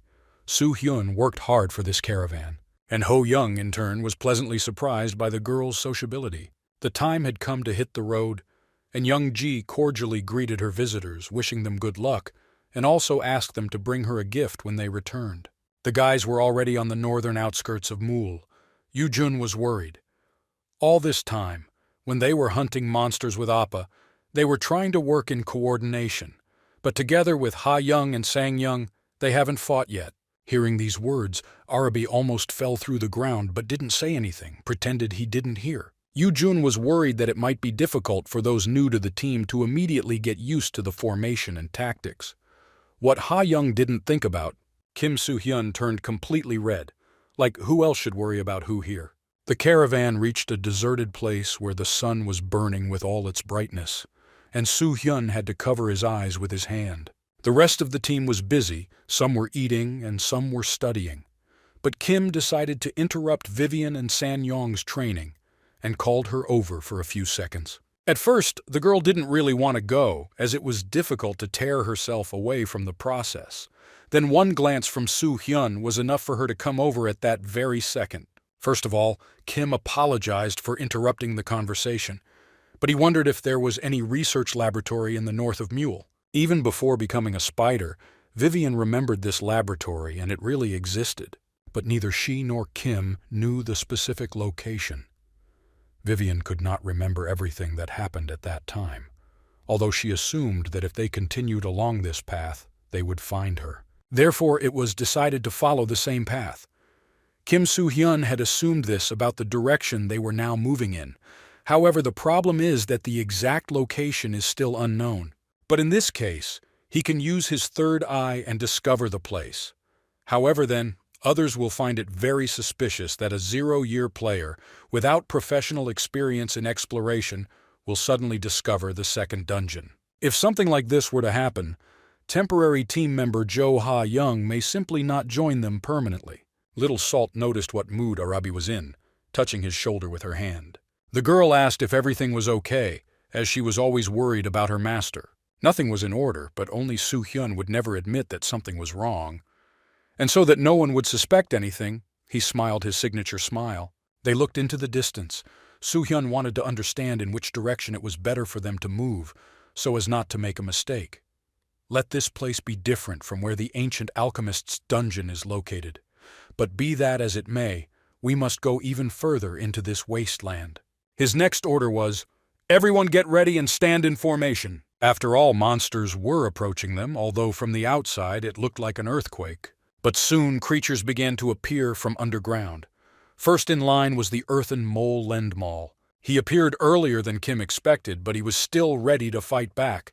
Landmola's normal attacks do not work at this time, so should Soo-hyun prove himself? But fortunately, Ha-young reacted in time, causing a water current.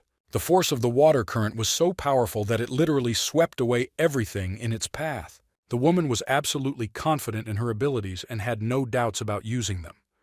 In 2 years, she really managed to master her abilities at a high rank, which she could now demonstrate in reality in front of the guys. To create such a water current, she had to activate a speed spell of rank B. Landmal is a mole that lives underground. His body is very durable. Ordinary weapons cannot damage him. When fighting Landmal, you need to either fill the weapon with mana and pierce the enemy with it, or destroy it with your overwhelming power. But there is at least one way not to waste a lot of effort, namely, spray water on it. Therefore, the guys immediately began connecting and attacking with water. These two turned out to be much more skillful than Soo-hyun expected. The speed of spells, reaction to monster attacks, the ability to control skills, everything is at the highest level. Sang-yeon warned Seol to prepare to use protective magic. And also when he gives the signal, you need to direct protective magic at the Len moles, not for the guys, but for the monsters. And also, Vivian needed help. As soon as she was asked, she immediately refreshed herself. And she began to call upon the web of death that controls the 32nd core. Vivian summoned the same huge spider as last time, only now it was not a training session, but a real battle on which their lives depended. The spider's task was simple, to catch all enemies. Now the student could personally observe Vivian's skill. The landmoles were now in the web. They had no chance to get out of there. After Sang-yeon created the square of balance, it was Seol's turn to prepare now. Sang-yeon summons chain lightning, striking all opponents to death. He was going to use double strength. The magic square of balance and chain lightning noticed such power, Soo-hyun was amazed, to put it mildly. And then Sang-yeon called for a hold. This sucked the strength out of the moles and did not allow them to respond. And someone has already died. Now Seol exited. She decided to use protection against moles if she was ready. But the girl did not understand the point of using protection against monsters. And I doubted whether it was worth doing. But there was no time. She should have just trusted the new guys and done what was asked of her. Seol took a risk and trusted in directing her magic at the monsters. Cho Ha-yeon started using her magic to call for reverse. The guys were surprised and scared because they saw such power for the first time. But as for Kim, he was so pleasantly surprised all his expectations were met twice as well. It was a magical connection from the old caravan that Sang-yeon and Ha-yeon were part of. Defensive magic blocks external attacks, not internal ones. When using high-class reverse magic, everything changes places. When the hold spell wears off, the chain lightning that should go out is blocked by the protective barrier and gets accelerated. Magic can work in different ways. It all depends on how you use it. Sang-yeon and Ha-yeon were alive thanks to such coherent magic. Soo-hyun turned to his two boys. While they were watching what was happening, they couldn't understand whether they were dreaming or actually seeing it. The magicians have already done their job. The enemy, one might say, was already in a disarmed state. It's the turn of the swordsman. But they looked at each other as if they didn't understand what they wanted from them, or were just trying to figure out what had happened. Soon realizing what was required of them, they turned around and drove forward. And Kim Soo-hyun drew attention to Cho Ha-yeon, who looked at the fruits of her work and exhaled with relief. Her face said, "Aren't my skills really good?" There was certainly no doubt about this. Kim saw everything and couldn't see it for himself. But like a friend from his belt, he took out his sword and jumped towards Ha-yeon. Now it looked like he wanted to hurt her. After all, the sword passed right in front of her face. Just a centimeter, and he would have hit her. But she didn't move and stood still. All this happened at such a speed that it was impossible to react. Well, as a result, Soo-hyun's sword went into a pile of stones. Sweat was running down the woman's face, and she looked in surprise at what was happening now. A pile of stones stood behind Cho Ha-yeon. With the help of his energy, Soo-hyun launched a sword that flew straight to the center. Ha-yeon only managed to make a sound. The sword was as if enchanted. At first it simply entered the stones, and then it seemed to go deeper. Blood flowed from the stones. If it weren't for the leader, another creature would have crawled out of the ground and attacked from behind. Realizing what happened, Cho Ha-yeon thanked Soo-hyun for saving her. He just smiled and answered no problem. Night came and the guys were still working. Monsters had no concept of night, but people wanted to sleep. Landmalls used a cheap trick to suddenly attack the caravan during a rest stop. And now they have taken revenge for the day's attack. They fell on the players in a full crowd. Everyone had to stand and defend their side to prevent a surprise attack from happening again. But suddenly, Cho Ha-yeon turned to the guys. She was surprised, because they were year zero. Ordinary players without experience would not be able to withstand such a situation. But the swordsman reacted perfectly to the sudden night attack and maintained formation all this time. Is the player academy really so elite that they teach such things? But they only smiled maliciously, as if they were waiting for someone to ask them about it. They certainly didn't teach this at the academy. Therefore, Yoo-jun could proudly say that they were taught everything by their daddy, Kim Soo-hyun. Once again, he almost burned with shame at Yujun's words. Just think, she considered him dad. But Ha Young turned around in surprise and now looked at this daddy, who was ready to fall through the ground. The woman was surprised when he managed to learn everything and give birth to children so quickly. She had no idea about his abilities, and therefore asked how old he was. Before answering, he clarified that he was not the father, and that it was just a joke. The guys loved their Orabi so much that they were ready to call him their dad, but it was time to stop joking and find a new place to stay for the night. It was impossible to sleep among these corpses of monsters. Saul stood behind everyone and looked thoughtfully into the distance. What was she thinking about? Or did you notice? 3 days have passed since the caravan left Mool. They arrived at the place quite a long time ago. It's time to activate your third eye. Even with the third eye, Soo-hyun couldn't see any barrier. Where could the dungeon be hidden? Yoo-jun, who was watching Soo-hyun at first, turned her attention to someone else. Little Saul has been standing like that since that very night, as if not changing her position. And looking completely sleepy, she was getting ready to go somewhere. It seemed as if Yoo-jun's scream woke her up from the floor-sleepy state. Yoo-jun caught up with little Seol. She worried about her as if she were her younger sister and was afraid of losing her. So I sweetly rubbed her cheek as if punishing her. No one knew at what moment the next monsters might attack the caravan, so we had to stick together. And it is forbidden to walk alone. After all, Arabi ordered so, and his word has weight. Seol wasn't going to go anywhere alone. She was just wondering why they had to go that particular route. Yoo-jun was still holding Saul's cheek, which made her pronounce her words strangely, like a baby. Oh, Nanny's guardianship also brought a little pain, and the girl cried a little because Yoo-jun came at her like that. When the answer is unknown, you are better off trusting not your intuition, but a player with 100% luck. Therefore, it was decided to go in the directions that An-Sol spoke about. This was the most common route, and besides, the caravan passed it, and the place looked as if no person had ever set foot there at all. Soo-hyun himself saw and understood everything perfectly, but he couldn't explain everything he knew, so he asked me to just trust and go. Seol was already walking along her chosen path and called the rest of the guys to follow her. But my brother couldn't wait until the time came to show Saul's intuition to his new allies. And finally the moment came when his sister again chose the path. 2 hours later the guys were still on their way. Soo-hyun held Seol's hand sweetly and looked forward sadly. At some point they reached a green area, but he was worried about the fact that they were still not there. When they approached the bushes, the priestess stopped, but she was not at a loss, pulling the entire caravan into those bushes. She was sure that she was leading the guys in the right way and did not doubt her decision. They only looked in surprise at where the new ally needed to go. Soo-hyun followed the girl, but they weren't sure because they didn't know what to expect. Did they really have to go into the bushes?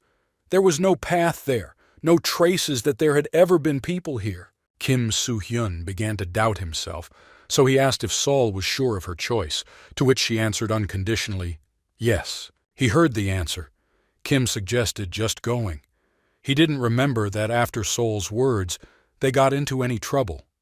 If the leader said so, then everyone acted accordingly. With his third eye, Soo-hyun did not see any special traps on the way.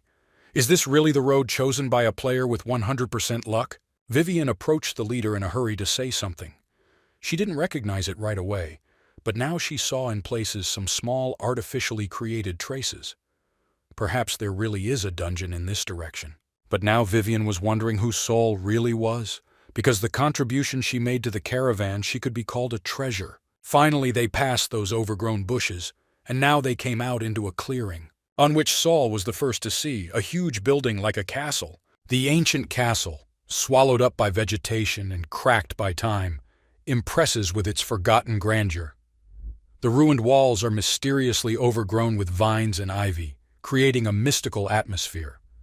Abandoned windows, partially collapsed stone walls, and ancient towers form a landscape where the power of nature and traces of past splendor merge. Seol was very happy that she managed to lead the caravan to the place they had been looking for so long. She trusted her intuition and listened to it, despite the fact that not everyone believed in her. Kim Soo-hyun trusted Seol, and proved that her intuition was right this time too. Now, in front of our caravan, there was a huge building of an abandoned research laboratory. People were like insects against such a structure. The size of the windows and the height of the walls were breathtaking. The new allies were dying because the guys were completely new, and what discoveries they were making. And Hyun was proud of his sister. But enough admiring, we now had to enter the building.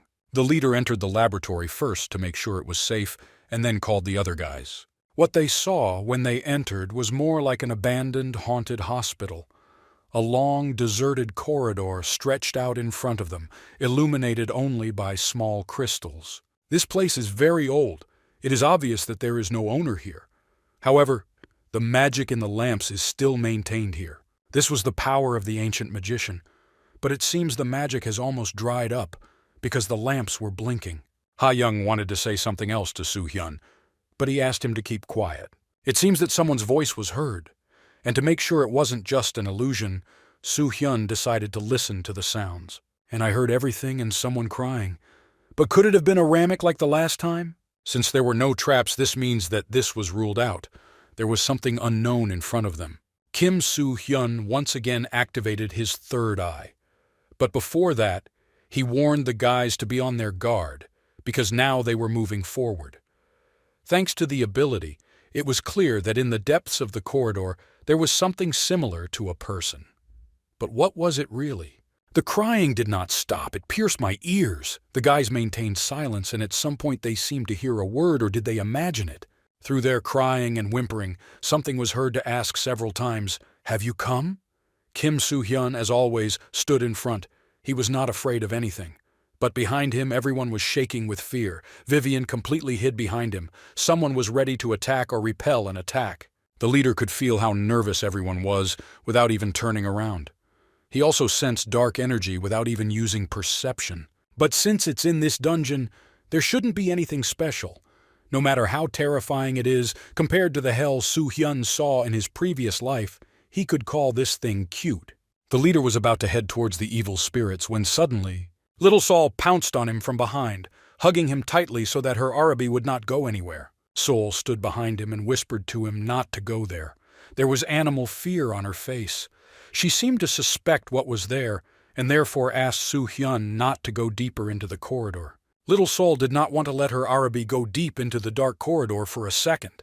Well, Soo-hyun reassured her that everything would be okay, until I noticed how her little hands were shaking. And it was not an easy shaking. Was it really all the influence of her intuition? There ahead was that terrible creature from which one felt blind rage. Soo-hyun continued to calm her down by placing his palm on her head and gently stroking her. He guessed that all her magic had become numb.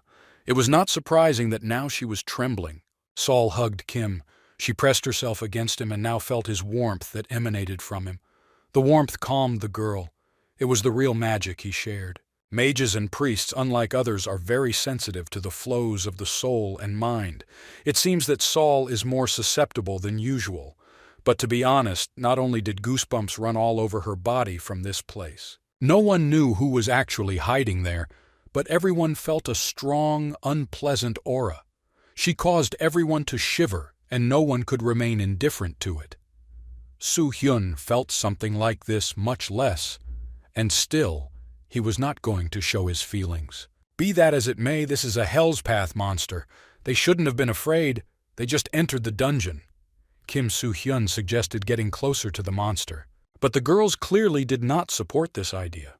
They were very afraid for the leader, and what would happen if they went down there themselves?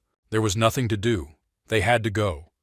Through fear, through ignorance of what might await them, they hid their fear away and still decided. The crying of that creature was very strange indeed. But when will it stop? The guys, together with the leader, were able to get closer to that creature. It was sitting on its knees with its back to the guys. If his cry was terrifying, how much more terrifying was his face or soul? The creature's hair was of medium length, white in color, but due to the dim light, it seemed dark. The physique is quite thin, and in general this man looked very unkempt and was dressed in bad clothes, and his feet were generally bare. It was dirty. The girls began to panic even more, and Kim, as if preparing to defend himself, began to draw his sword. When he came closer to the creature, he asked in a menacing voice if it controlled this dungeon. He wanted to know and demanded an answer, but none came. The creature sat silently, still sits and doesn't even cry. This excited the guys even more.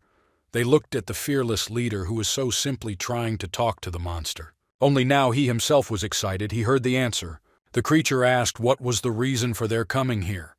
And the guys were even more surprised that it was after all a person, most likely a girl, and she was now talking to them. Kim Soo-hyun explained that they were wandering around the area and accidentally discovered this place. But now if a person could speak, then the leader would like to hear the answer to his question. But so far only this person has asked questions.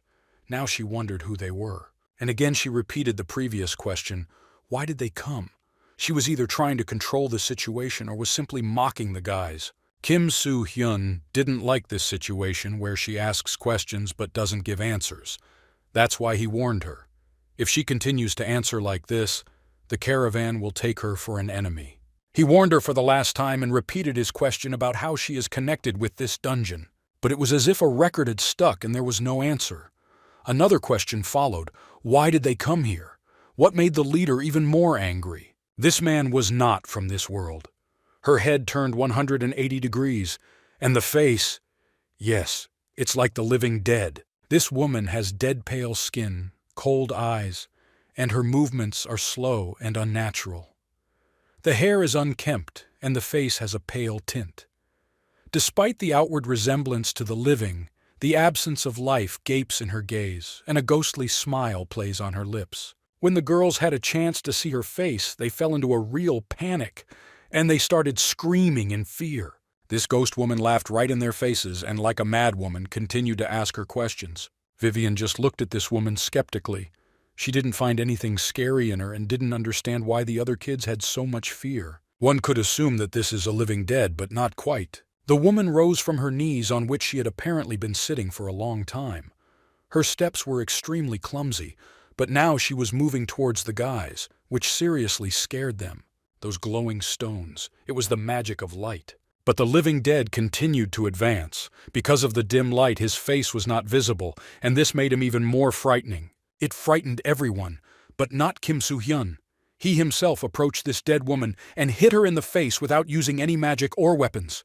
He had enough force in his hand to cause pain. Ha Young and San Young did something with the crystals, and now they were shining at full power, illuminating the entire corridor.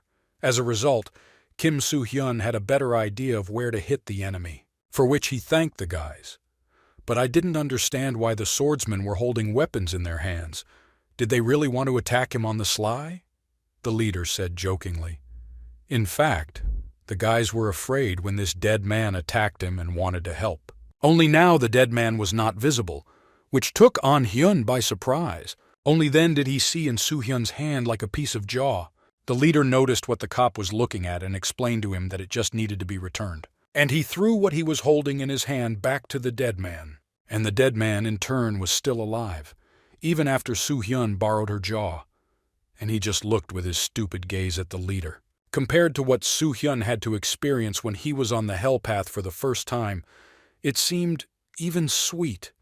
Now he stood and watched to see what the dead man would do. For Kim Soo-hyun, it was like a toy, and he didn't believe that it dared to scare his partners. He held the dead man by the hair and wondered what he should do with her. Of course, he wanted to destroy her right now.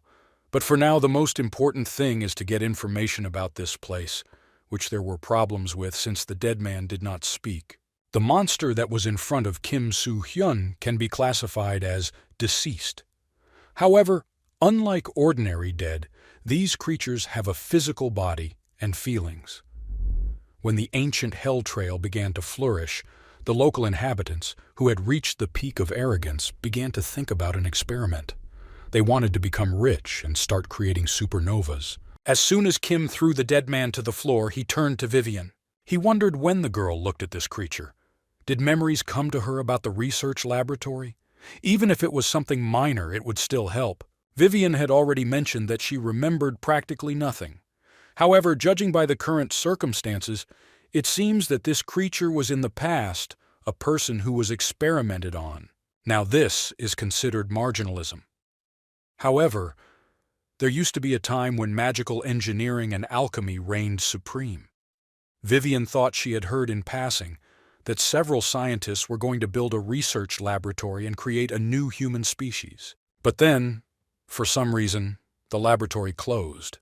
Vivian didn't know anything else, although she assumed that this was a person who was sacrificed for the sake of experiments. It turns out that apart from the information that Soo-hyun saw with his third eye, there was nothing else. There was no point in leaving a dead man alive. She suffered and frightened people and also lived a miserable existence.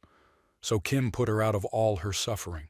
It was decided to continue going inside, but with extreme caution. The main goal is to maintain the ability to retreat and explore the building. There was also a request to Cho Ha-young to try to keep the magic of light activated constantly, since all the light bulbs were completely out of order. It was possible, but in this case, she would not be able to use double spells, long and double spells. As a magician, Cho Ha-young knew almost all the necessary things, but be that as it may, one lasting magic is enough. The invasion has begun. The caravan met the type of monsters that, like the living dead, need to destroy their heads. However, unlike the dead, these creatures are very fast. Moreover, there are already more than 30 of them lying here, but the number does not seem to be decreasing. Where can they come from? The deceased were gathering in one place, so the leader asked Shin Sang-yong for help, who stood back to back with An-hyun and was already creating a magic square of balance. But nevertheless the monsters continued to walk. Just now Cho Ha-yeon came to the rescue summoning a water cone. She was followed by Vivian, who called the Scream Martyr, who rules the 14th Corps. The massacre was truly bloody. Many dead people died from sword and magic, but that didn't make them any less. There were many of them, but the deceased were very weak fighters. Kim Soo-hyun literally chopped them down in batches as if it cost him nothing. The only problem for him was that it was all too boring and didn't even pass for a child's toy. According to how much Kim Soo-hyun's statistics points are too high, he didn't even try to use any techniques. After the caravan has cleared the laboratory, an application to create a clan should be officially made.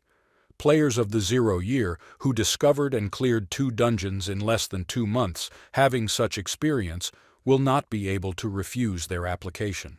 Immediately after submitting the application, before the final stage of approval, the caravan will clear the Scream Cave. And if everything continues to go according to plan, but something interrupted his dreams. He noticed that no one touched his sword. The deceased did not attack, but retreated back. But why suddenly? But where were the guys? Kim excitedly began looking for them with his eyes. He just passed out for a second without knowing it. But fortunately the guys survived. This battle energized the guys and was a great experience. All members of the caravan fought, thereby improving their abilities. But since there were a lot of dead people, they had to rest. The Scream Martyr ruling the 14th Corps Queritat was more terrible than the deceased themselves. Now it was no wonder why they retreated. This timing tactic was very good, which the leader actually appreciated. Kim Soo-hyun approached Saul with a request to use a restoration spell on him. First he had to drink the potion that Salt gave him. But then Vivian approached Soo-hyun. She turned to him as a leader. She was impatient to finish off the dead, and therefore asked if she could do it. Soo-hyun seemed to remember something, and fell into memories. They had discussed a similar topic before. Thanks to Vivian and Kim's abilities, they could deal with the monsters in an instant. The leader understood this with their forces. In one fell swoop, they could clear the dungeon and destroy the monsters that were in the city area, but the guys couldn't do that. Therefore, the leader asked to allow Vivian to improve their skills. But if she understands that things are bad, then she should join the fight. Simply put, Kim Soo-hyun asked to take care of his guys, to which Vivian agreed. If you think about it, the guys could have held out even longer. But it didn't seem to look that way in Vivian's eyes. On the other hand, she cannot send back the summoned magical creature without using its powers. Therefore, Kim Soo-hyun gave the go-ahead to destroy all the monsters to her. And Vivian in turn gave the order to Queritat to destroy everyone, leaving not a single creature. What Queritat actually did, frightening the deceased even more. Kim Soo-hyun and Cho Ha-young found some room. It was halfway empty and damp.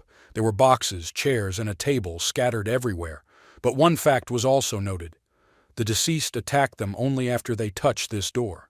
The deceased were not ghosts, But how did it happen that there were a large number of them? The decision was made to split up and search the entire room. The leader found nothing, although he looked in all corners. But Sanyong found something. It was about 30 gold coins and some stones that were destroyed. He also found something similar to a notebook. The trio was upset because the catch was very small. Comparing Vivian's dungeon, they found nothing here. But Sang Young's mood was much better. He believed that they were lucky from the very beginning because they only came and searched just one room and already found 30 gold coins. Sang Young wanted to look at the notebook. He may not have much experience, but the guy can decipher ancient languages, and the leader can relax. If so, then why not? Kim Soo-hyun gave the notebook to the guy's hands. With Vivian's help, he began reading the notebook. In the meantime, Jung Ha-young and Yoo Jun could chat and relax, enjoying a moment of peace and quiet. And Hyun sat down on a nearby box and adjusted his equipment. Sang Young studied the notebook and now gave it back to the leader. But unfortunately, we couldn't find anything particularly important in this notebook. The room in which the caravan was located was used by the ancient inhabitants, and this notebook looks more like the personal diary of one of the inhabitants. And as for the laboratory, there were no interesting notes either. From the very beginning to the end, these are just notes from everyday life. For example, one of the entries, "Today I was unable to practice with a spear, or I dealt with my failure with the help of a spear," and so on. It follows that the owner of the room was a spearman. This assumption did not leave Kim Soo-hyun indifferent. The idea that this was possible immediately flashed through his head, a clue to the rare class spearman energy. As Vivian said, various experiments were indeed carried out in this research laboratory. According to the diary entries, the building is divided into 3 floors. There is a high probability that the deceased attackers are the experimental objects that were mentioned in the diary. In order to avoid unforeseen situations, instead of immediately going up to the 2nd floor, it would be better to completely clear the 1st floor first. More importantly, Soo-hyun did not know where the spearman's energy harnessing method was hidden in this laboratory. Judging by its appearance, the building can be said to have a fairly decent scale on each floor. It may take the guys at least 1 day to clear 1 floor. There is also a possibility that, compared to the 1st floor, much more ferocious creatures may appear on the 2nd, because in most cases, the deeper you go into the dungeon, the stronger the enemies appear. The trio was shocked, because this meant that they would not be able to clear the laboratory in 24 hours, and they will also have to sleep here, not knowing who and when might attack them. Since some did not like to stay in the dungeon overnight, a proposal was put forward to return to the city after the cleansing. This method will be the safest, because when they return to the city, they will have the opportunity to restore their strength. But of course, going there and back would take more time, and this option was not suitable for them. The road from Mule to the laboratory took 3 days. Saul's luck played a big role in finding this dungeon. Therefore, even if you have to spend the night here, it would be better to stay in the laboratory and clean it completely, and then leave. If only Vivian and Soo-hyun had gone into this dungeon initially, they would have completed it in just 6 hours. It will take about a week to walk back and forth, and in that case, when will there be time to fight monsters? Everyone's skills are good, moreover with Vivian's monster core, they definitely won't have any problems. What was absolutely true, clearing the dungeon for Vivian is like 2 fingers on the asphalt. Since no one had a different opinion regarding the method of clearing the laboratory, and also if everyone in the world had already restored enough of their mana, the caravan could leave right now. Meanwhile, the corpses of the deceased disappeared completely. Now we had to decide which direction to go. As far as Kim felt, there were 3 paths except for the corridor that led to the dungeon entrance. To the west, there are 6 rooms and 1 staircase. In the northern part, there are 4 rooms. To the east, there is 1 room and 1 staircase. This meant that all the stairs lead to the 2nd floor. Therefore, to begin with, the guys decided to explore the western corridor, where it was quite quiet. There was even such a proposal not to touch the doors of any room, because then there was a possibility that monsters would not appear. It was actually quite problematic not to have a scout with search abilities. Kim Soo-hyun has already begun to think about taking one to the team upon his return. Cho Ha-young walked closer to the leader, intending to ask something. This question has been gnawing at her for a long time. But only now is the right time to ask it. Is Kim Soo-hyun really a zero-year player? To which he answered unconditionally, yes. Which was essentially true because he ended up on the hellish path with the guys from the very beginning. Cho Ha-young still had doubts and could not understand whether Soo-hyun was lying or telling the truth. Therefore, I decided to continue this topic in order to get to the bottom of the truth. She couldn't believe the sight she had seen recently, and now she wanted to hear an explanation from Kim. Ha-young remembered how Kim fought with the deceased, but a zero-level player is simply unable to cope with so many enemies, and also have time to look after the rest of the team at the same time. Soo-hyun hoped that Vivian's monster would distract attention, but Cho Ha-young was quite attentive and managed to notice this in such a commotion. It was the same with Kim Han-byul. Do all magicians have the ability to analyze others like that? Regardless, he shouldn't have denied what happened. Showing off your skills a little can help in the decision-making process for those thinking about joining a clan. Kim Soo-hyun began to focus on using various tricks in battle, as was the case this time. Just what kind of trick did he use to deal with the monsters? He began to explain this too. The only advantage that the deceased had was their number, and effective ways to suppress a numerical advantage are a coordinated and team attack. Since the deceased did not use any strategy, this means that they do not have the intelligence to construct battle tactics, so we need to defend and counterattack. Yoo-jun didn't understand at all what Arabi was talking about. An-hyun explained to her in his own words. For example, if a girl listens carefully to subjects and studies hard, Korean, mathematics, and English, she will be able to enter one of the universities in Seoul. But it seems Yoo-jun was not the only one who didn't understand what the leader was talking about and asked again. Kim Soo-hyun continued his explanations, giving examples from life on Earth. He tried to understand the situation happening before his eyes and find the best way to solve it. And after all he can do is translate his thoughts into action. It was also very important to take into account the fact that Kim was applying knowledge from the academy. Everyone was taught this, and now he was applying what he had learned. After all, Cho Ha-young and San-young did the same thing. Kim Soo-hyun's arguments were quite logical and made sense. Cho Ha-young called him a genius without hesitation, although he didn't think so. He was just trying desperately to survive because he didn't want to die. In general, he was sad to hear such words from a person who said not to belittle his efforts. The fact that their leader was incredible is a fact. Ha-young was no less talented, but there was nothing wrong with the caravan leader being strong. And they can find out whether Soo-hyun is definitely a zero-year player by asking about it at the academy.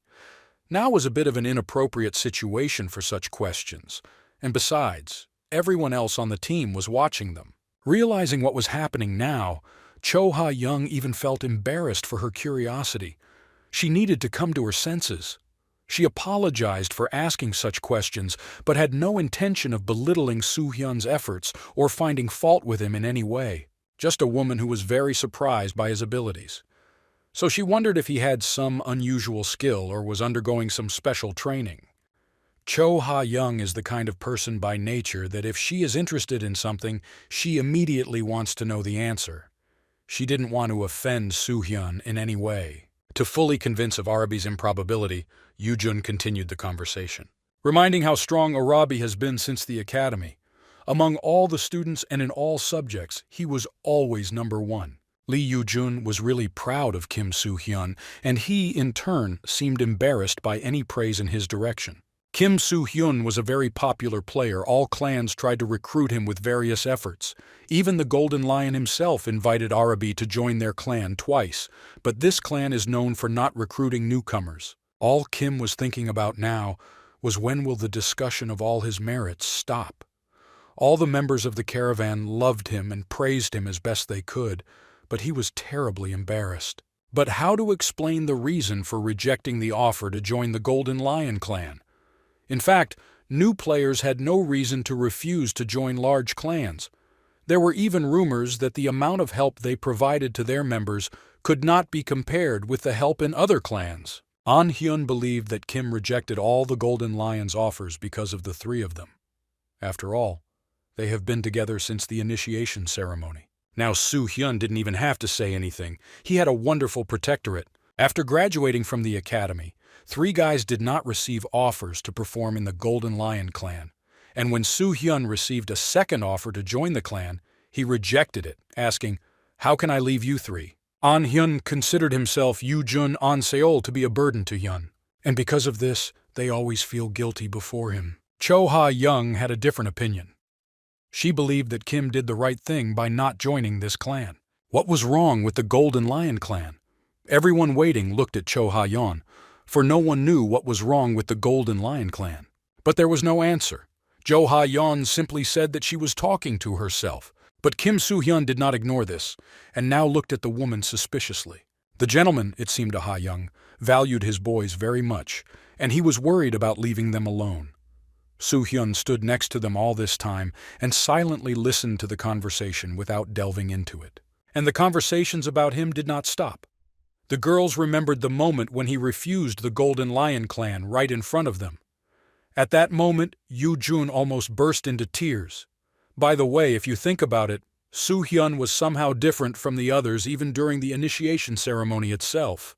Who knows how long the guys would have lasted without the help of Arabi? Kim Soo-hyun became seriously embarrassed and stopped this chatter. The building area is large, so they had to move faster.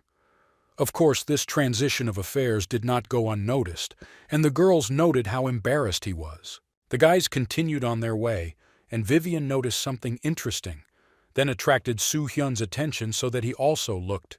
There was a gate in front of them, on which there were bloodstains, like bloody imprints of the past that violate their greatness, as if silently telling about the turbulent events that took place within the walls of this shelter, forgotten by time. Soo-hyun felt as if someone was breathing behind them. This was something that was not like the deceased they had met before, but it was not a living creature. The room behind this door turned out to be dangerous not only for the leader, but also for Sang-young. However, this did not change anything, and the guys were going to explore it too, even if there was a chance of falling into a trap. The guys agreed in advance to study all the rooms since they did not know what could serve as clues for them, and there were no exceptions. Naturally, the guys were scared, but the leader felt traces of someone's presence, and it seemed to him that the enemy also sensed their arrival. It was too late to leave. We must come face to face with who is behind the door. Kim Soo-hyun thought it would be better to open the door right away and focus on attacking rather than going back to the hall. The guys prepared for this accordingly. And most importantly, when they opened the gates, no one should let their guard down. Perhaps it was greed that made Kim Soo-hyun want to clean out even such a room where the likelihood of falling into a trap is extremely high. Will they be able to find the energy of the spearmen on the first floor?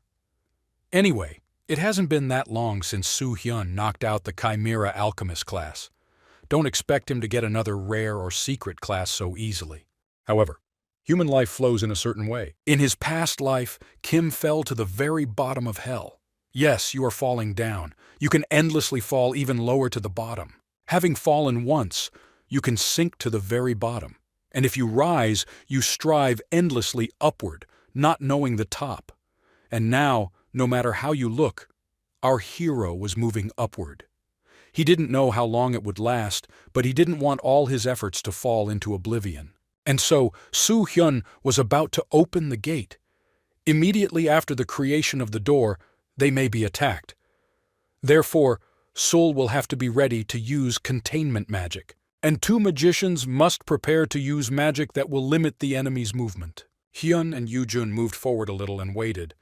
They can also be attacked from the sides, so you need to be alert. And Vivian covers the rear. No matter who gets caught, they still have an advantage, because they are standing between the doorway. The entire caravan was assembled and ready to repel an attack or attack. Everyone played their role and kept their weapons ready so as not to give any slack in the ranks. Well, the moment came. Soo-hyun put his hand on the handle of the gate and was ready to open. After this simple movement, a large mechanism of gears followed, which was not visible. It was very old and creaked, so it felt like something was collapsing. The gates opened. There was a terrible stench coming from them, so the guys behind them had to cover up so as not to inhale this terrible smell. It was very dark outside the gate, but you could see a huge fist, half his height, flying straight at Kim Soo-hyun. Soo-hyun stood in a stupor, as if he was frozen, and he couldn't even move. Everything happened too quickly. The leader stumbled from shock and did not even try to avoid the blow. But let's digress and take a look at the residents of the Golden Lion clan. The clan tried its best to increase morale and recruit as many people as possible before the expedition. The secret class is literally a walking billboard.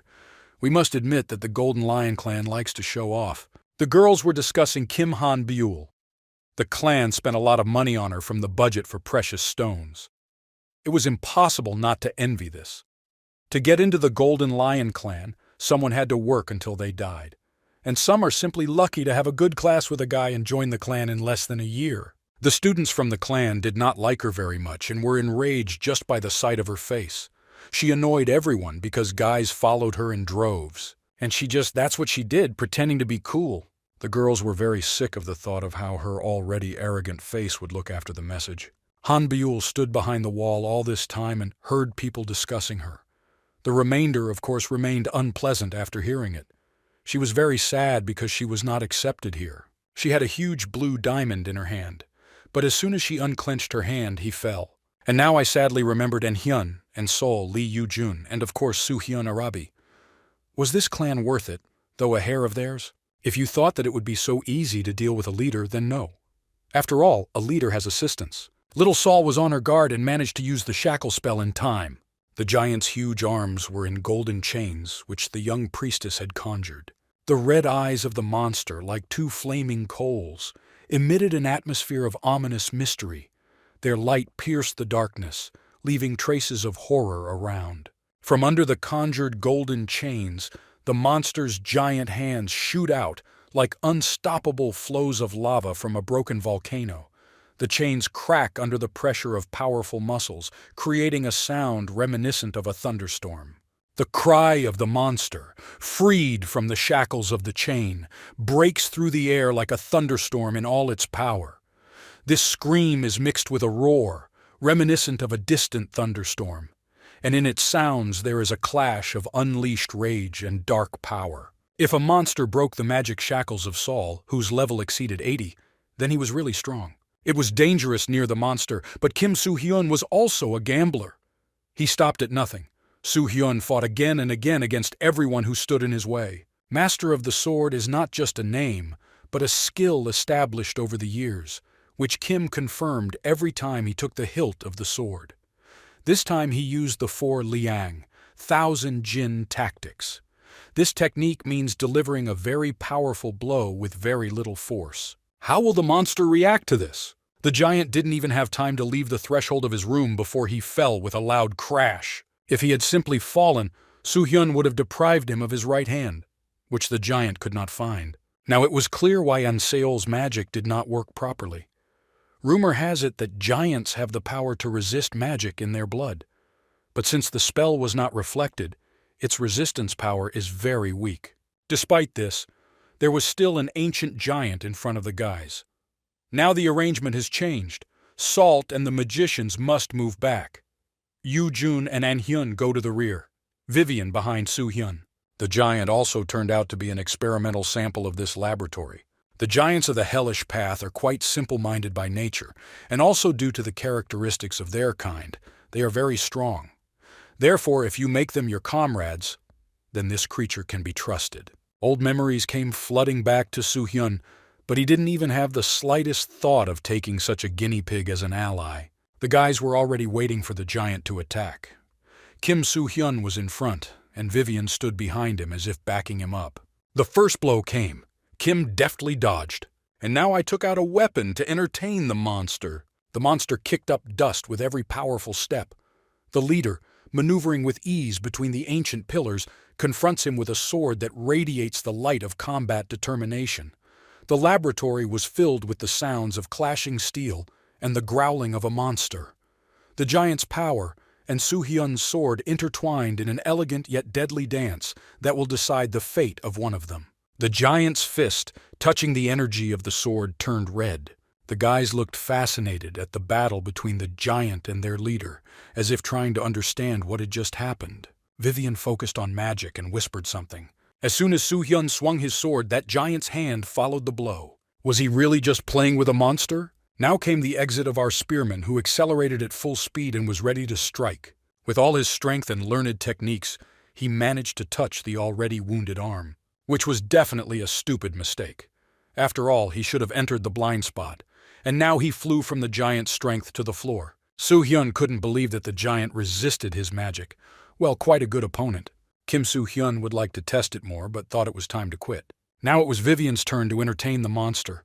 What if he gets even more offended if Soo-hyun continues? Vivian called upon the prisoner of steel who ruled the 49th Corps. It took a little time to prepare for this, but now the giant was taken aback, as if he sensed what fate awaited him.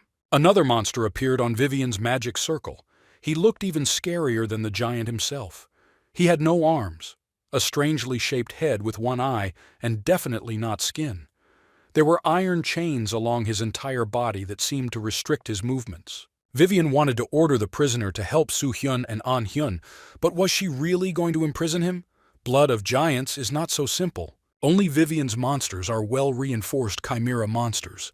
And right now, the ancient alchemist was going to show that they were on a completely different level. What Soo-hyun was looking forward to. The order was to sharpen the two hands of that giant, and let everyone who is here see the greatness of the 49th Corps. The order was accepted, and now immediately implemented. The monster's chains were thrown everywhere. He didn't have to move somewhere because powerful chains did it for him, and they stretched towards the enemy. The magic of the chains penetrates every cell of the giant's essence, slowing his power, like a flying spirit in a cage. In the dark, enchanted loops, a gloomy ritual sounds, as if nature itself whispers its secrets, sealing the monster's fate in the cold embrace of steel. When prisoner W. Ivian is finished with captivity, Soo-hyun will step forward and block the monster's movements. An-hyun, when he finds an opportune moment, must pierce the giant with his spear in front or behind. There is no need to strike multiple times. An-hyun must finish off the giant in one go, so now he needs to collect all his mana. The leader's words excited the spearman. Soo-hyun was giving him the right to make up for the mistake he had just made. Or I thought something like this: "Can't you really do this too?" In any case, the reason is not important. Soo-hyun let the guy shine, and he didn't want to miss the chance. Because this time he will do everything right. And Hyun swung his spear with incredible dexterity, cutting through the air with a deadly motion. His eyes sparkled with determination as he pierced the monster with his spear, emphasizing his unwavering strength and courage with each blow. In this epic clash, Hyun and the monster fought, creating a whirlwind of chaos and determination around them. The outcome was a foregone conclusion. And Hyun left the enemy headless, and he was defeated. It was a great shot and great teamwork. Once the enemy is defeated, the prisoner can return. Vivian was pleased with her work and did not even try to hide it. However, the praise from Soo-hyun was also not long in coming, and Hyun was also very pleased, and his jitters still haven't gone away. Time to see what useful things they can take from this room. The guys had gone through 4 more rooms before this. This was the 5th, but all of them were empty. The rewards in this dungeon just seemed lame. Even that giant was a non-entity, a complete scam. Yoo-jun was very upset, but there was no need to despair because in this room they found money, 10 gold coins. The situation was not very good. The guys defeated all the monsters until the 5th room, spending a lot of energy but making 0 catch. Be that as it may, it was not worth getting limp because there was something else. This is the last room on the west side of the 1st floor. Compared to the iron doors they had seen before, this door is different in shape. She's smaller. Perhaps luck will smile on them and they will find something there. The room looked more like a cleaning room or a regular warehouse. Soo-hyun was no longer listening to anyone and was ready to open the door. And Vivian was sure that this room was in the air, so she suggested checking it quickly and going in the other direction. The guys were in a relaxed state. Soo-hyun noticed this because they started talking nonsense right in front of the doors, and he reminded them that they could be attacked by a bunch of dead people so that they wouldn't relax. So I had to step back and prepare to defend myself. The door to the room was open. Like everyone else, the middle was very dark and not lit. There were no traces. But the light was needed, and Cho Ha-yeon helped with this. As soon as the room was illuminated, they could see. What amazed everyone! The guys stood with their mouths open and simply didn't believe what they saw. In front of them was a whole warehouse with weapons and equipment. They could take everything they needed there. It was indeed a warehouse, but who would have thought that it was an armory? A shadow spread across the floor among abandoned shields and dilapidated boxes. Remnants of time survive in moldy boxes where the memory slowly melts away that these weapons were once a part of history, now covered in dust and oblivion. There were unwanted gold coins lying among the weapons. Most likely, this weapons storage room was prepared for emergencies. All the objects found here were made in ancient times. This means that perhaps there will be a weapon here that will increase characteristics and not just help in the efficient use of mana. First, you need to divide the attributes by type. The weapons looked good, but probably more than half of them were rotten. You also need to separately collect gold, jewelry, and whole weapons. But one, just in case, should stand guard outside the door. Their whole appearance indicated that none of them wanted to stand outside the door instead of being searched. After all this time, they finally had a chance to find useful items. No one wanted to stand guard. The leader saw and understood all this, and already assumed that she would have to guard him. But Sang-young beat him to it. There could be a lot of equipment for magicians in the warehouse, but as previously agreed, it was enough for Sang-young that he was trained by Vivian and he would not take benefits from the trip. It was very noble of him. Sang-young didn't want to spoil such a good environment over trifles. The guys were grateful to him, and especially Soo-hyun, who decided to repay him with something later. The weapons that the swordsman raised immediately broke. It feels like absolutely everything here is old and rotten. Only it seemed the magicians were luckier. Sol found some very interesting thing. She was wondering how ancient it was. However, an object that was found by a person with 100% luck is obviously not going to be easy. The thing looked like a bracelet which was dirty, sometimes cracked and in bloom. The bracelet needed restoration, but Cho Ha-yeon could only restore the outer part. Cho Ha-yeon could not strengthen strength or restore any additional functions with her magic. But since this was the work of blacksmiths, these skills will be enough. What kind of bracelet this was still unclear, so first we had to use restoration magic. But since Lucky Sol found this little thing, you can be sure that it will clearly not be simple. Cho Ha-yeon began casting a spell over the bracelet with her wand, completely immersed in the process. Everyone was looking forward to the restoration to find out what Sol had found. The restoration was complete and the bracelet was now sparkling like new.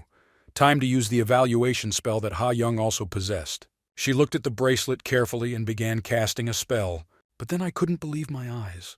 Her calm face now expressed indescribable surprise. The efficiency of using mana on this item will be much higher than on ordinary steel. Ha-yeon assumed that this bracelet contained a small amount of mithril. Mithril is a very rare mineral, and it seemed surprising where it came from in such a bracelet. Mithril is much lighter than ordinary steel, but has high strength. Also, it helps in the efficient use of mana, but it is not used as a material for creating weapons. Yoo-jun's eyes sparkled. She already assumed that the bracelet was quite expensive. And if you consider that the bracelet was an accessory made in ancient times, simply calling it expensive is not an indicator of its value, since there is no such thing on the market. What did the third eye tell Soo-hyun? The mithril content was 5 and 7%. What was revealed from Cho Ha-yeon's analysis is that the bracelet does not improve the performance, but the level of effective use of mana raises. Soo-hyun called out to An-hyun offering to wear this bracelet. The leader thought it would be better to give this thing to him since An-hyun has the lowest magic points. At first the guy resisted and invited the leader to take the bracelet for himself, but he warned that if he didn't want to take it, he would give it to Yoo-jun. It worked, and Hyun did not want to give up such a gift to Yoo-jun, and he already started trying on his new bracelet, which, by the way, suited him perfectly. As soon as the bracelet was on An-hyun's hand, it immediately adjusted to the size of his hand. The presence of an automatic size adjustment function surprised Soo-hyun, and the bracelet was really stylish and comfortable. And Hyun didn't fully understand, but he felt the energy raging in his body. It seemed as if the speed of mana flow had become faster. But the girls did not get upset, and were sure that they would also find some cool, ancient thing for themselves. Well, what was found? 32 gold coins, each worth 10 gold, 58 gold coins worth 1 gold. The total amount was 378 gold. And also 8 rubies. For one you can get about 100 gold. Soo-hyun had already packed all the jewelry into a pre-prepared bag. The cost of an invitation to the official clan will not be small, but thanks to these rubies you won't have to touch the bag of jewelry that Vivian gave. Shin Sang-young no longer needed to stand guard, and Kim invited him to see what they had managed to get. Cho Ha-yeon, in turn, finished assessing the items found, and the guys were ready to hear the verdict. There was still a point in the common efforts. And Cho Ha-young has recently felt that there is a real goddess of luck in the caravan. Sometimes you can get lucky, but to have such perfect luck. Along with the mithril bracelet that An-hyun was wearing, 5 other ancient objects were also found. Decorative elements on the blade not only create an aesthetically pleasing appearance, but also add personality to the blade, emphasizing craftsmanship and attention to detail. It contains magical power that allows you to increase attack speed. Its workmanship and shape seem to be more suitable as a decoration or ceremonial item than as a military weapon. But will secret assassins be able to use it? This could reduce the value of the blade, but since it is quite difficult to find a thing that will constantly contain some kind of unusual ability, this changed the essence. Yoo-jun turned to Orabi, who just looked at her silently as if he understood the girl's intentions. Soo-hyun continued to remain silent. Therefore, Yoo-jun very subtly began to give hints. But really, it was a valuable item and it would be good to give it to someone. The hint was accepted. Soo-hyun closed his eyes for a minute and thought. But he still gave the girl her desired trophy. She was happier than ever. Her joy knew no bounds. How kind Arabi was. The next find is the mantle. In appearance, it seemed unremarkable and did not differ from an ordinary cape. But it looks like she has a magic resistance spell cast on her.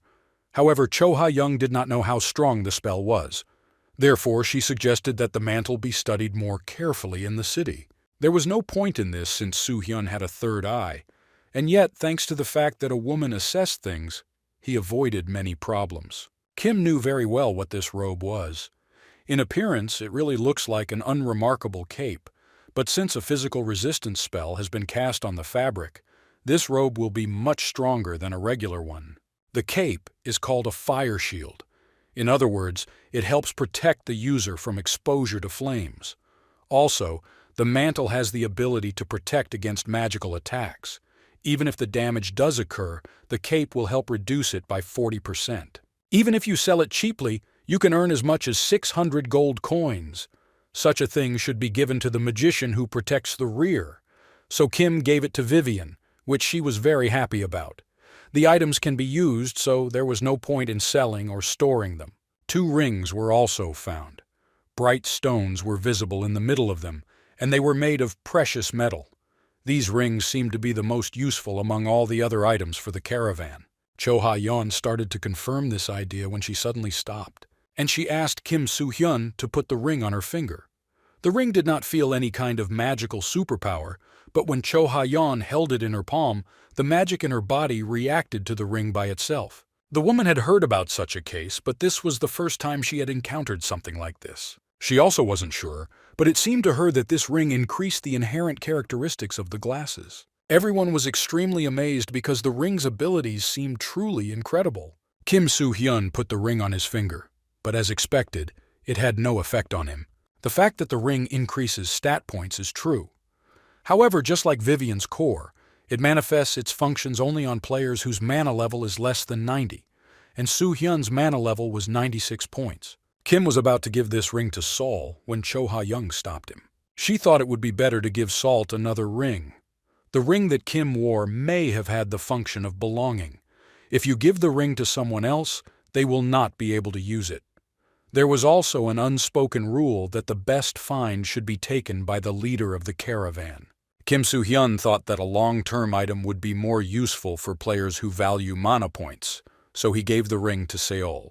Despite the fact that it was an ancient thing that increases stat points, In the city, such a ring could be sold for at least 20,000 gold. Since there was enough money in the caravan, it was better to use such a rare find right away.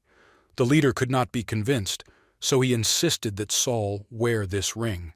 The girl was very doubtful because it was of high value, and she suggested that Orabi take the ring, to which he just sighed with difficulty. And then he asked the girl to give him her finger.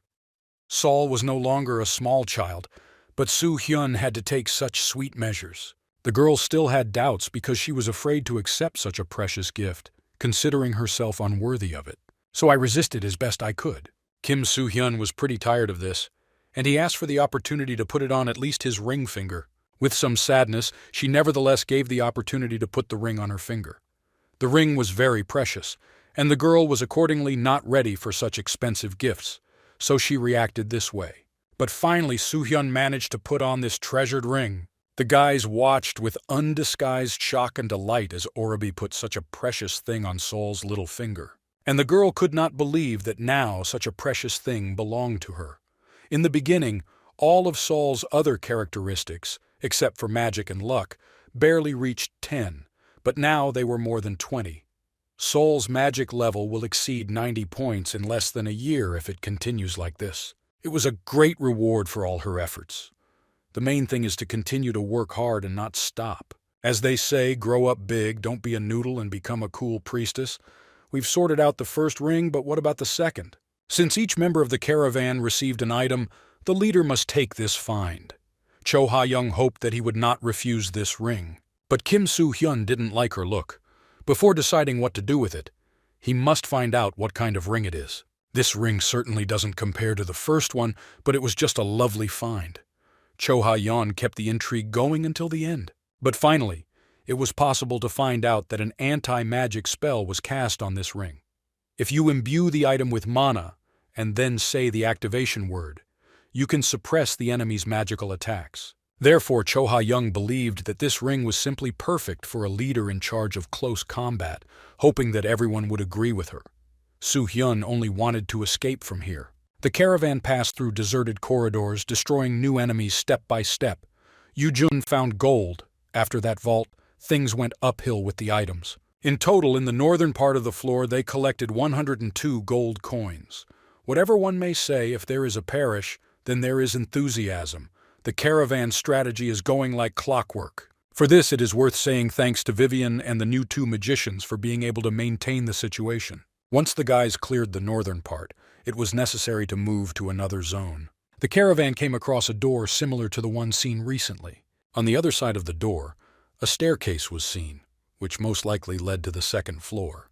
There was a possibility that the difficulty level of the dungeon would increase with each floor.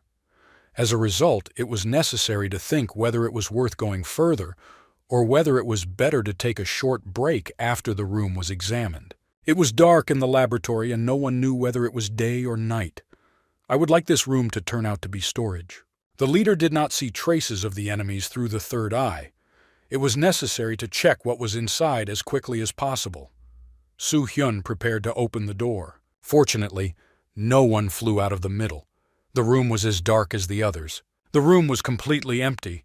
There was a desk there on which there was still paper and ink. A pair of dirty towels hung on a rack.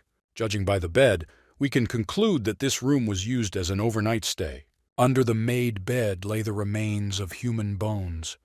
This was the only room on the east side, and nothing was found here. As they say, the first pancake is always lumpy. But little Saul didn't have to wait long, and it seems she found something. Saul called Arabi over to her, but everyone started looking at her strangely. It seemed to her that she had done something wrong and subsequently became very nervous. But the guys looked at her like that because she had done a lot of things and even found her first treasures.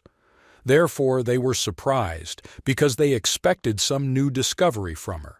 The girl was very upset because of such views, but Kim knew how to console her. Saul was holding a book in her hands, and then she presented it to Soo Hyun. Most likely it was a book by the person who lived here, but the notes were unclear. The book was written in an ancient language. Without translation skills, it will be difficult to understand. Only a familiar word caught my eye. But why is it written here? Since Shin Sang-yong understood ancient languages, it was logical for him to translate this book. Sang-young walked up to the leader and took the book. Yes, that was the only problem. The guy had a little difficulty translating this. Soo-hyun answered, "I understand," but almost said, "You're a doctor of rank, and you're not even able to translate that?" Sang-yeon did not have a high rank in translating the ancient language. Well, in general, I understood that there were important records here. There are also words that are used only by laboratory members. Sang-yeon can translate some passages, but it will be difficult to interpret the entire content.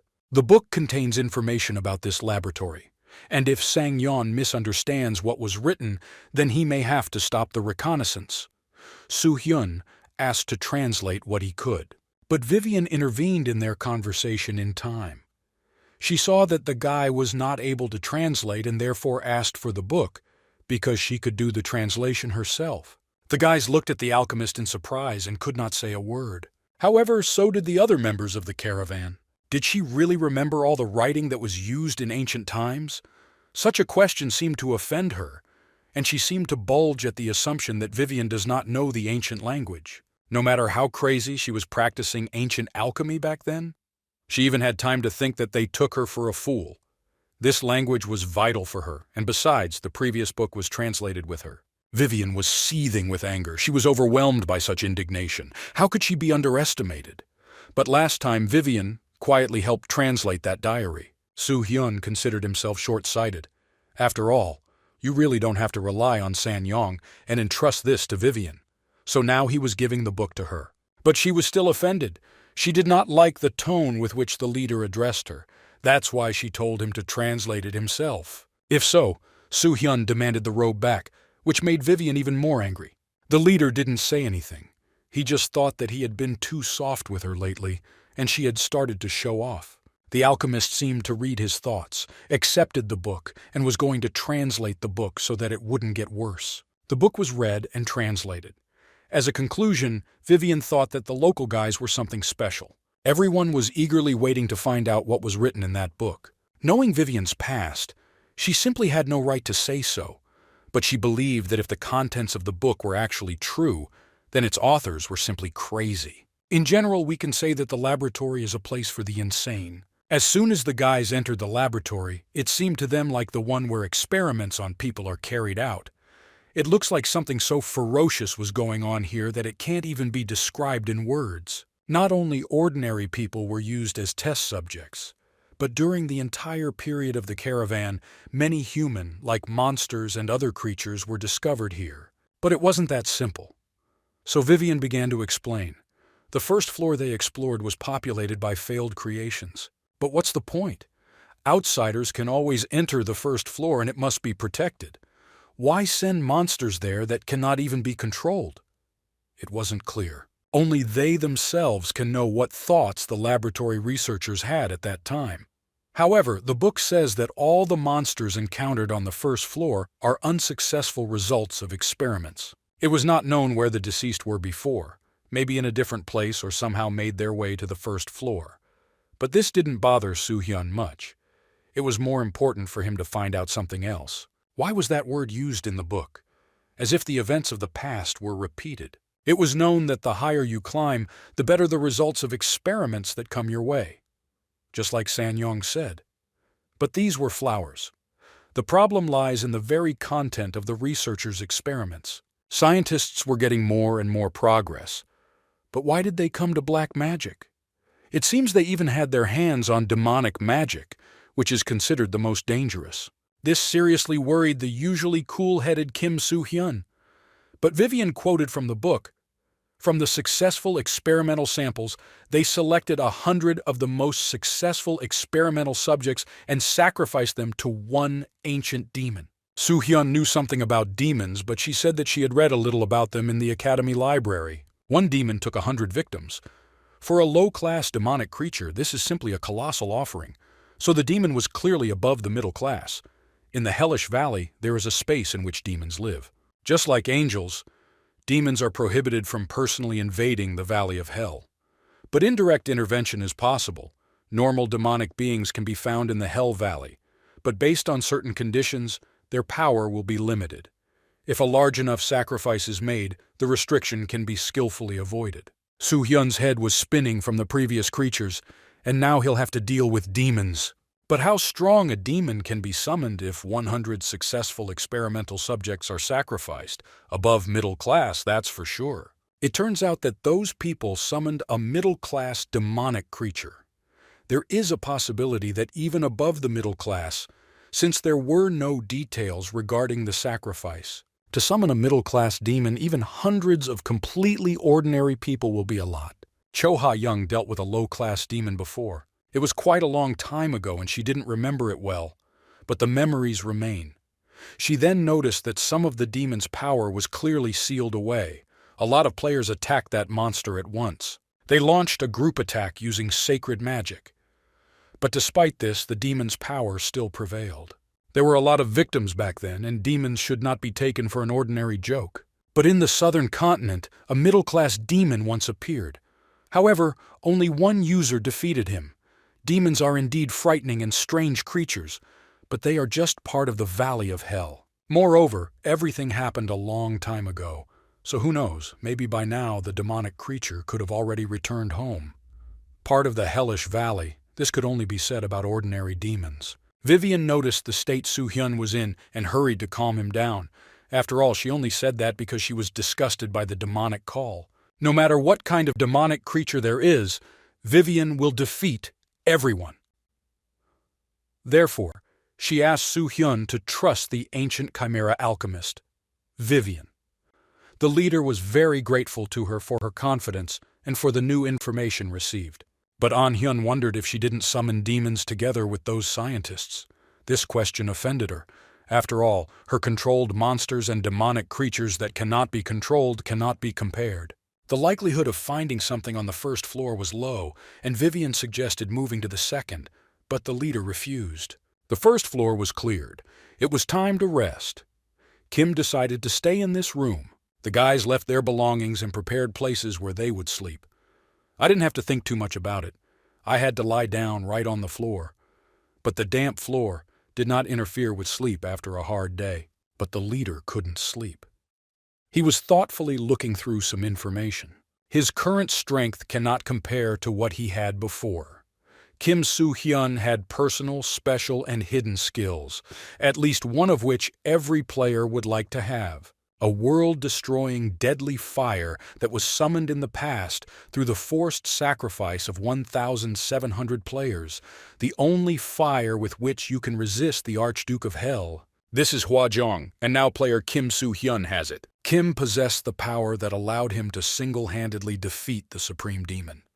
Now he is not as powerless as he was before. Now it's full of power, and this time he won't lose anything. A new day had arrived and the guys were going to explore a new territory. Today we planned to go up to the second floor. Yes, but Sang-yeon was worried. It could be judged by the fact that he stuttered. But in reality it was just a habit. But in any case, say that the person is worried, Soo-hyun would understand everything. According to the entries in the book, on the second floor they will encounter truly strong monsters compared to the failed examples of the first floor. Besides, Vivian said that 100 human sacrifices would be more than enough to summon a low-class demon. There may be test subjects left on the second floor, so don't let your guard down. According to the records, the sacrificed experimental samples were the most successful creations.